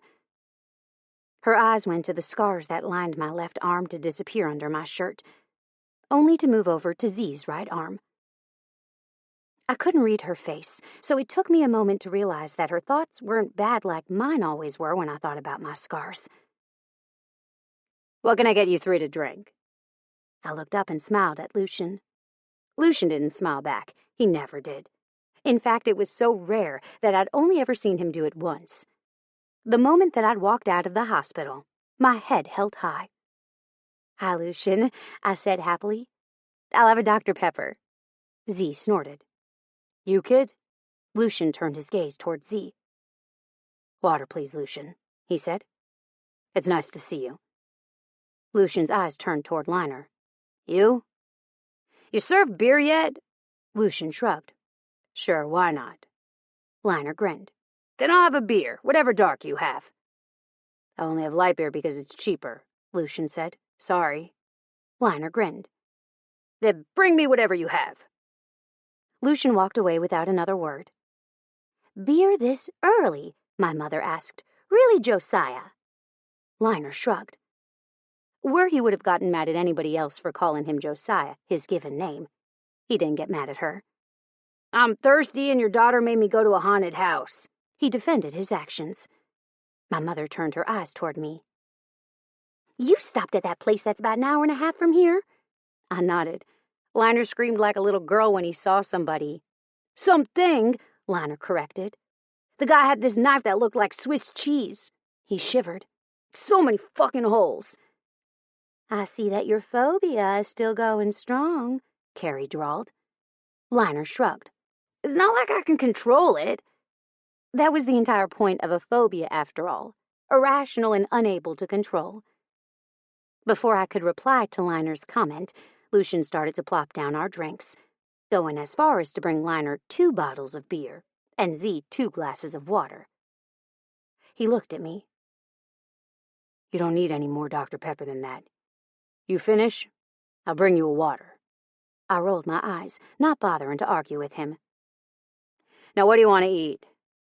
I looked at my menu-less state and said, I'll have a hamburger with cheese and ketchup, extra pickles. I'll also have a short stack of pancakes. Nobody at the table commented on my order, knowing that I was an odd duck. You? He asked Z. Z placed an order for a wheat wrap with turkey and a side of baked chips. Liner, a man really after my own heart, ordered a short stack of pancakes and a waffle. Z rolled his eyes as Lucian walked away to put our orders in. A short stack of pancakes and a waffle, I grinned. Why have I never thought to order that? Because they're practically the same thing, Z muttered, and you're already weird enough. Liner snorted and took a swallow of his beer.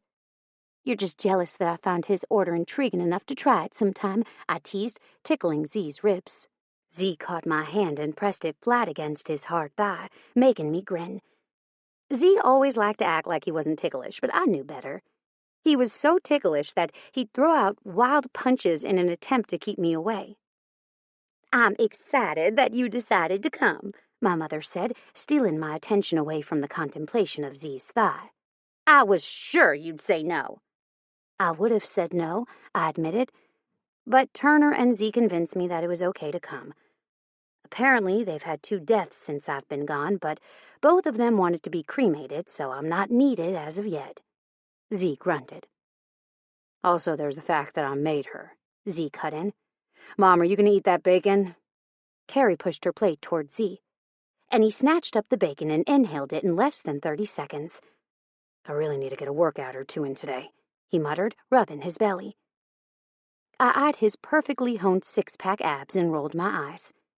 You're annoying, I paused. But I agree with you. I need to go run. I was planning to do my long run on Saturday, but now that we're here for the weekend, I can do that today if you have time. He shook his head. It's almost dark. I'd rather go with you tomorrow if you don't mind. Why did all of y'all order breakfast food? Liner asked suddenly. I felt peer pressure, so I ordered pancakes and waffles. Because Lucian's Diner is famous for breakfast food, I answered absently, then turned back to Z. I'll run in the morning if we can go early. He shrugged. I don't have anything to do tomorrow. Or today, for that matter. We're going to buy a Christmas tree tomorrow, Carrie suddenly said, her eyes on Z. You can help me get into Daddy's truck. Z looked at his mother. Dad's going to kill you if he comes home and finds Christmas shit up in his house before Thanksgiving, he told her. Today was Halloween night, and tomorrow was normally the first day that his mom started to hound Z's father about putting up Christmas decorations. It had been the same for forever, and was something that I found highly amusing. My mom, on the other hand, didn't decorate until the week before Christmas, and had it all taken down the day after Christmas. I wasn't sure why, really. though I found it comical that two such close friends were polar opposites. "I'm not gonna put it up just yet," she rolled her eyes. "Give me a little bit of credit." I giggled. "You mean you're not gonna put it up while Z's around to stop you?" She shrugged. "I was planning on doing it after y'all left." "What's so wrong with putting up Christmas shit?" Liner asked. "My parents put it up in October, right around the time that it starts coming out in the stores." There was silence at the table, and we all turned to survey the man. "Mom," Z said, "Liner's dad does a drive-through park starting in November. There's like 10 acres of Christmas decorations to drive through." Carrie's eyes lit up wide. "That's marvelous." A plate plopped down in front of me, and I smiled at Lucian. "Thank you." He winked. The rest of the plates soon followed, and the next 5 minutes were filled with moaning and groaning as Liner, Z, and I ate our breakfast foods. Well, them. I had a hamburger, too. "I didn't miss this," Z muttered almost to himself. "So fucking good." I rolled my eyes. "Imagine if you'd gotten something actually good instead of that mess." He shrugged. "I don't have a runner's metabolism to burn all that shit." He waved toward my half-demolished plate. "Off. Plus, I like my abs." And before I could stop myself, I agreed. "Yeah, I kind of like them too," I admitted. My mother snickered, and I couldn't stop myself from turning my gaze toward her. "What?" I asked, only then realizing what I'd said. "It's just nice to see you both happy with each other," she admitted. "I've always wondered if there was something there, even before Eitan and Anne-Marie." There was silence at the table as we tried to navigate around the large elephant, now sitting in the middle of all of us. Nobody quite knew what to say, so my overly large mouth said, "I love him." I swallowed hard, eyes wide and panicked. Before I could so much as hide my face behind my hands, Z's large, rough palm smoothed over mine. "We're not sure the protocol here," he admitted, "but we're going to give this a try." Carrie's eyes filled with tears. "They wouldn't have wanted you to live the way y'all have been living." I hadn't been aware that I was living poorly, at least not until I'd finally taken that last step with Z. Now I realized that I was living half a life, trying not to feel guilty for killing two people that should have been living right alongside us. I felt moroseness start to leach into my bones, my earlier happy mood dissipating just as fast as it had arrived. "I don't know what they would have wanted," I admitted. "But I highly doubt they would have been happy that we were with each other and not them. At least Anne-Marie would have been pissed. Even if they'd broken up, which they hadn't, that was still a line I would have never crossed." Z hauled me close, his mouth going to my ear. "I don't like the direction of your thoughts," he said gruffly. "I don't particularly like them either," I admitted just as softly. He squeezed my neck lightly. "Don't think about what they would have done. They're not here." He paused. "And I'm happy. Baby, I'm fucking happy." I felt something inside my chest start to swell at his words. He was right. They weren't here. My parents weren't upset, his parents weren't upset, and he was happy. I was fucking happy too. "Well," Liner said, interrupting our moment, "I'm fucking full. My beer's empty and I could use a nap or something. Where am I staying?" "I guess that would be with me," Carrie said, then turned to us. "Are you staying at our house, y'all, or are you staying with her?" Carrie pointed at my mom with her thumb and wiggled her hand. "We're not staying with either of you," Z said before I could answer. "We're staying at the hunting lodge. Dad said it was ready for use, and I was thinking about taking Jubilee hunting in the morning before her run. If I can talk her into it." My brows lifted. "You want to take me... what?" Chapter 15. Sex in a deer stand isn't advisable. Things Z never thought he'd have to say. Z. I poked Jubilee in the side again, knowing that I'd get the attitude when she finally woke up, but doing it anyway. She blinked open her eyes and glared at the lights that were spilling out of the bathroom and into the main room of the one-room cabin we were staying in for the next few days. "What?" she muttered. Did someone die? I grinned. No. We're going hunting, remember? She frowned. No. Little liar. We're going hunting. Then, once we're done with that, we'll go run your little heart out, I told her. Come on, let's go. Why are we going hunting? She asked. Seriously, I've never wanted to go hunting. Because I want you to be able to survive if the apocalypse ever comes, I told her, knowing that she'd get up just for that. She had this weird sense of doom about her always. I imagine that she got it due to working in her mother's funeral parlor. I mean, what 5-year-old was running around a deceased motorcycle victim while they pumped his body full of chemicals to preserve him, and then went out of their way to fix him up at least semi-good so they could do a viewing? There was no way not to get jaded and a little bit twisted. To have a morbid sense of humor and ultimately be an odd duck. She frowned at my words, thinking about them.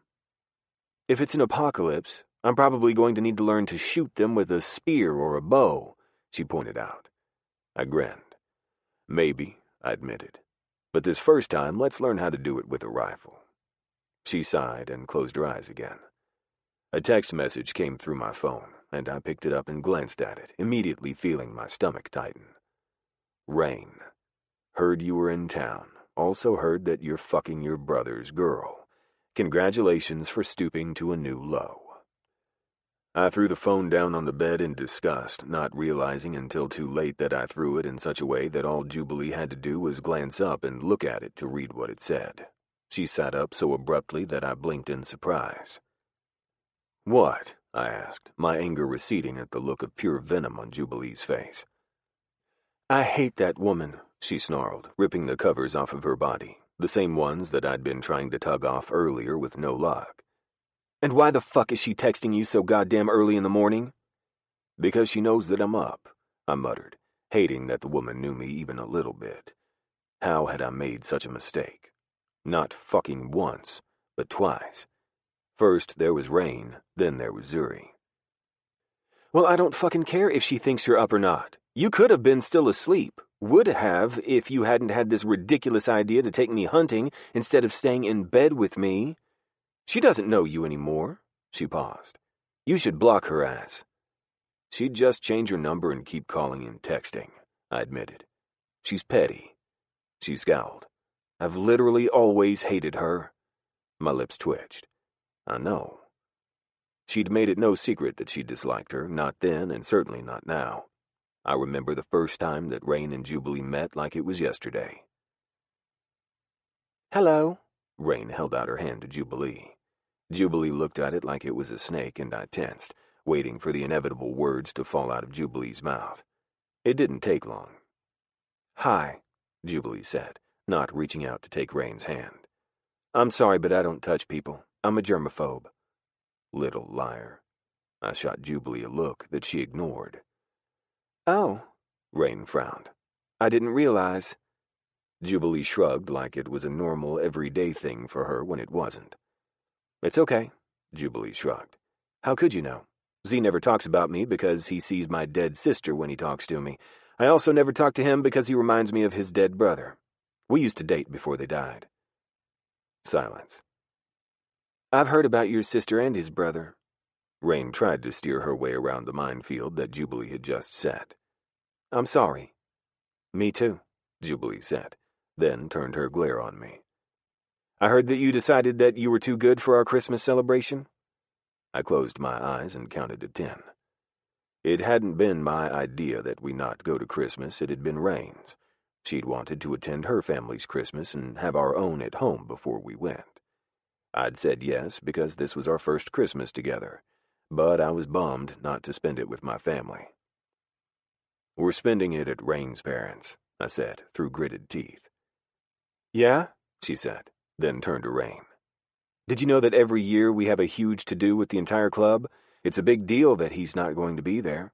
And since it's done later on Christmas, most everyone can always make it. Rain paled. We're spending it at my parents' place. What time are you getting there? Jubilee pushed. Around 2, she answered. So technically, if you stayed there until 5, you could get to the clubhouse at 6, Jubilee said. That way you get to go to both places and wouldn't have to disappoint your new family." Rain paled even further. "Plus, with y'all going away soon, it'd be a good way to say goodbye all at once," Jubilee continued. Rain looked away. "I guess you're right." Jubilee snorted.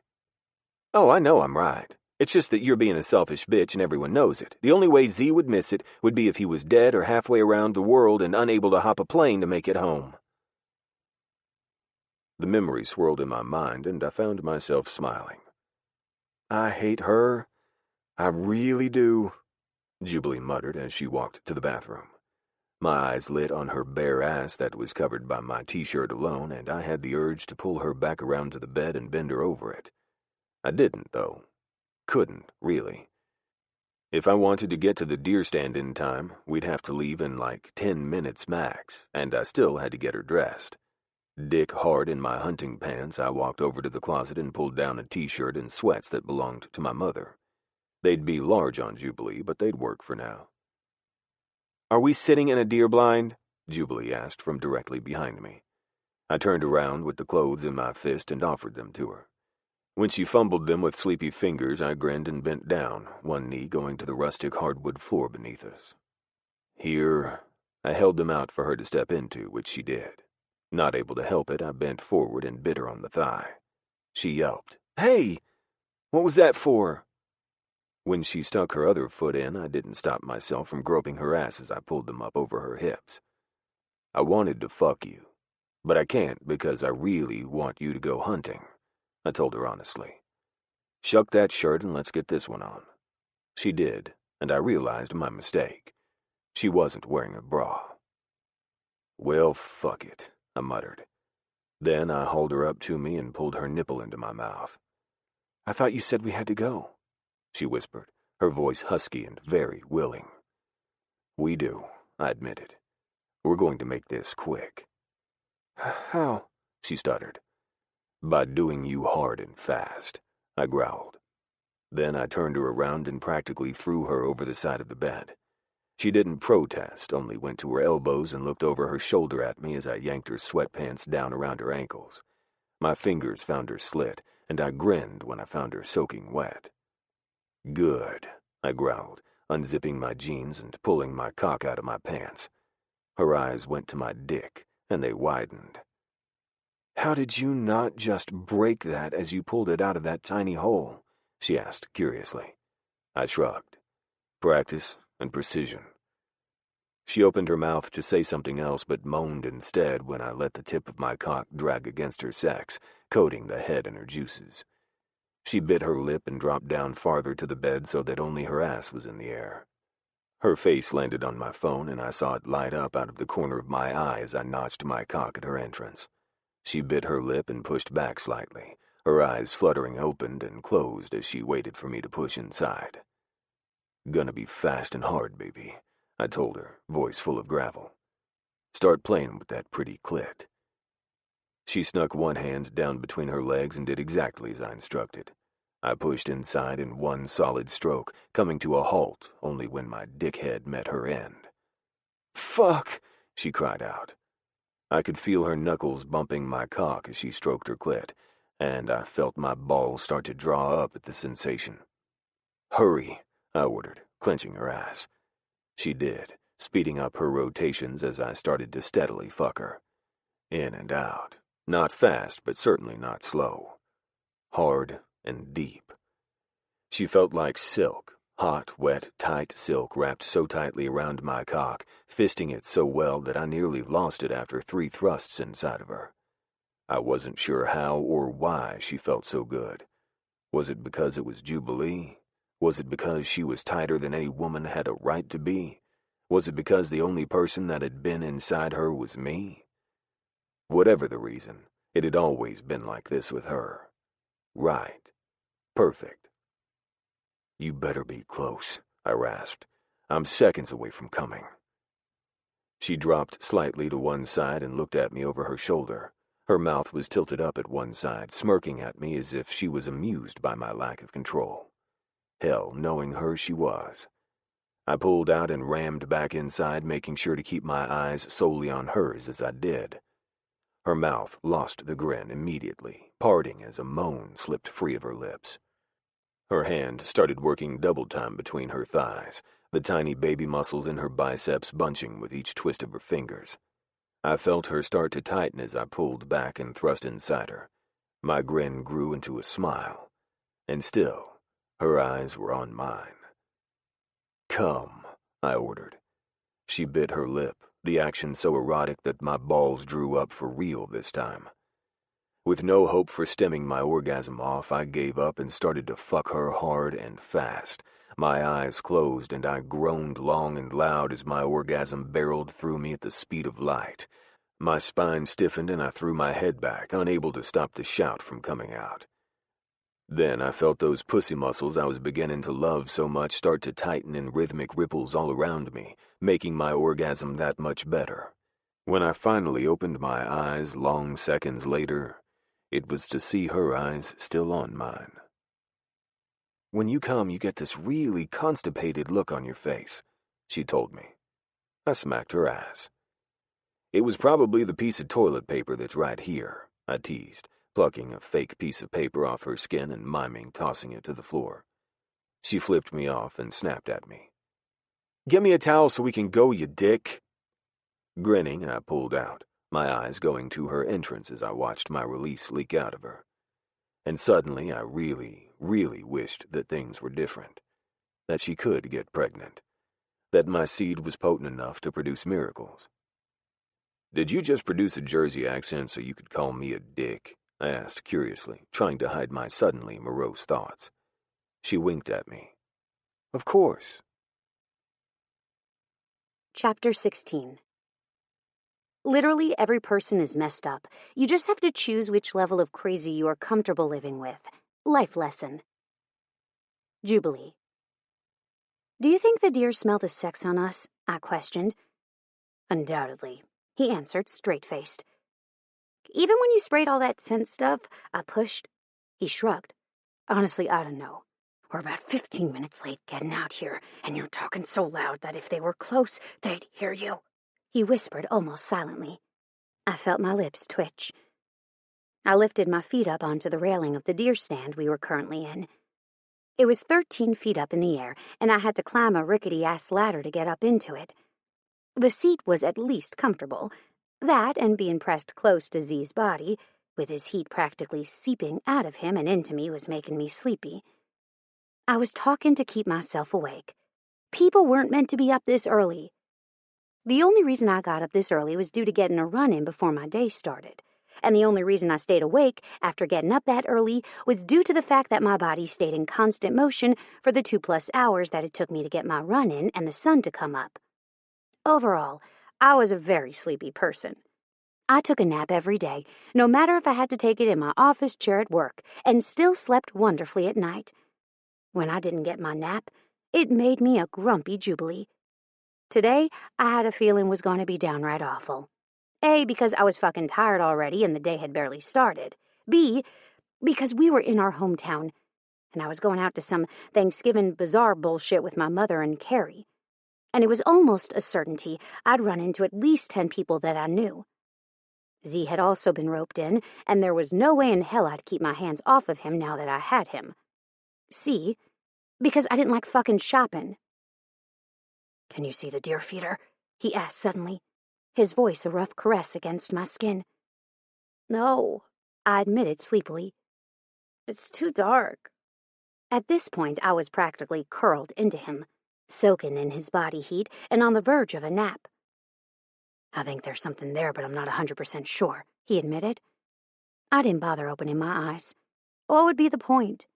I had the eyesight of a possum. I mean, I could see, I just couldn't see well. I needed glasses, but I hadn't got them yet because I was too stubborn to admit defeat. Consequently, I squinted at everything and hoped that it wasn't as bad as I thought it might be. "Look at this meme," he said, juggling me with his shoulder. I opened my eyes to see his bright-as-hell phone in front of me, holding it out so I could see it. I blinked a few times, clearing my sleepy vision, and read it.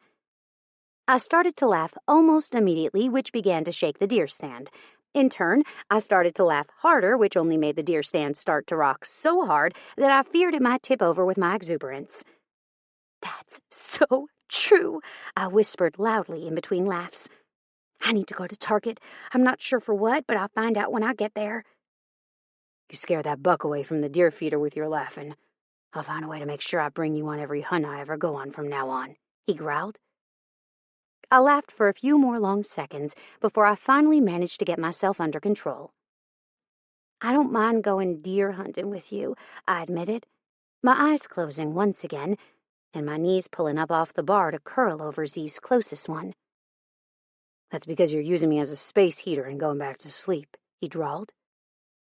But his actions didn't match his perturbed words as he wrapped his arm around me and pulled me in close. "You have roughly 15 minutes until shooting time," he said into my ear. "When you wake up, I'm going to shoot this buck. Then we'll have to clean it and take it to the butcher." "I thought you used to make your own sausage and stuff like that," I said sleepily. I wasn't intending to go to sleep. I enjoyed talking to him, even if it was in whispers that I could barely hear. "I do." He paused. "When I'm home in Bear Bottom.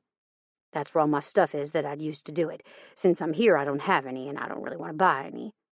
Dad stopped processing his own deer about 10 years ago. He found a butcher that he really likes and intends to use him until he dies." I snickered. "You mean he's gotten lazy in his old age?" I guessed. "That, too." Our silence waned for the next 10 minutes or so. I dozed in and out of sleep, and he stayed quiet, I assumed, because it was getting lighter and he really wanted to get whatever deer he could see at the deer feeder that I couldn't. Hell, at this point, I was fairly sure it was only a figment of his imagination. "Wake up!" He jostled me. I blinked open my eyes, surprised to see that it was quite bright. Well, brighter than it had been when I'd closed my eyes 15 minutes before. And there was, in fact, a deer at the deer feeder, eating the hell out of the corn that was pelting him in the back as it was released from the feeder. I sat up abruptly, causing the entire stand to shift with me. Z's arm tightened around me in warning, and I froze, staring at the deer who'd lifted his giant head to stare in our direction. We sat like that for what felt like 10 minutes until he finally dropped his head back down. When he did, Z reached for his rifle. My heart started to pound in anticipation. Then the man had to go and hand the gun over to me. "What are you doing?" I asked, pushing it away. "Shoot it," he mouthed. I shook my head. I didn't want to shoot it.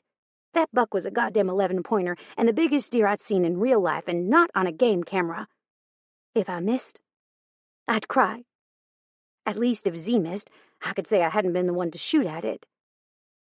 He held the gun up to me again, and I realized that he wouldn't budge.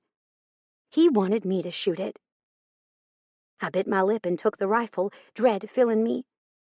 I didn't want to miss it, because holy shit, that was a big goddamn deer. He waited for me to get the rifle up to my shoulder, and my eye lined up with the scope before he silently clicked the safety off. I lined my eyes up with the sight, took a deep breath, and pulled the trigger. Nothing happened except for a sharp click as the hammer fell, but no bullet came through. Z cursed silently, then reached around me to rack a bullet into the chamber, slowly and not quietly. The deer looked up again, and we both froze. That was when Z's phone hit the metal deer stand with a thud, causing the deer to tense. I closed my eyes and tried to fight the smile that was tilting up the corner of my lips, but failed. We sat still, barely breathing, as we waited for the deer to figure out what he wanted to do. Run, or stay and eat. He chose to stay and eat, only after he watched us and blew out angry breaths for a good 5 minutes. I bit my lip and lined my eye back up with the rifle, then took the shot. "We can't eat this deer," I told Z. "We're going to have to stuff it." He tossed me a grin and said, "You know it, baby." I felt all warm and tingly inside as he stood over the deer and looked at it in awe. 13 points, he rumbled. I frowned. I thought there was 11. He bent over, giving me a nice view of his ass. "There are 2 drop tines here," he said, "and here." I tore my eyes away from his ass to see him grinning at me over his shoulder. "Leave me alone," I muttered darkly. He shook his head and said, "I have to send my pop a picture of this. He's been seeing this one on the game camera for weeks." I pursed my lips. Did I shoot his prized deer? He shrugged. "Maybe, but he won't care." Z was right. He didn't care. He was beyond excited. He was even more excited that I was the one to shoot it. "You and your crack shot self," I heard Gordon say over the line, "always were good." He was right. My father had taught me how to shoot with Anne-Marie, and of the 2 of us, I'd always been the better one.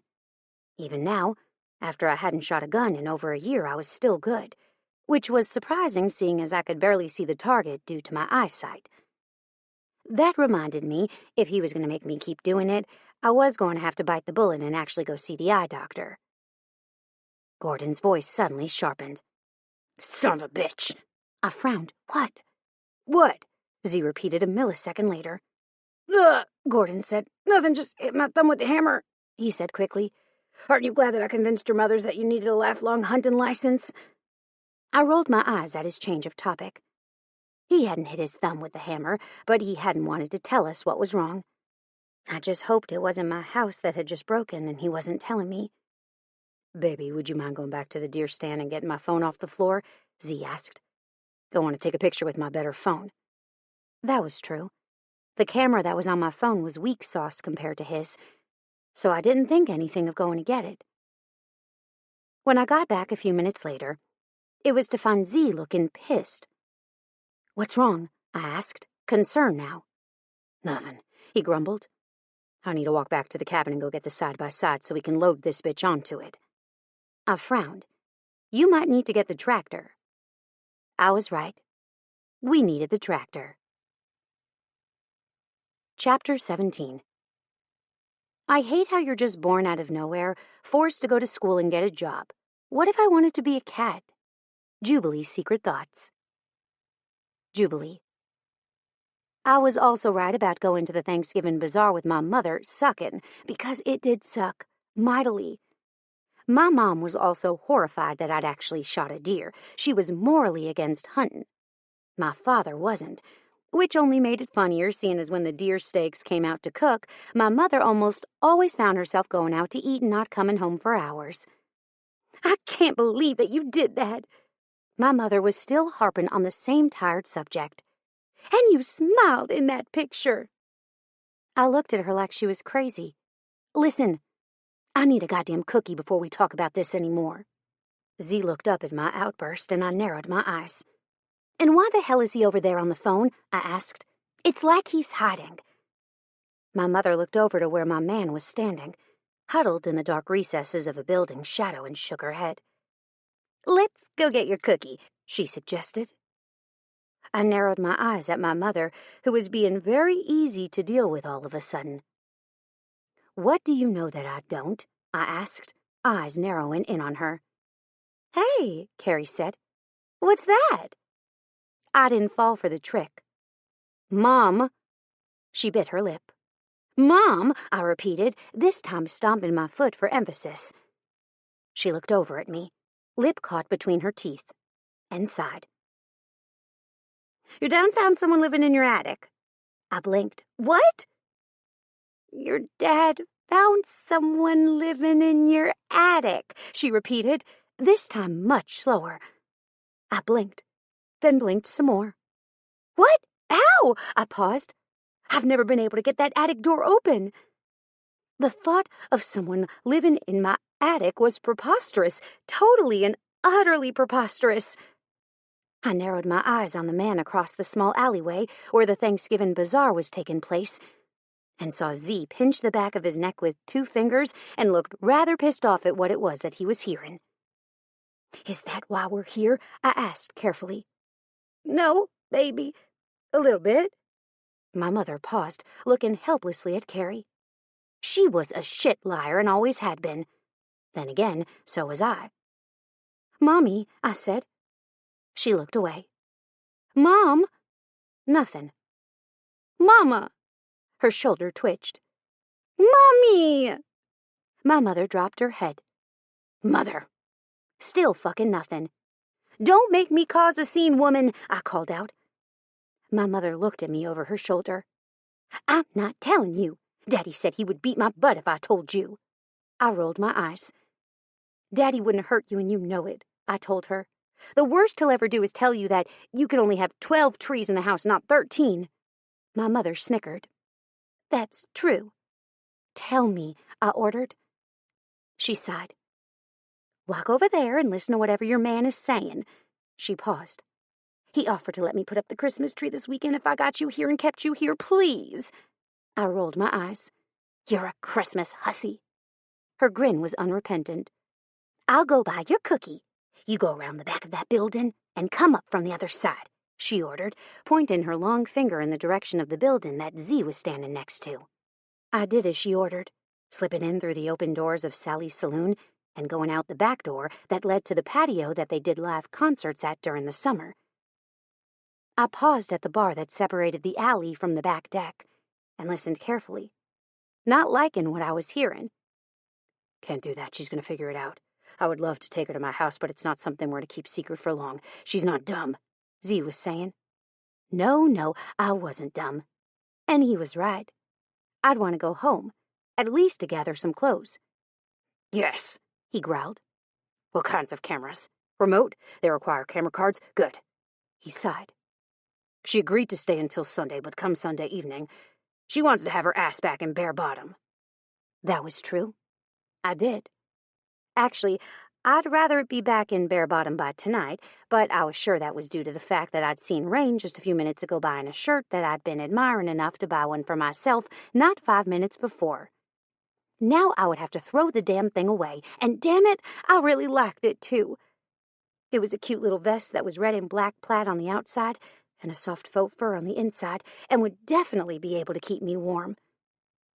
But then she'd held it up to her chest and swished around so the woman she was standing next to could see the movement, causing me to want to set my vest on fire. Need to go. I've left her alone too long. I've lost her. Z sighed. Yes, she's with our mothers. No, she's not anywhere that she's unsafe. Do you really think the 4 bikers you have watching over her rather indiscreetly would let anything happen to the club's president's son's woman? No? What about the club's vice president? His laughter started anew as something else was said on the other end of the line. What are you doing here? I looked over my shoulder to see the very last person that I wanted to talk to standing there. I'm leaning against a table enjoying the break, I lied. May I help you? I pretended like I didn't know her, even though the scowl of hers would forever be burned upon my brain. Then again, she'd put on quite a bit of weight over the years, and she had some frown lines from hell. She had deep bags under her eyes and a hard look on her face that definitely hadn't been there when I'd first met her. You know exactly who I am, Rain returned, her sneer taking on familiar lines on her face. Where's my ex-husband? I shrugged. Around. I had no doubt that Z could hear us. He was literally just around the corner. There was also no hiding Rain's acidic tone, nor was she trying even a little bit to keep her tone to a semi-normal decibel. Why are y'all here? She asked. And why are y'all together? I thought y'all hated each other. I shrugged. Sometimes hate sex is the best kind of sex. She narrowed her eyes. I always knew he had a thing for you. That's why I decided to leave him after all. I would have punched her in the face had I thought I could get away with it. However, I never kept my dislike of the woman to myself. I'd made it abundantly loud and clear exactly how I felt about her, when Z was with her and when he wasn't. There might have been one time that I accidentally, maybe on kind of purpose, tripped her because of how she was talking about Carrie behind her back. Then there was another time that I heard her talk about my sister who was long dead and gone, and why can't he just get over it already? That time, I'd lost my shit a little harder than all the others. Needless to say, I might, or might not have punched the bitch in the face. My sister wasn't something that you could just get over already. My sister was a beautiful person, and she would forever be a fresh wound inside mine and Z's hearts. Just like his brother. You didn't know shit then, I said. Z and I are new. We just got together, as you say. And there's never been a time when what we have wasn't completely, 100% platonic until lately. She scoffed in derision. Yeah, right. You expect me to believe that? I shrugged. You can believe whatever the fuck you want. I didn't care if she believed me. I also didn't care if she fell off the curb and was run over by a bus. She was completely inconsequential to me. You knew that I had a baby with Z, right? She asked carefully. I tilted my head. Yes. Or would have, had she not miscarried it. I'm being punished now for misdeeds of my past. Her lips thinned. I didn't want that baby. Even after I married Z, I didn't want it. When I lost the baby, I didn't care, but now that I'm trying to actively have one with my new husband, I can't stay pregnant. Do you know what that feels like? You mean, do I know what it feels like to want kids and not be able to have them? I asked. Yes. Yes, I do. She curled her lip up at me. And how would you know that? I lifted my hand up to show her the weapon of scars that ran up the length of my arm. Because of this right here. When I was struck by lightning, this scar wasn't the only thing that was left behind. The inability to have kids was also left with me, so yes, I understand what it feels like not to be able to have kids.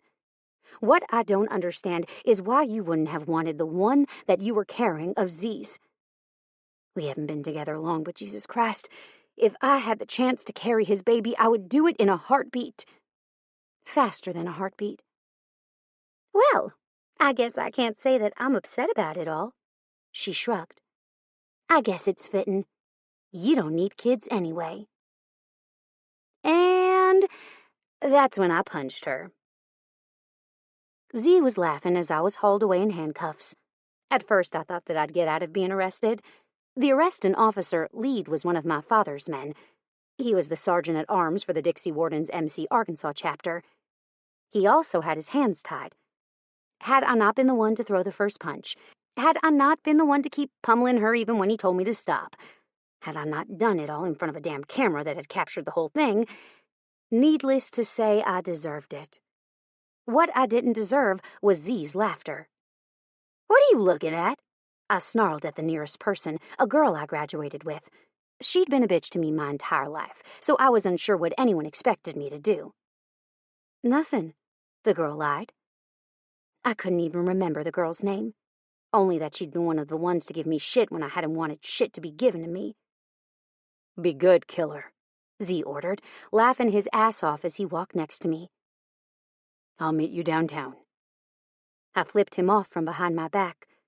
I would have waved that finger loud and proud had my wrist not been cuffed behind my back. Surely you could have cuffed her hands in front of her. My mother trotted next to us. She's not going to run away. You know who her parents are. Listen, darling, Lead said. The one and only time I underestimated this kid, she got out of her room, stole the keys to my Harley, and drove off with it when she was 12. I will not be underestimating her again. Not to mention she and Rain had to be dragged apart. That was true. Well, both things. We had to be dragged apart. I also might have stolen Lead's motorcycle, but it had been when I had just turned 15, not when I was 12. There was a little bit of difference in years, not to mention maturity levels. Do you want to ride with us, Carrie? Bertha? My mother and Carrie shook their heads. No, we'll go home. Z can take care of her. I rolled my eyes. Fucking wonderful. Z pinched my ass. See you in a few. He was right. He did see me in a few. But not before Lead gave me a string of lectures. Chapter 18. Find a man that'll start your car for you on cold days. That, or remote start. Who needs a man anyhow? Text from Jubilee to Z. Z. I walked in with a big bag of tacos in one hand and a couple of sweet teas in the other. My intention had been to come straight to the police station, but then I'd seen my favorite taco guy ever on the side of the road selling tacos and swear to God I knew Jubilee wouldn't mind, since they were her favorite tacos too. I'd just topped the top step when I'd heard the screaming. Frowning, I walked into the front office of the police station, a place I'd been 1,000,000 times before, it seemed like, and came to a sudden halt. The office was in chaos. From the corner of the room I could see Jubilee looking on wild-eyed as a man struggled to get free from his chair that he'd been handcuffed to. Lead was sitting in his chair, watching the festivities with disinterested eyes. He glanced at me when I walked in, took one look at the bag in my hands, and shook his head. "You know, I thought for sure she was going to claw her way out of that cage and kill me for putting her in there, but I think you might have just saved the day." He laughed. "But this kid's high off his ass on meth, and I don't want her out here while he's in here. I would have put him in the cage, but last time I did that, he beat his head against the wall so much that he split it open straight to his skull, then kept on going. And going, and going. I had to stop him because he started to break the brick." I walked farther into the room, then skirted around the man that was flailing against the ground, arms and legs straining to get free, and up to the bars. "You okay?" I asked softly. She looked at the bag of tacos in my hand. "If that's Miguel's tacos, then yes, I'm fine." I grinned and handed the bag through the bars. "Take what you want and hand me back the rest." She did, setting the bag on the table as she painstakingly chose 4 tacos, all different kinds, and handed me the bag back. "Is that sweet tea?" she asked hopefully. I grinned. "It is." She wiggled her fingers in the air excitedly. "Sweet!" I grunted out a laugh and handed that through the bars too. "Don't step back," Lead said. "You might trip on him." I looked down to see the man still struggling, inching his way toward me. I kicked him back by placing my foot on the wooden frame of the chair. I gave him a little bit harder of a push than I'd intended to, causing him to slide across the floor underneath a desk. "Whoops," I said. Lead chuckled. "Why don't you just let her out and take her home? Eat that there." I turned around and caught the keys he'd already lobbed at my head. "Thanks for watching her for a while," I said to Lead as I fit the key into the lock and turned it. Jubilee didn't stop eating her taco that she'd already unwrapped. Instead, she gestured toward the table. "You had him take me away because you saw something," she muttered through bites of taco. "What's going on?" Why was this girl so damn smart? "I got a call from your dad," I sighed. "There's been someone living in your attic." She frowned. "I got that part. But just saying, I think I would have known if that was happening." I pulled out my phone and swiped it open, keying up the text messages that had been passing back and forth between me and her dad. "Look," I showed her the first picture. "That's of your attic. That bed in the corner was slept in. There's milk that goes bad in the fridge in 3 days' time. Oh, and let's not forget the fresh cum rags that dot the floor." She gagged and looked at the taco she was eating. "Let's talk about this after tacos," she instructed. I shrugged and gestured for her to continue, neither one of us talking until we'd devoured the entire lot. "You know how awful y'all are?" Lead asked from the other side of his room. I looked over at him and licked the cheese off my fingers. "You back on your diet?" I asked. Lead rolled his eyes. "I have diabetes, bitch. It's not a fucking diet." I grinned, loving giving him shit. Lead and I had grown up with each other. He'd been that nerdy guy in the bunch of kids that had grown up with us and had never really grown into being more social as he aged. I liked him, but he'd always been a sickly kid and never really part of the group despite us trying to get him there. "Sorry," I lied. "I have some more in here if you want them." I'd purposely bought too many just so I could reheat them later. "No," he shook his head. "It's easier to abstain than to taste what I can't have." He said it so oddly that I would have questioned him on that comment had Liner not come in looking pissed as hell. "What's wrong?" I wondered. "Just talk to her dad." He gestured his head in Jubilee's direction. The vehicle that the suspect is driving in was seen on a tollway headed in our direction. He was also spotted at a gas station about 2 hours from here, still headed in our direction. Jubilee stiffened at my side. "Well, maybe instead of staying here and giving him a direction to head, we should head out, too," I said softly. "How about y'all go ahead and break it all down for me?" Jubilee pushed her way out of the jail cell, paused to glare at the man that almost tripped her when he lunged in her direction, then continued to the nearest chair. Lead moved his feet from the chair and allowed her to take it graciously. Lead was always a ladies' man, even when he didn't intend to be.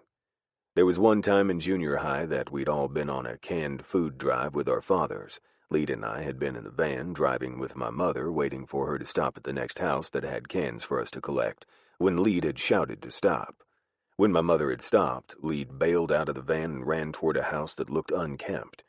While we'd watched, Lead had run to the front door of the place and helped a mother carry 2 babies to her car. "Please sit down." Lead rushed to make more room on the table. Not to mention everyone who ever hurt or offended Jubilee in any way in the last couple of weeks has also met their demise between when he confirmed Jubilee left and about 2 hours ago, Liner continued. That landed between us all like a bomb. Well, Castile got to digging, Liner said.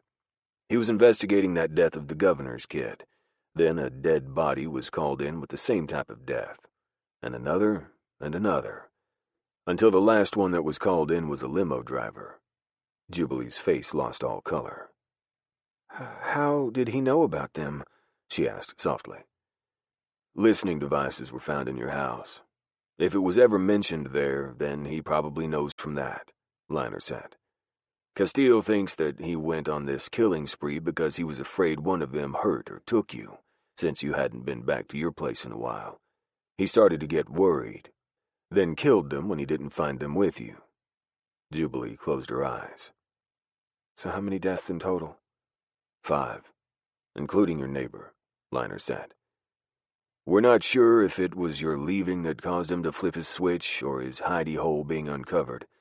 Either way it goes, you're in deep shit, girl." I carefully walked the trash over to the trash can, tossed it inside, then promptly kicked it halfway across the station. It hit the meth guy in the forehead, knocking him out cold. Lee said. "That was perfect, but just saying we should probably not do that again." "Z couldn't do that again even if he tried," Jubilee said softly. My eyes went to her. "We need to go home." Chapter 19. What is your first language? Talking shit. Z. Needless to say, nobody was happy when we finally arrived back in Bear Bottom at 2 o'clock in the morning. Our mothers weren't happy because they didn't get enough time with us. Our fathers were pissed because we were home. Then there was Jubilee, who wanted to go home to see her house and all the shit that had been put there without her knowledge, but I wouldn't allow her to. So yes, I was in a bad mood right along with everyone else. "Thanks, Liner," I waved to him. "See you tomorrow at church." We had a meeting planned with the entire group of Bear Bottom Guardians and would be discussing what had happened over the last few days and what we could do to fix it. Jubilee stomped right past Castile, who'd been there for the last hour watching my house and making sure it was clean of any intruders, and headed straight inside. "She looks happy," Castile muttered. I snorted. "Happy? Yeah, that's exactly the vibe I got off of her for the last 2 hours of our trip. You're very astute." Castile grinned. That grin died just as suddenly as it had arrived. "I'm floundering here," he admitted. "I had techs at her house for the last 24 hours trying to find everything they can get. I even got some woman in the house about an hour ago.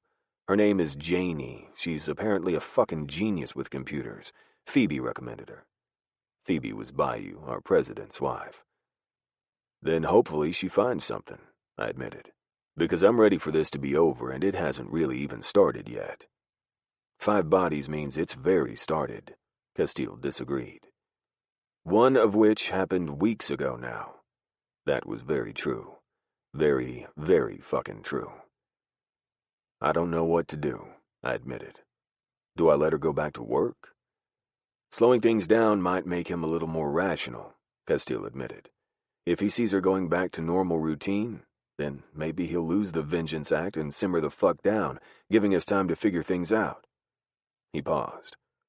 "Or when we slow it down, things will change, and he'll think that now that he has her back, he might as well take her."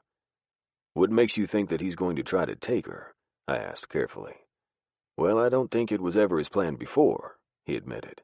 "But now, Now that he's gone about a week without knowing where she was, I think that he's not going to ever let that happen again. I felt sick to my stomach. How long do you think that this has been going on?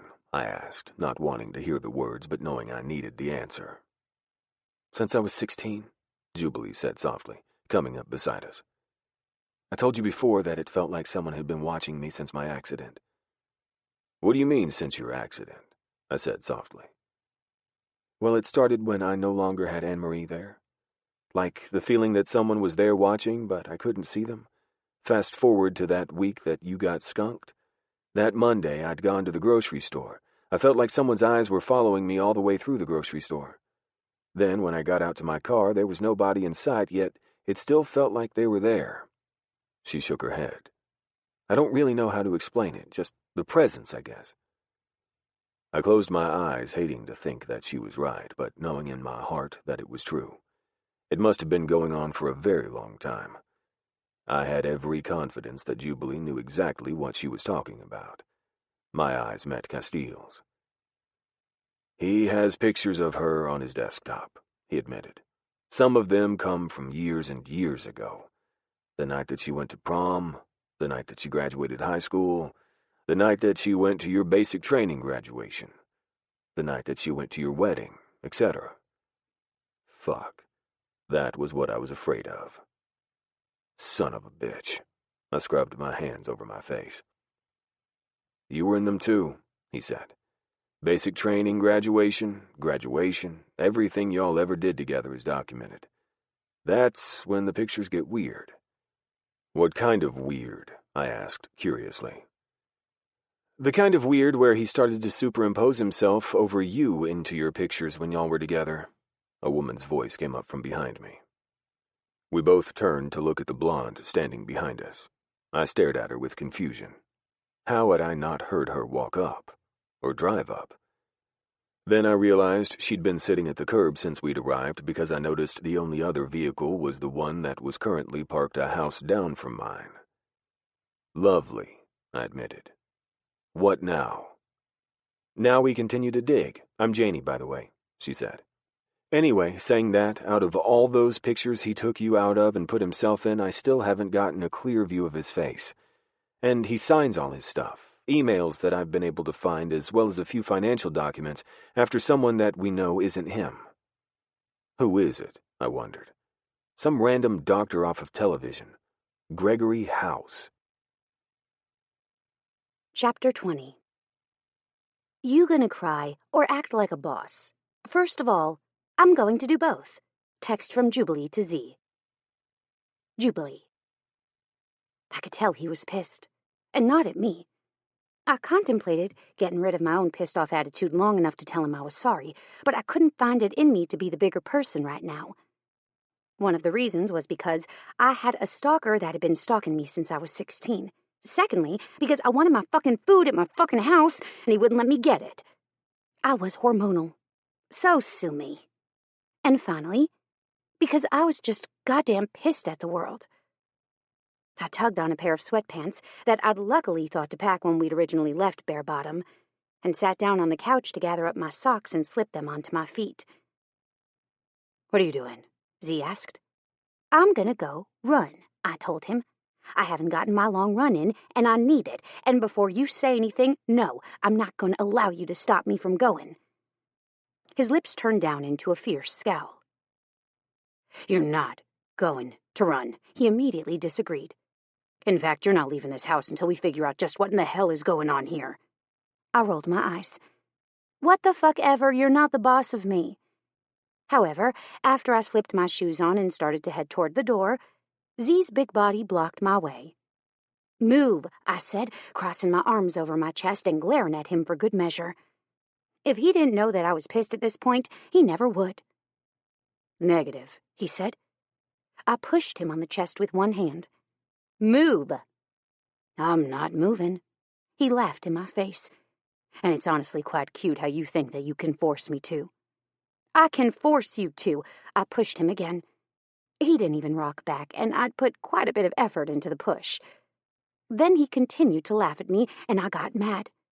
Why are you such an asshole? I screeched.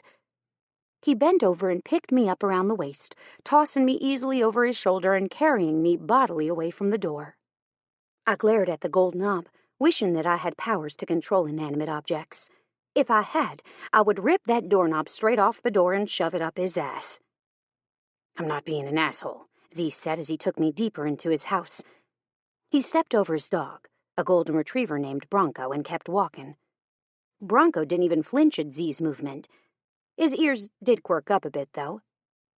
"You're the one being irrational. There's a guy out there murdering people, all because of some suggested slight on their part against you, and you want to go out and run without any protection?" Now that he laid it out all bluntly like that, it wasn't hard for me to understand why I hadn't at least asked him to go with me. I was blaming my lack of rationale on my lack of food. That, or maybe not working out, had really tanked my good sense. But now that he was tossing me through the air, onto the bed like a child, I was thinking maybe I wasn't over my attitude just yet, even though he made valid points. As he glared down at me, hands on his hips, I thought about what I'd do next.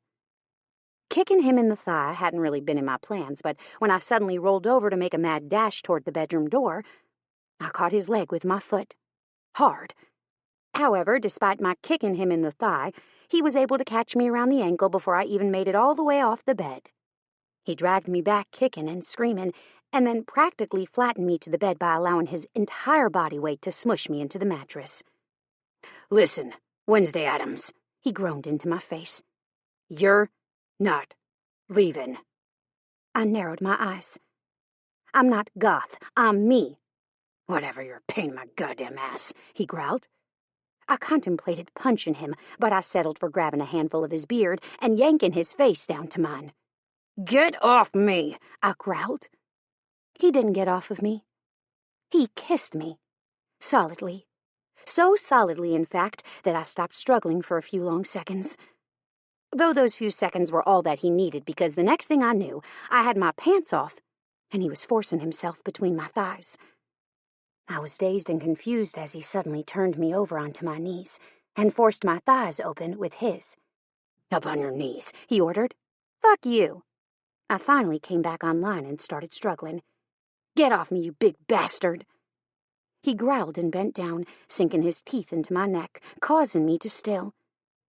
He didn't hurt me per se, but he did shock me enough that I once again went still, allowing him to yank me up onto my knees. Slightly coming back to my senses, I rolled and tried to sit up, but before I could make it so much as into a half-crouch, he was once again following me down and pinning me to the bed. I could feel his erection against my now bare pussy, and I wondered if this was how it was going to be for us from now on. All I had to do was feel his cock, and I was hot and wet for him.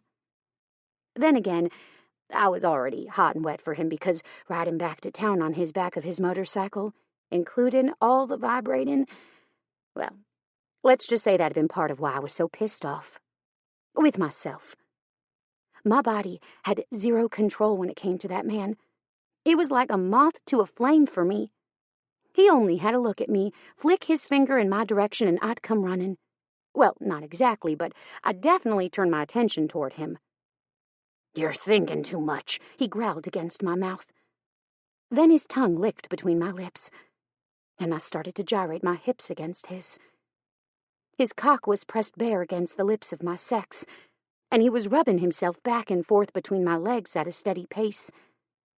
Each time he'd drag himself all the way down, it made my belly clench. "Just put it inside of me already. Jesus Christ, see," I hissed, pulling his face down to mine, once again using only his beard. "What is with you and manhandling me via my beard?" he asked. I reached between us and grasped his cock. He was slick with my juices, and I gave it a few pumps with my closed fist before guiding him toward my entrance. My annoyance from earlier was gone, and what was left in its place was need. Need only he could sate. "Hurry up already," I growled when he started to slowly push inside. He laughed and pressed a kiss to the corner of my lips, then my nose, followed shortly by my ear. All the while he filled me slowly, reverently. "You're gonna take this slow as fuck, aren't you?" I wondered. "Yes," he answered. "That a problem?" I wanted to say that yes, it was, but the way he was filling me up was making me want to scream. That, and despite his slowness, it felt really, really good. So good, in fact, that I considered telling him so. But I didn't want him to think he could do this any time he damn well pleased. On the other hand, having him between my legs, filling me up, well, there wasn't another feeling in the world quite like it. It didn't matter if we were spitting mad. Something this good, this perfect, was never wrong. He looked into my eyes as he made sweet love to me, filling me in slow, unhurried thrusts. My body was slowly built into something beautiful when he stopped and stared straight into my eyes as he said, "There's not a single thing in this world that I wouldn't do for you." I felt my heart swell. "Like run a marathon with me?" He paused mid-thrust. "No." He paused. "Not even do that. I'd run myself ragged for you. I'd sell my soul to the devil, and I'd move heaven and earth to make sure that you were safe." I felt tears prick my eyes. "I wasn't thinking straight," I told him. "I just thought I'd like to go for a run and didn't think any more about it. I should have, I know, but shit, this feeling sucks." He pressed a kiss to my forehead and left it there as he continued to fill me. Over and over and over again. My legs were weak, and at one point he had to grasp one of them and hike it up higher, making his invasion go just that much deeper. We were both panting, sweaty messes by the time my orgasm hit me. By the time his hit him, I was a boneless, quivering mess. I was also lying there limp as he pulled out of me and tugged me with him to his shower. That was where I fell in love with a showerhead. "What are you doing?" "Caressing your faucets," I admitted. "What does this do?" I pressed a button only for showerheads about shin level to turn on. I gasped. "You have shin showerheads?"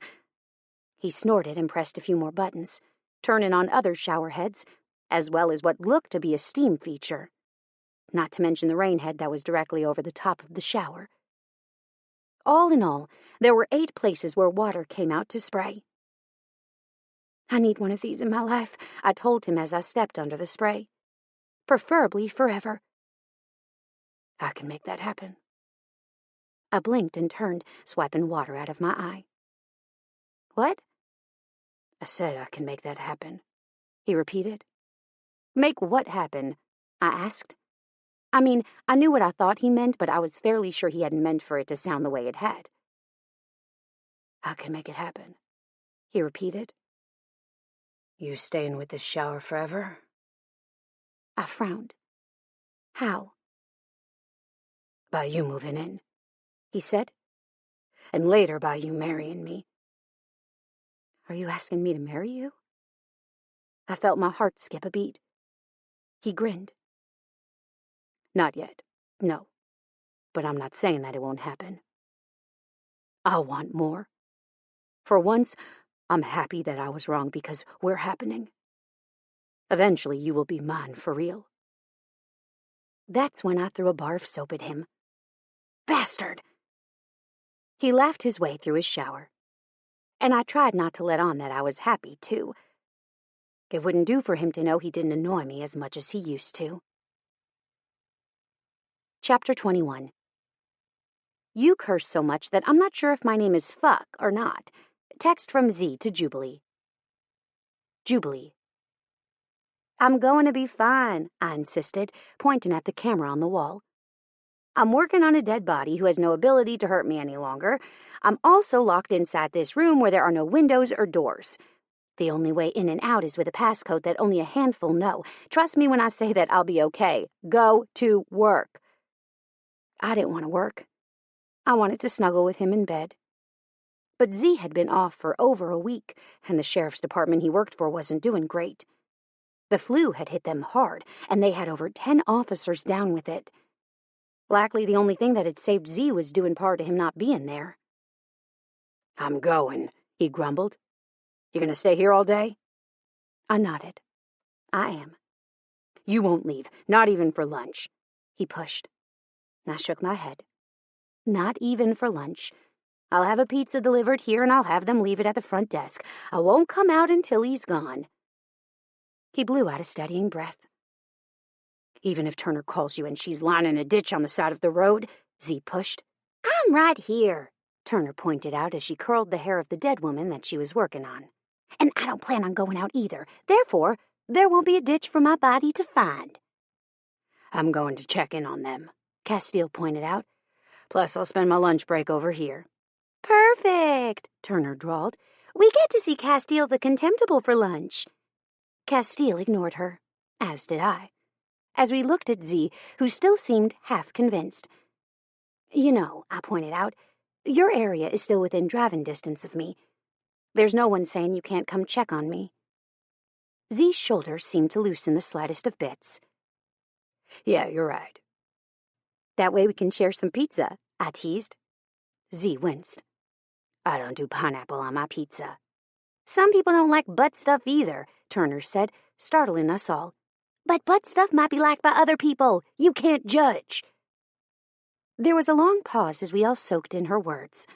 Then Z shook his head. On that note, I'll leave you, he said softly, his hand coming up to curl around my chin. You need me. You call. No hesitation.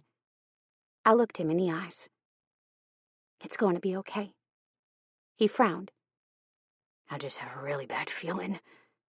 He looked down at the dead person we were standing next to. You can fix this? The man on my table was definitely fucked up. He'd been one of the ones that had gotten hurt because of me. And it just fucking figured that they'd bring him to my funeral home to make pretty again. I'm going to do my best, I admitted. They want me to try. If I can't fix it up enough for them to do open casket, they're just going to close it. Z poked the man's arm. He almost looks fake. The embalming preserves them, I said, and Turner has already started doing a little fixing on her own. I'm just making it perfect. He shrugged. I guess so. I shooed him away. Go. I'll make sure to get the pizza you like. Not any butt stuff, right? He teased before he let me go, placing a chaste kiss onto my lips. I rolled my eyes. Pineapple? No. Butt stuff? That's never off the table for me. His jaw clenched as he shook his head and walked away, taking Castile with him. Jesus Christ, woman. Laughing, I went to work on the man, doing my best with the massive wound that was in the middle of the man's throat. Apparently, keeping up with the same axe motive, my stalker had decided to go and axe everybody that seemingly hurt me in some way. I actually had 2 of them in my fucking coolers right now. Way to make a girl feel guilty. Luckily, the only person that had fallen victim, a guy that I'd once had a spat with outside of the supermarket over him not putting a card away about 2 months ago, wasn't interested in being viewed.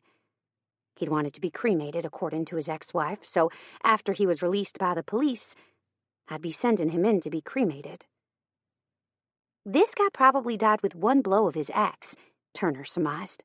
I asked Castile to give me the details, but he wouldn't. That's because I'm fairly sure that Castile hates you, I told her honestly. What the hell did you do to him while I was away? She sneered at me. He was such an ass. She rolled her eyes.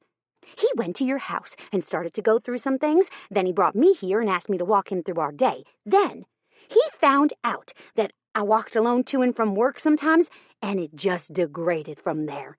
Now he's insisting he bring me to and from work if I ever don't feel like driving. I sighed. Hey, what's that? Turner asked, pointing to something. I frowned and looked at the gaping hole in the neck of the man I was working on. They'd done an autopsy on him. I'd fixed him up and was in the process of fixing the wound up on his throat with wire mesh. I don't know, I admitted when I looked at the little black mechanical-looking thing that was sticking out of the bag partially. That looks weird. Why is it even here in the first place? Open it and find out, she suggested. When autopsies were done, their internal organs were placed into a bag and returned to their abdomens once they were done, meaning seeing bags wasn't a new thing for me. I shook my head. I normally just dispose of them. If I open these, it means that I have to smell them. Turner walked over to the bag and started to work the device-like thing out of the bag, stopping when it finally popped free. "It looks like a pen," she said. I shrugged. "I don't know." She pulled it apart and blinked when the cap separated from the shaft of the pen, revealing a flash drive. "Shit," she said, looking at it. "You know we have to look at this, right?" I shook my head. "We're not putting that in my computer. Not only is it gross, but I'm not sure why it's in there in the first place. It's not happening on any computer of mine." "Isn't that computer chick upstairs working?" she asked. I shrugged. "She was earlier. I don't know if she's still there." She tucked the pen into her lab coat. "I have a few more curls to do on this dead chick, and I'll go up there and see if she can help me." I went back to work and didn't notice when she left. In fact, I was so entranced with my work that it took me a second to realize that someone was once again in the room with me. "What?" I asked without turning around. "It's nice that they finally left you alone." I felt everything inside of me start to seize with fear. That voice. Where had I heard that voice before? God. I turned around slowly, not recognizing the man that was standing there. My hand closed around the phone at my table side, and uncaring of the body fluids and other gunk on my hand, I wrapped it around the device and pulled it into my side.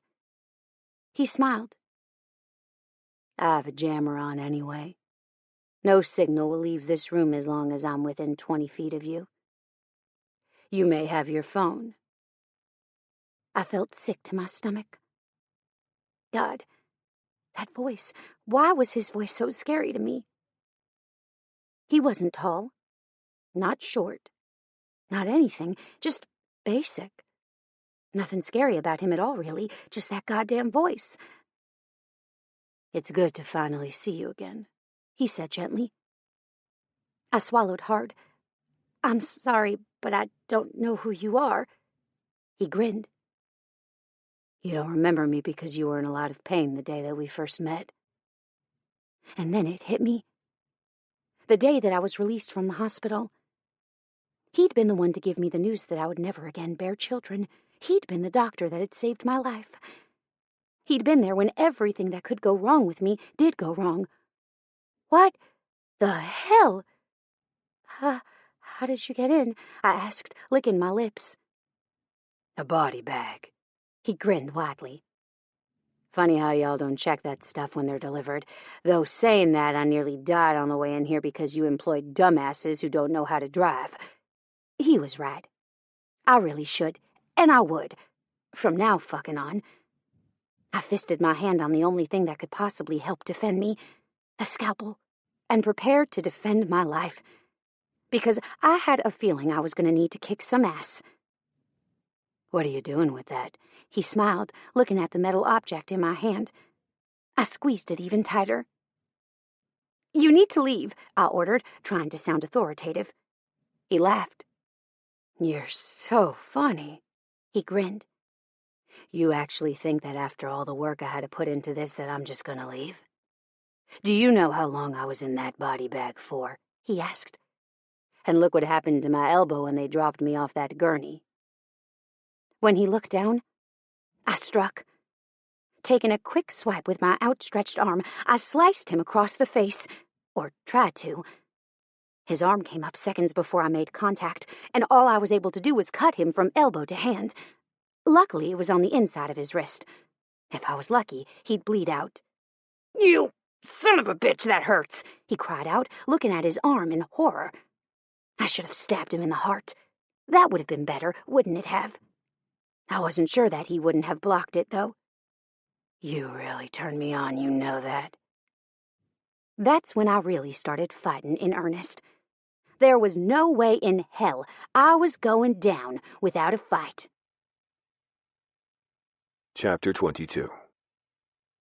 I'd wish you the best, but you've already had it. Jubilee to Z's ex-wife. Z. I looked at the sheriff and shook my head. "I have to go. There's something wrong, something that I'm missing." He looked at his watch. "I can cover the office for 2 hours by myself. Go eat lunch with your girl, get this feeling fixed up, and then get back here. I'm dying a slow death over here." The sheriff was the first one to come down with the flu, and the first one back. He was likely still needing his bed, but he'd come in since we were literally down to 3 sheriff's deputies and 1 secretary to keep this place running. "I'll come back after lunch," I promised. "Do you want me to bring you anything?" "Some chicken soup, if you happen to find any," he said. "If you don't mind. Thank you."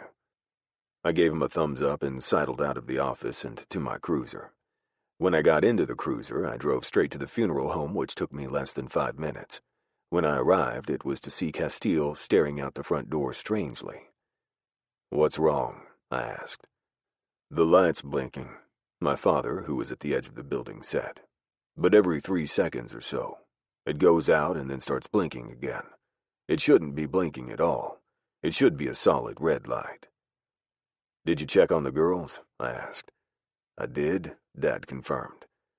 "Turner and Janie are in Jubilee's office. Jubilee is still with the dead man that's got the axe throat wound." I frowned. "Is the feed on?" "Yes," Jubilee's father turned his phone to show me. "And it's showing us, too. Not a loop." I frowned harder. "I can go look." I paused. "But I'm not good enough with these. It'd be easier if you—" Dad started nodding his head almost immediately. "I'd feel better if that was what we did." I pushed past them all. "Is the pizza here?" "It was delivered about 5 minutes ago," Castile said. "The pizza guy delivered it into my hands, and then walked to the car and left." He grinned then. "And then the pizza guy almost ran over a dead body that was being delivered. It was epic. The body fell to the ground and everything." I rolled my eyes at his use of epic. "I'll go get her and we can eat out here on the steps." As I moved through the hallways, I studied each and every room we passed. It wasn't until I got to the part of the hallway that led to the basement that my heart started to race, because I could hear raised voices, and that's about when the truth slammed into me. I was running before I had the conscious urge to do more than take a step, and I found myself standing in front of the room Jubilee used to fix her clientele before I drew more than 2 breaths.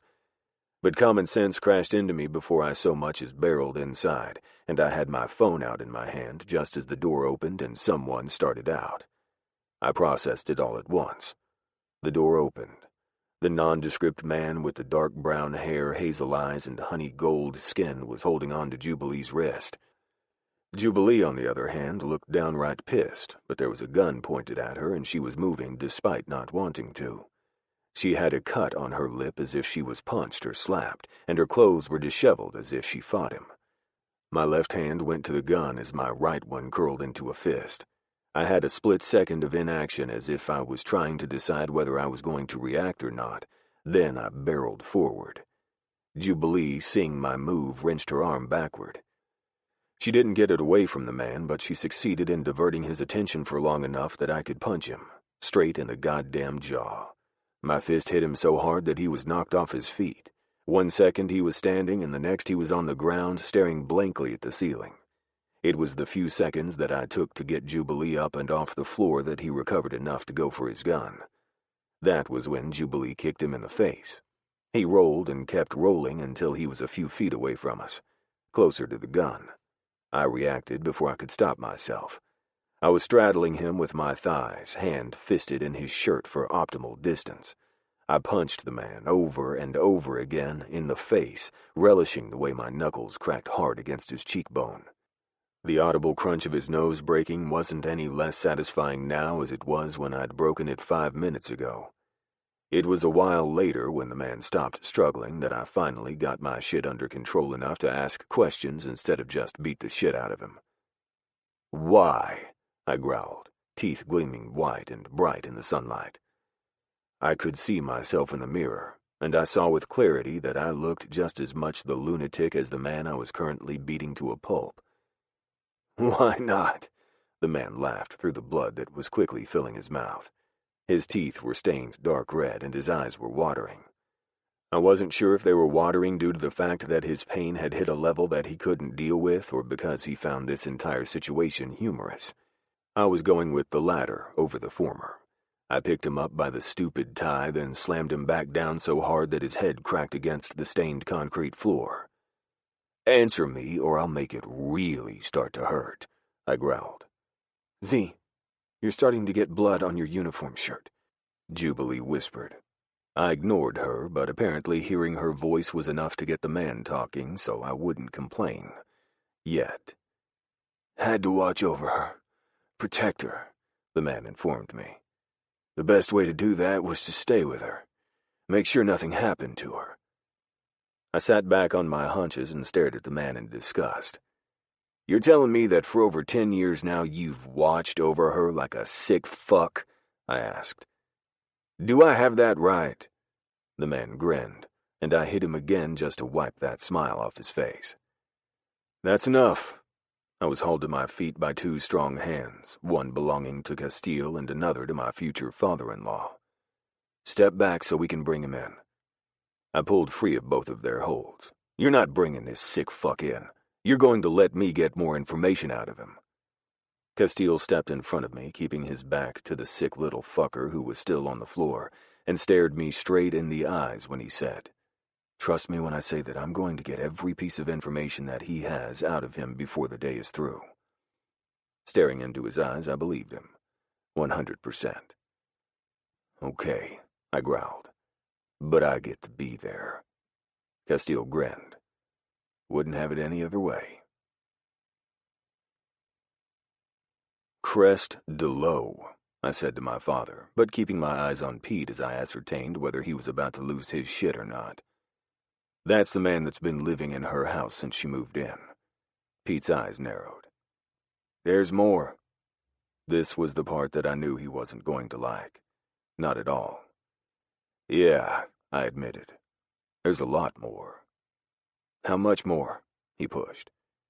I pulled out a stack of photos that I'd been able to pilfer from the hotel room that Crest had been using since his unexpected eviction from Jubilee's attic. Pete took one look at the first one and blanched. By the second one, he was looking green around the gills. By the last, the worst one, he bent over the nearest trash can and lost his lunch. "These are of her and Anne-Marie. When they were 15. He gasped, looking once again at the photo.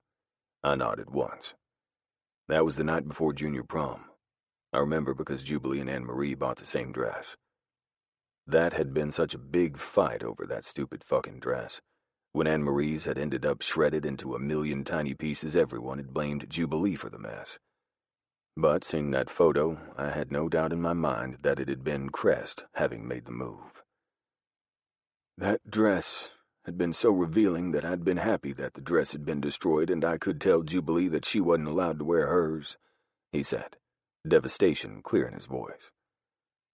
"Crest didn't like them in the dresses either," I confirmed. "Here's the playback." Pete had chosen to stay with his daughter, something I should have probably done myself when the questioning had gone on. I was now giving him a play-by-play of everything that had gone down. "Why did he confess?" Pete shook his head. "Jubilee asked him to," I ground through gritted teeth. As we were leaving, she stopped Castile and looked at Crest, told him he needed to confess his sins. So he did. "What else?" Pete croaked.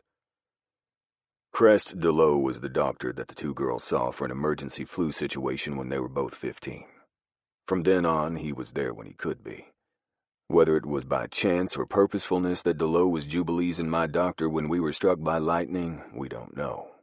He doesn't remember. But from that point on, DeLoe took it upon himself to always watch over her, and by doing that, he was there every step of the way. He owns the house beside y'all's.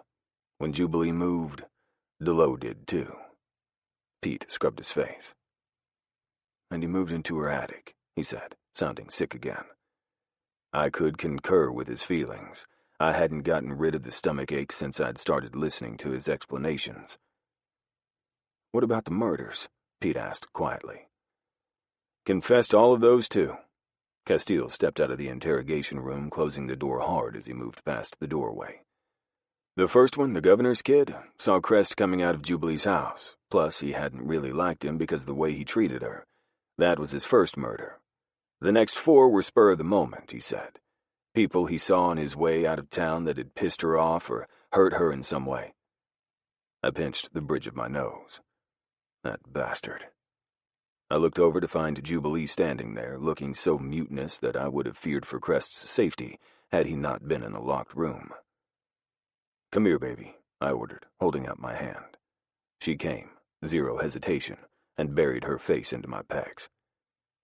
"I hate him," she murmured. "Why would he do this?" "Because he's a sick motherfucker," I said, no answer other than that. "I don't know why. Hell, we might never know why. He's just not wired right." "Which'll give him a good insanity game," Castile murmured. "If this doesn't end in that, I'll be surprised." "Do you think that he'll get let off?" she asked worriedly. "He won't be let off," I told her. "But he'll probably spend the rest of his years in a very cushy prison that's disguised as a psychiatric hospital. He has the money." She sighed and buried her face into my chest. My hand came up automatically and started to sift through her hair, which caused her to snuggle in deeper. "Do you think that we could go for a ride tomorrow?" she whispered. "I know we just got back, but I want to get away." She paused. "And I want to move. I can't live there anymore. I'll have to go look for another rental." I shook my head. "You're moving in here."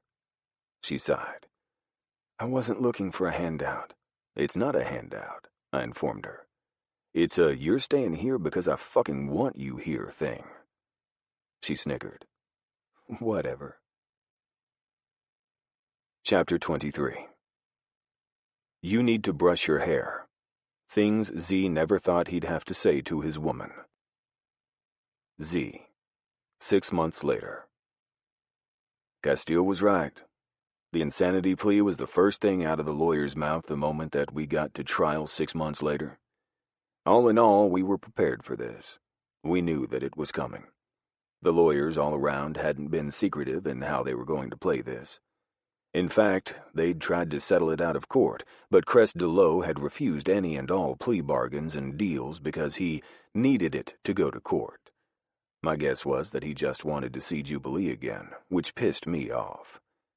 But unfortunately, since she was a large part of the case, she didn't have the option of not being there. She was subpoenaed in everything. Even if we wanted to bury our heads in the sand, we couldn't. Not that she would have, though I might have wanted her to.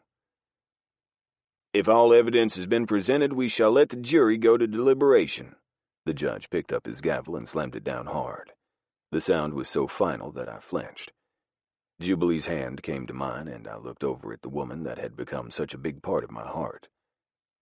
"You okay?" she asked, concern filling her face. I winced. I was thinking that I should be asking you the same thing. Her grin was small, but it was there. "I'm ready for it to all be over." She paused. "And I'm thinking that I need to take a nap when this is all over. A long, drawn-out, sleep way too late nap." I pulled her into my chest, my chin going to the top of her head. My beard mingled with her long hairs, and she snorted as she batted it away. I rubbed it more, causing her to break away with a giggle. "Stop," she whispered harshly. "You're messing up my hair." I inspected said messed-up hair and rolled my eyes. "Your hair is a mess anyway, darling. How would you ever know?" I teased. She pinched me, glaring at me with a death stare as she did. I flinched away from her, laughing now. "I'm going to punch you in the junk," she threatened. "You wouldn't dare. You like it too much," I countered. And she did. She loved it, in fact. Over the last 6 months, there were many times for me to find out just how much she liked it. I'd miss it while it was gone. "Children!" We both looked over our shoulders at our parents that were sitting in the row behind us. "What?" we both asked at the same time. "Is there ever a time that y'all are going to behave and act like decent human beings?" my mother asked. "Yes," I said. "At our funerals." My mom rolled her eyes. "When are y'all going to get married?" my dad asked. I glared at him. "When I ask her." "Which he's never going to do," Jubilee said. "He likes that we're living in sin." I snorted and looked away, a movement catching my eye. I narrowed my eyes at the man that was staring at us with an intense expression on his face. I bared my teeth when he didn't look away. "Stop," Jubilee whispered. I growled and looked away, hating the fact that that man was going to get a light sentence due to his mental state. I didn't have to be in that chamber where the jury was deliberating. I knew what was going to happen. And I had my suspicions confirmed moments later when they came out and handed the judge the verdict. "We find the defendant guilty." She paused. "But we also find him mentally unstable enough that we feel that he would be better off in a mental facility." Though the mental facility was for life, it still felt like a loss. "That sucks," Jubilee muttered as we got up to leave the courtroom 5 minutes later. We were just passing the first row that would lead us out of this fucked-up place when a voice stopped us both in our tracks. "I lied about something else." I turned and looked at Crest, feeling my hand tighten into a fist. "What?" Jubilee said, sounding tired. "You're not really infertile. I just told you that because you were kind of wild." With that, he walked away, leaving both Jubilee and me stunned silent. "That's a bitch thing to do," she finally said. "But I think he was right." I looked down at her. "Why?" "Because we haven't gotten pregnant in 6 months of unprotected sex," she answered. "Not to mention my periods have been wonky since it happened." "Then we'll go get tested." Chapter 24. Quick grammar lesson. Doesn't equals does not. There equals they are. Your equals you are. My fire equals the one desire. Believe equals when I say. I want it equals that way. Text from Jubilee to Turner. Jubilee. 6 weeks later. "Jubilee." Z ran up and lifted me up off my feet. "Sorry I'm late. I got stopped by a wreck." I patted his head and said, "It's okay. I just got here myself." "Good." He looked at the innocuous brick building. "I'm nervous." "Me too," I said as I stared at the building right along with him. "What if they say I'm infertile and I'm never having kids?" "What if they say you're not?" he countered.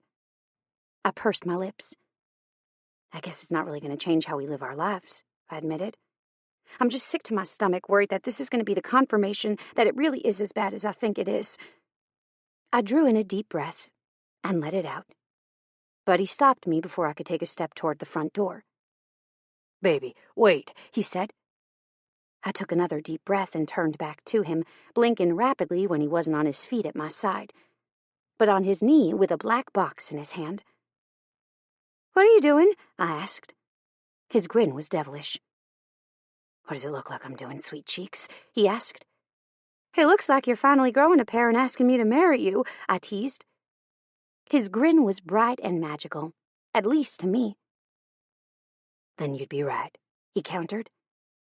"I was going to ask you yesterday, but then I got that call that took me back out before I'd even gotten home. Then you were gone this morning to work on that dead guy, and I never got my chance to do it. I wanted you to know that no matter what that doctor says in there, that my choice is you. Kids or no kids." I swallowed hard. "Okay," I whispered. "Okay, you'll marry me, or okay, that's okay." I snatched up the ring box and practically ripped the ring from the velvet pouch. Seconds later, the ring was on my finger where it belonged for always, and I was throwing myself into his arms. "You sure do know how to make a girl happy," I whispered fiercely into his ear. We walked into the doctor's office, hand in hand with smiles on our face. 3 hours later, we walked out frowning. I don't know whether that was a good thing or a bad, I admitted. I was right about my ability to conceive naturally. "True," Z said, squeezing my hand lightly. "But you also found out that in vitro fertilization was possible, that you could successfully carry a child to term. That's better than never at all." I frowned down at the white sheet in my hand. "It's expensive." "It is," he agreed. "But I think it'll be worth it." He was not wrong about that. "I want to marry first," I told him. I want to do this. I shook the paper at him. But I want to get married. I want to make sure he or she is legitimate before we go any further with this. He winked at me. I know a judge. I shook my head. You're not getting off the hook that easily, I informed him. I want a big wedding. I want a hall that holds 300. I want a 5-tiered wedding cake and goddamn doves. He looked at me like I'd said something he couldn't comprehend. Doves? He asked. I shrugged. I want it all. I want the big wedding. I want to spend 20 grand. I want to have my daddy walk me down the aisle. I want my mother to help pick out my wedding dress. He frowned. Why? He asked. That's not you. At least I didn't think it was you. I reached Z's bike and turned on my heels, leaning my butt against the seat but not straddling it. It's not necessarily my idea of a good time, I explained, but Anne-Marie wanted that. Anne-Marie was going to give that to my mom and dad. And I want to do that. I want them to have the memories. This wedding is about you, not them. He sounded like he was getting pissed now. The smile that lit my lips was warm. I know. I also know that I want it. I may not have wanted it then, but I want it now. I didn't know how to explain it either, only that this was what I wanted. And hopefully it would be what I'd get. 5 months later. It was exactly like I'd envisioned it, down to the 5-tiered cake and the huge poofy wedding dress. The train could seriously rival Princess Kate's. This is utterly ridiculous, my father grumbled as he held me tight. I kind of agreed. Somewhat. What he said was true. The train of my gown really was long, heavy, and awkward, also known as utterly ridiculous. My thighs were literally burning due to all the weight I was having to pull with me in my spiked 4-inch heels. Do I look bad? I asked nervously as the door started to swing open. Don't be dumb, my father said. You're goddamn beautiful. My heart throbbed in my chest as I looked up at my father, who was looking down at me with such adoration in his eyes that it was almost hard to look back at him. I love you, Daddy. He winked. Love you too, baby girl. Now, go knock him dead. I snickered and turned to see that the doors were now all the way open, and Ezekiel was standing at the end of the aisle, dressed up in a goddamn tux that was made for him. I waved at him, causing him to chuckle. I think he likes my dress, I told my dad. And then we started walking. I made it about 3 feet before I realized that there was just no way that I was going to be able to make it without some sort of help. I looked over at the first man I saw, Liner, and said, Do you think you can pick my train up and help me walk? Liner, who was dressed in a dark pair of blue jeans, a button-down black shirt, and a ball cap, stood up and immediately grabbed my train. The moment that the weight was lifted, I picked up speed. And when I finally made it to my husband, it was to see him smiling so wide I could see almost every single tooth on the top row. You're trying not to laugh at me, aren't you? I accused, mock glaring at him. He shook his head, the smile dimming down to a more manageable level. No, he said. I'm just glad that you finally made it. 6 months later. That's it? I asked carefully. The doctor smiled. That's it. Now we have to wait and see if the procedure took. That is, if I was actually pregnant. I looked over at Z, who was busy reading a stack of reports. There'd been a slew of murders that the Sheriff's Department, Bear Bottom Police Department, and a few other law enforcement agencies had been working on that had almost kept him from coming today. Though Z would never allow me to go through anything on my own, not if he could help it. He looked up right then from his report and smiled. I may not have had his full attention throughout the entire thing, but I had enough that I could tell he was excited. I was too. I just hoped it worked. If there was one thing on this earth that I wanted more than my husband, it was to carry his babies. Epilogue. If repeating the same sentence 12 times and having your husband say, "You never said that," sounds like fun, then marriage is for you. Text from Jubilee to Turner. Jubilee. 5 years later. "Mom, can you open this?" my daughter Aggie asked. Aggie wasn't her real name. Her real name was Agnes, after Z's grandmother. However, a little over a month ago, she'd requested to be called Aggie, and not seeing the harm in it for just our role-playing game where she forced me to drink fake tea, I'd messed up. Because now, she was going by Aggie or she wasn't answering at all, and I was forced to do her bidding, or she'd refuse to do what I asked. "Your father is literally in his chair doing nothing. Take it to him," I said as I folded a towel that was still warm from the laundry.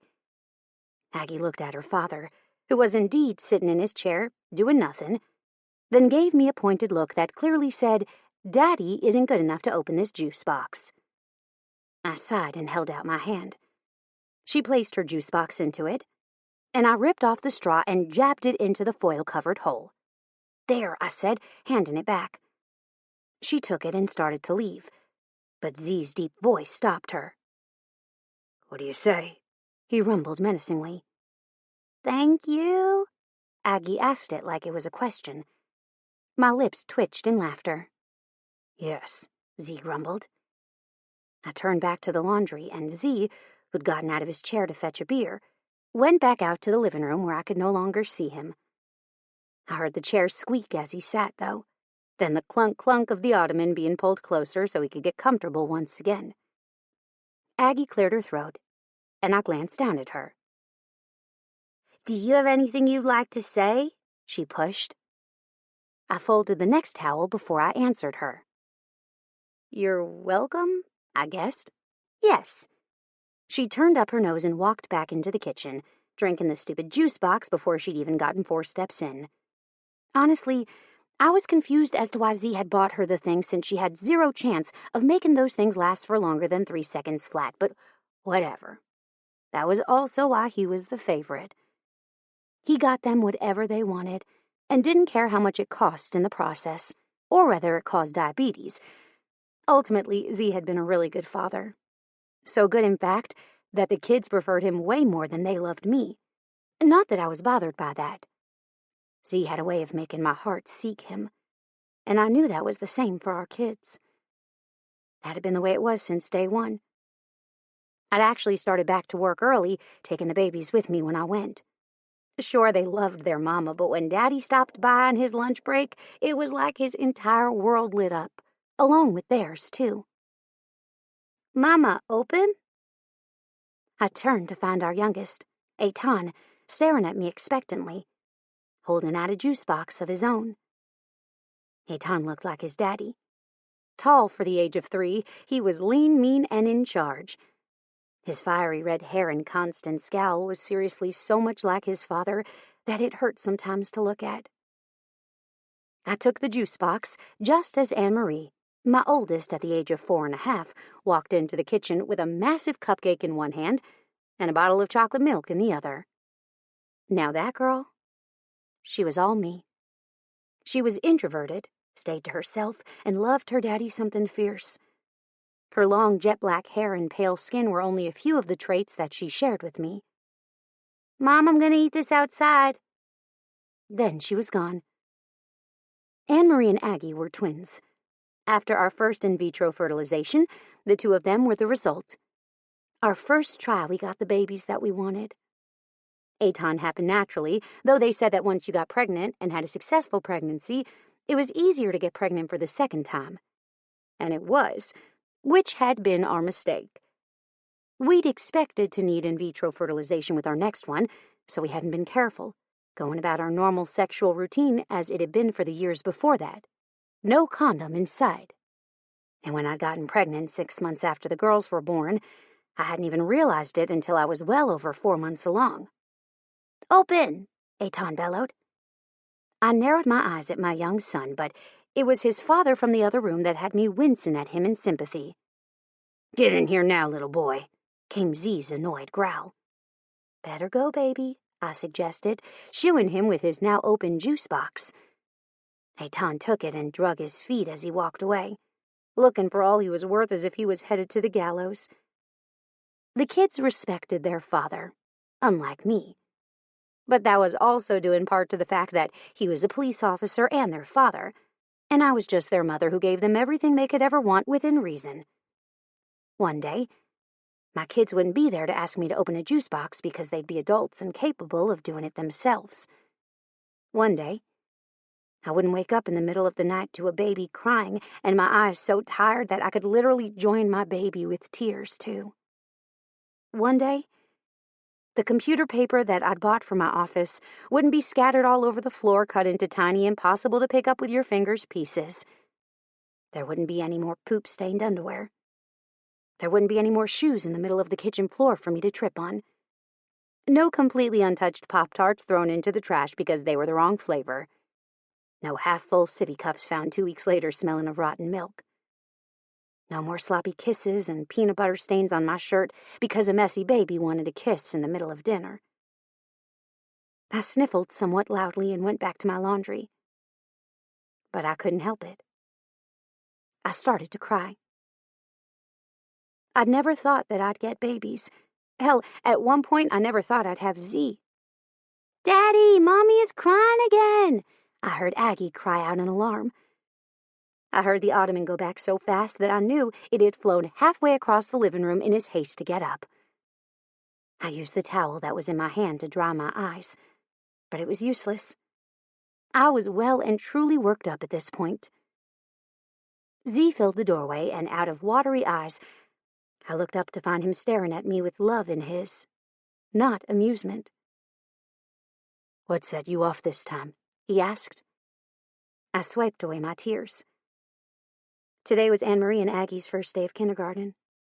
I'd seen them off on the bus, a bus they'd begged to go on despite both me and Z being able to take them into school. When they'd gotten off the bus about an hour ago, neither one of them seemed to miss us in the slightest. It also didn't help that I was already an emotional mess because I was 6 months pregnant with our fourth. My mood swings were all over the freaking place. "You didn't open Aggie's drink for her," I muttered. He grinned. "She didn't bring it to me, or I would have." He paused.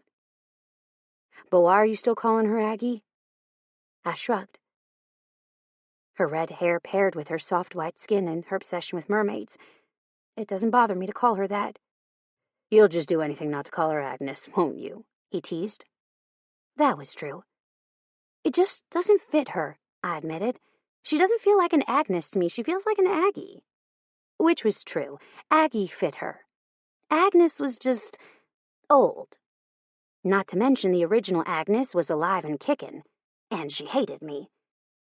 The day that I married Z, she told me that I would never be good enough for her grandson, and she wouldn't forget that there was a better version before me, which had hurt. But like always, I'd sucked it up and chosen to let it go, even if she didn't. When Z had asked to name her Agnes, I'd agreed, only because he seemed so excited about using that name.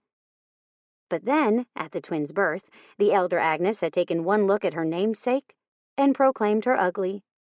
Sure, she'd said it teasingly, seeing as Aggie had a conehead to end all coneheads, but you didn't tell anyone that their child was ugly, not even jokingly.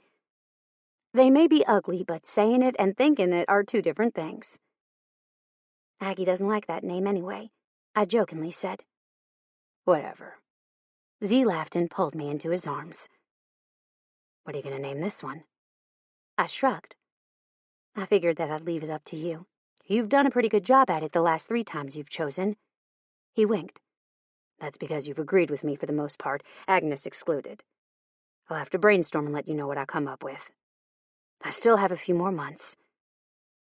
I squeezed him tight around the waist, and then stepped back, my tears drying on my face. "I have 2 more loads to get done today before I can leave," I told him.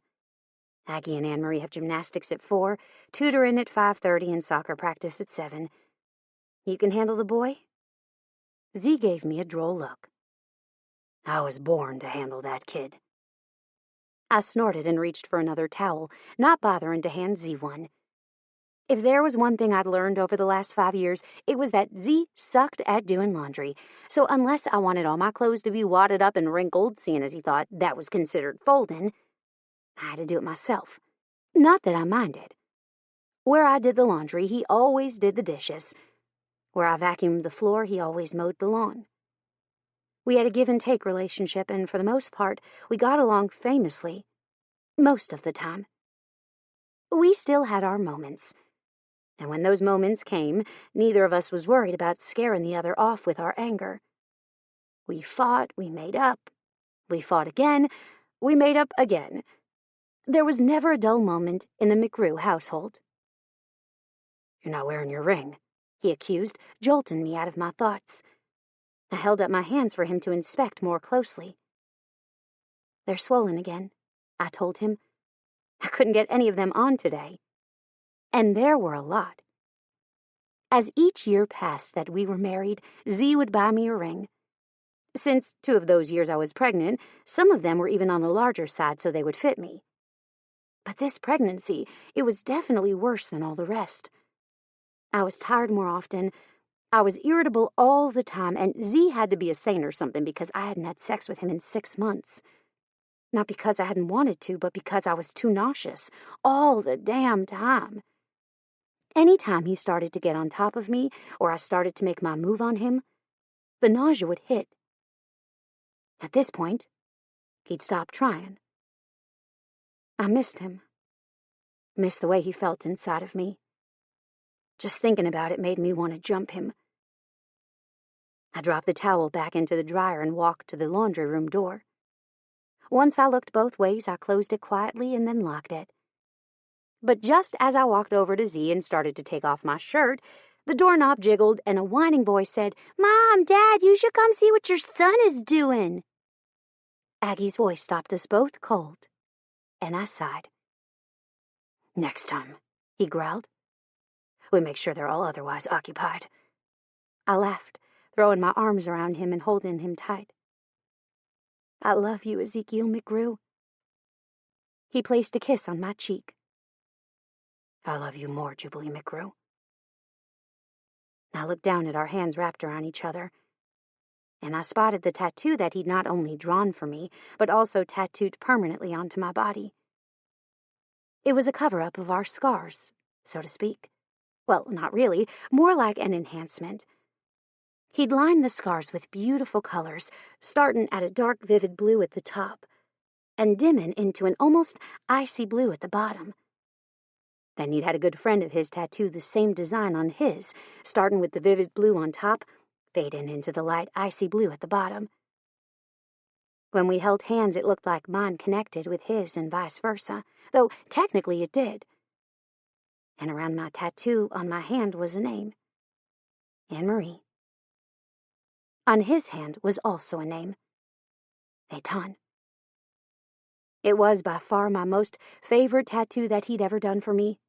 I had many tattoos. There was another one on the top curve of my ass, and another on the inside of one thigh.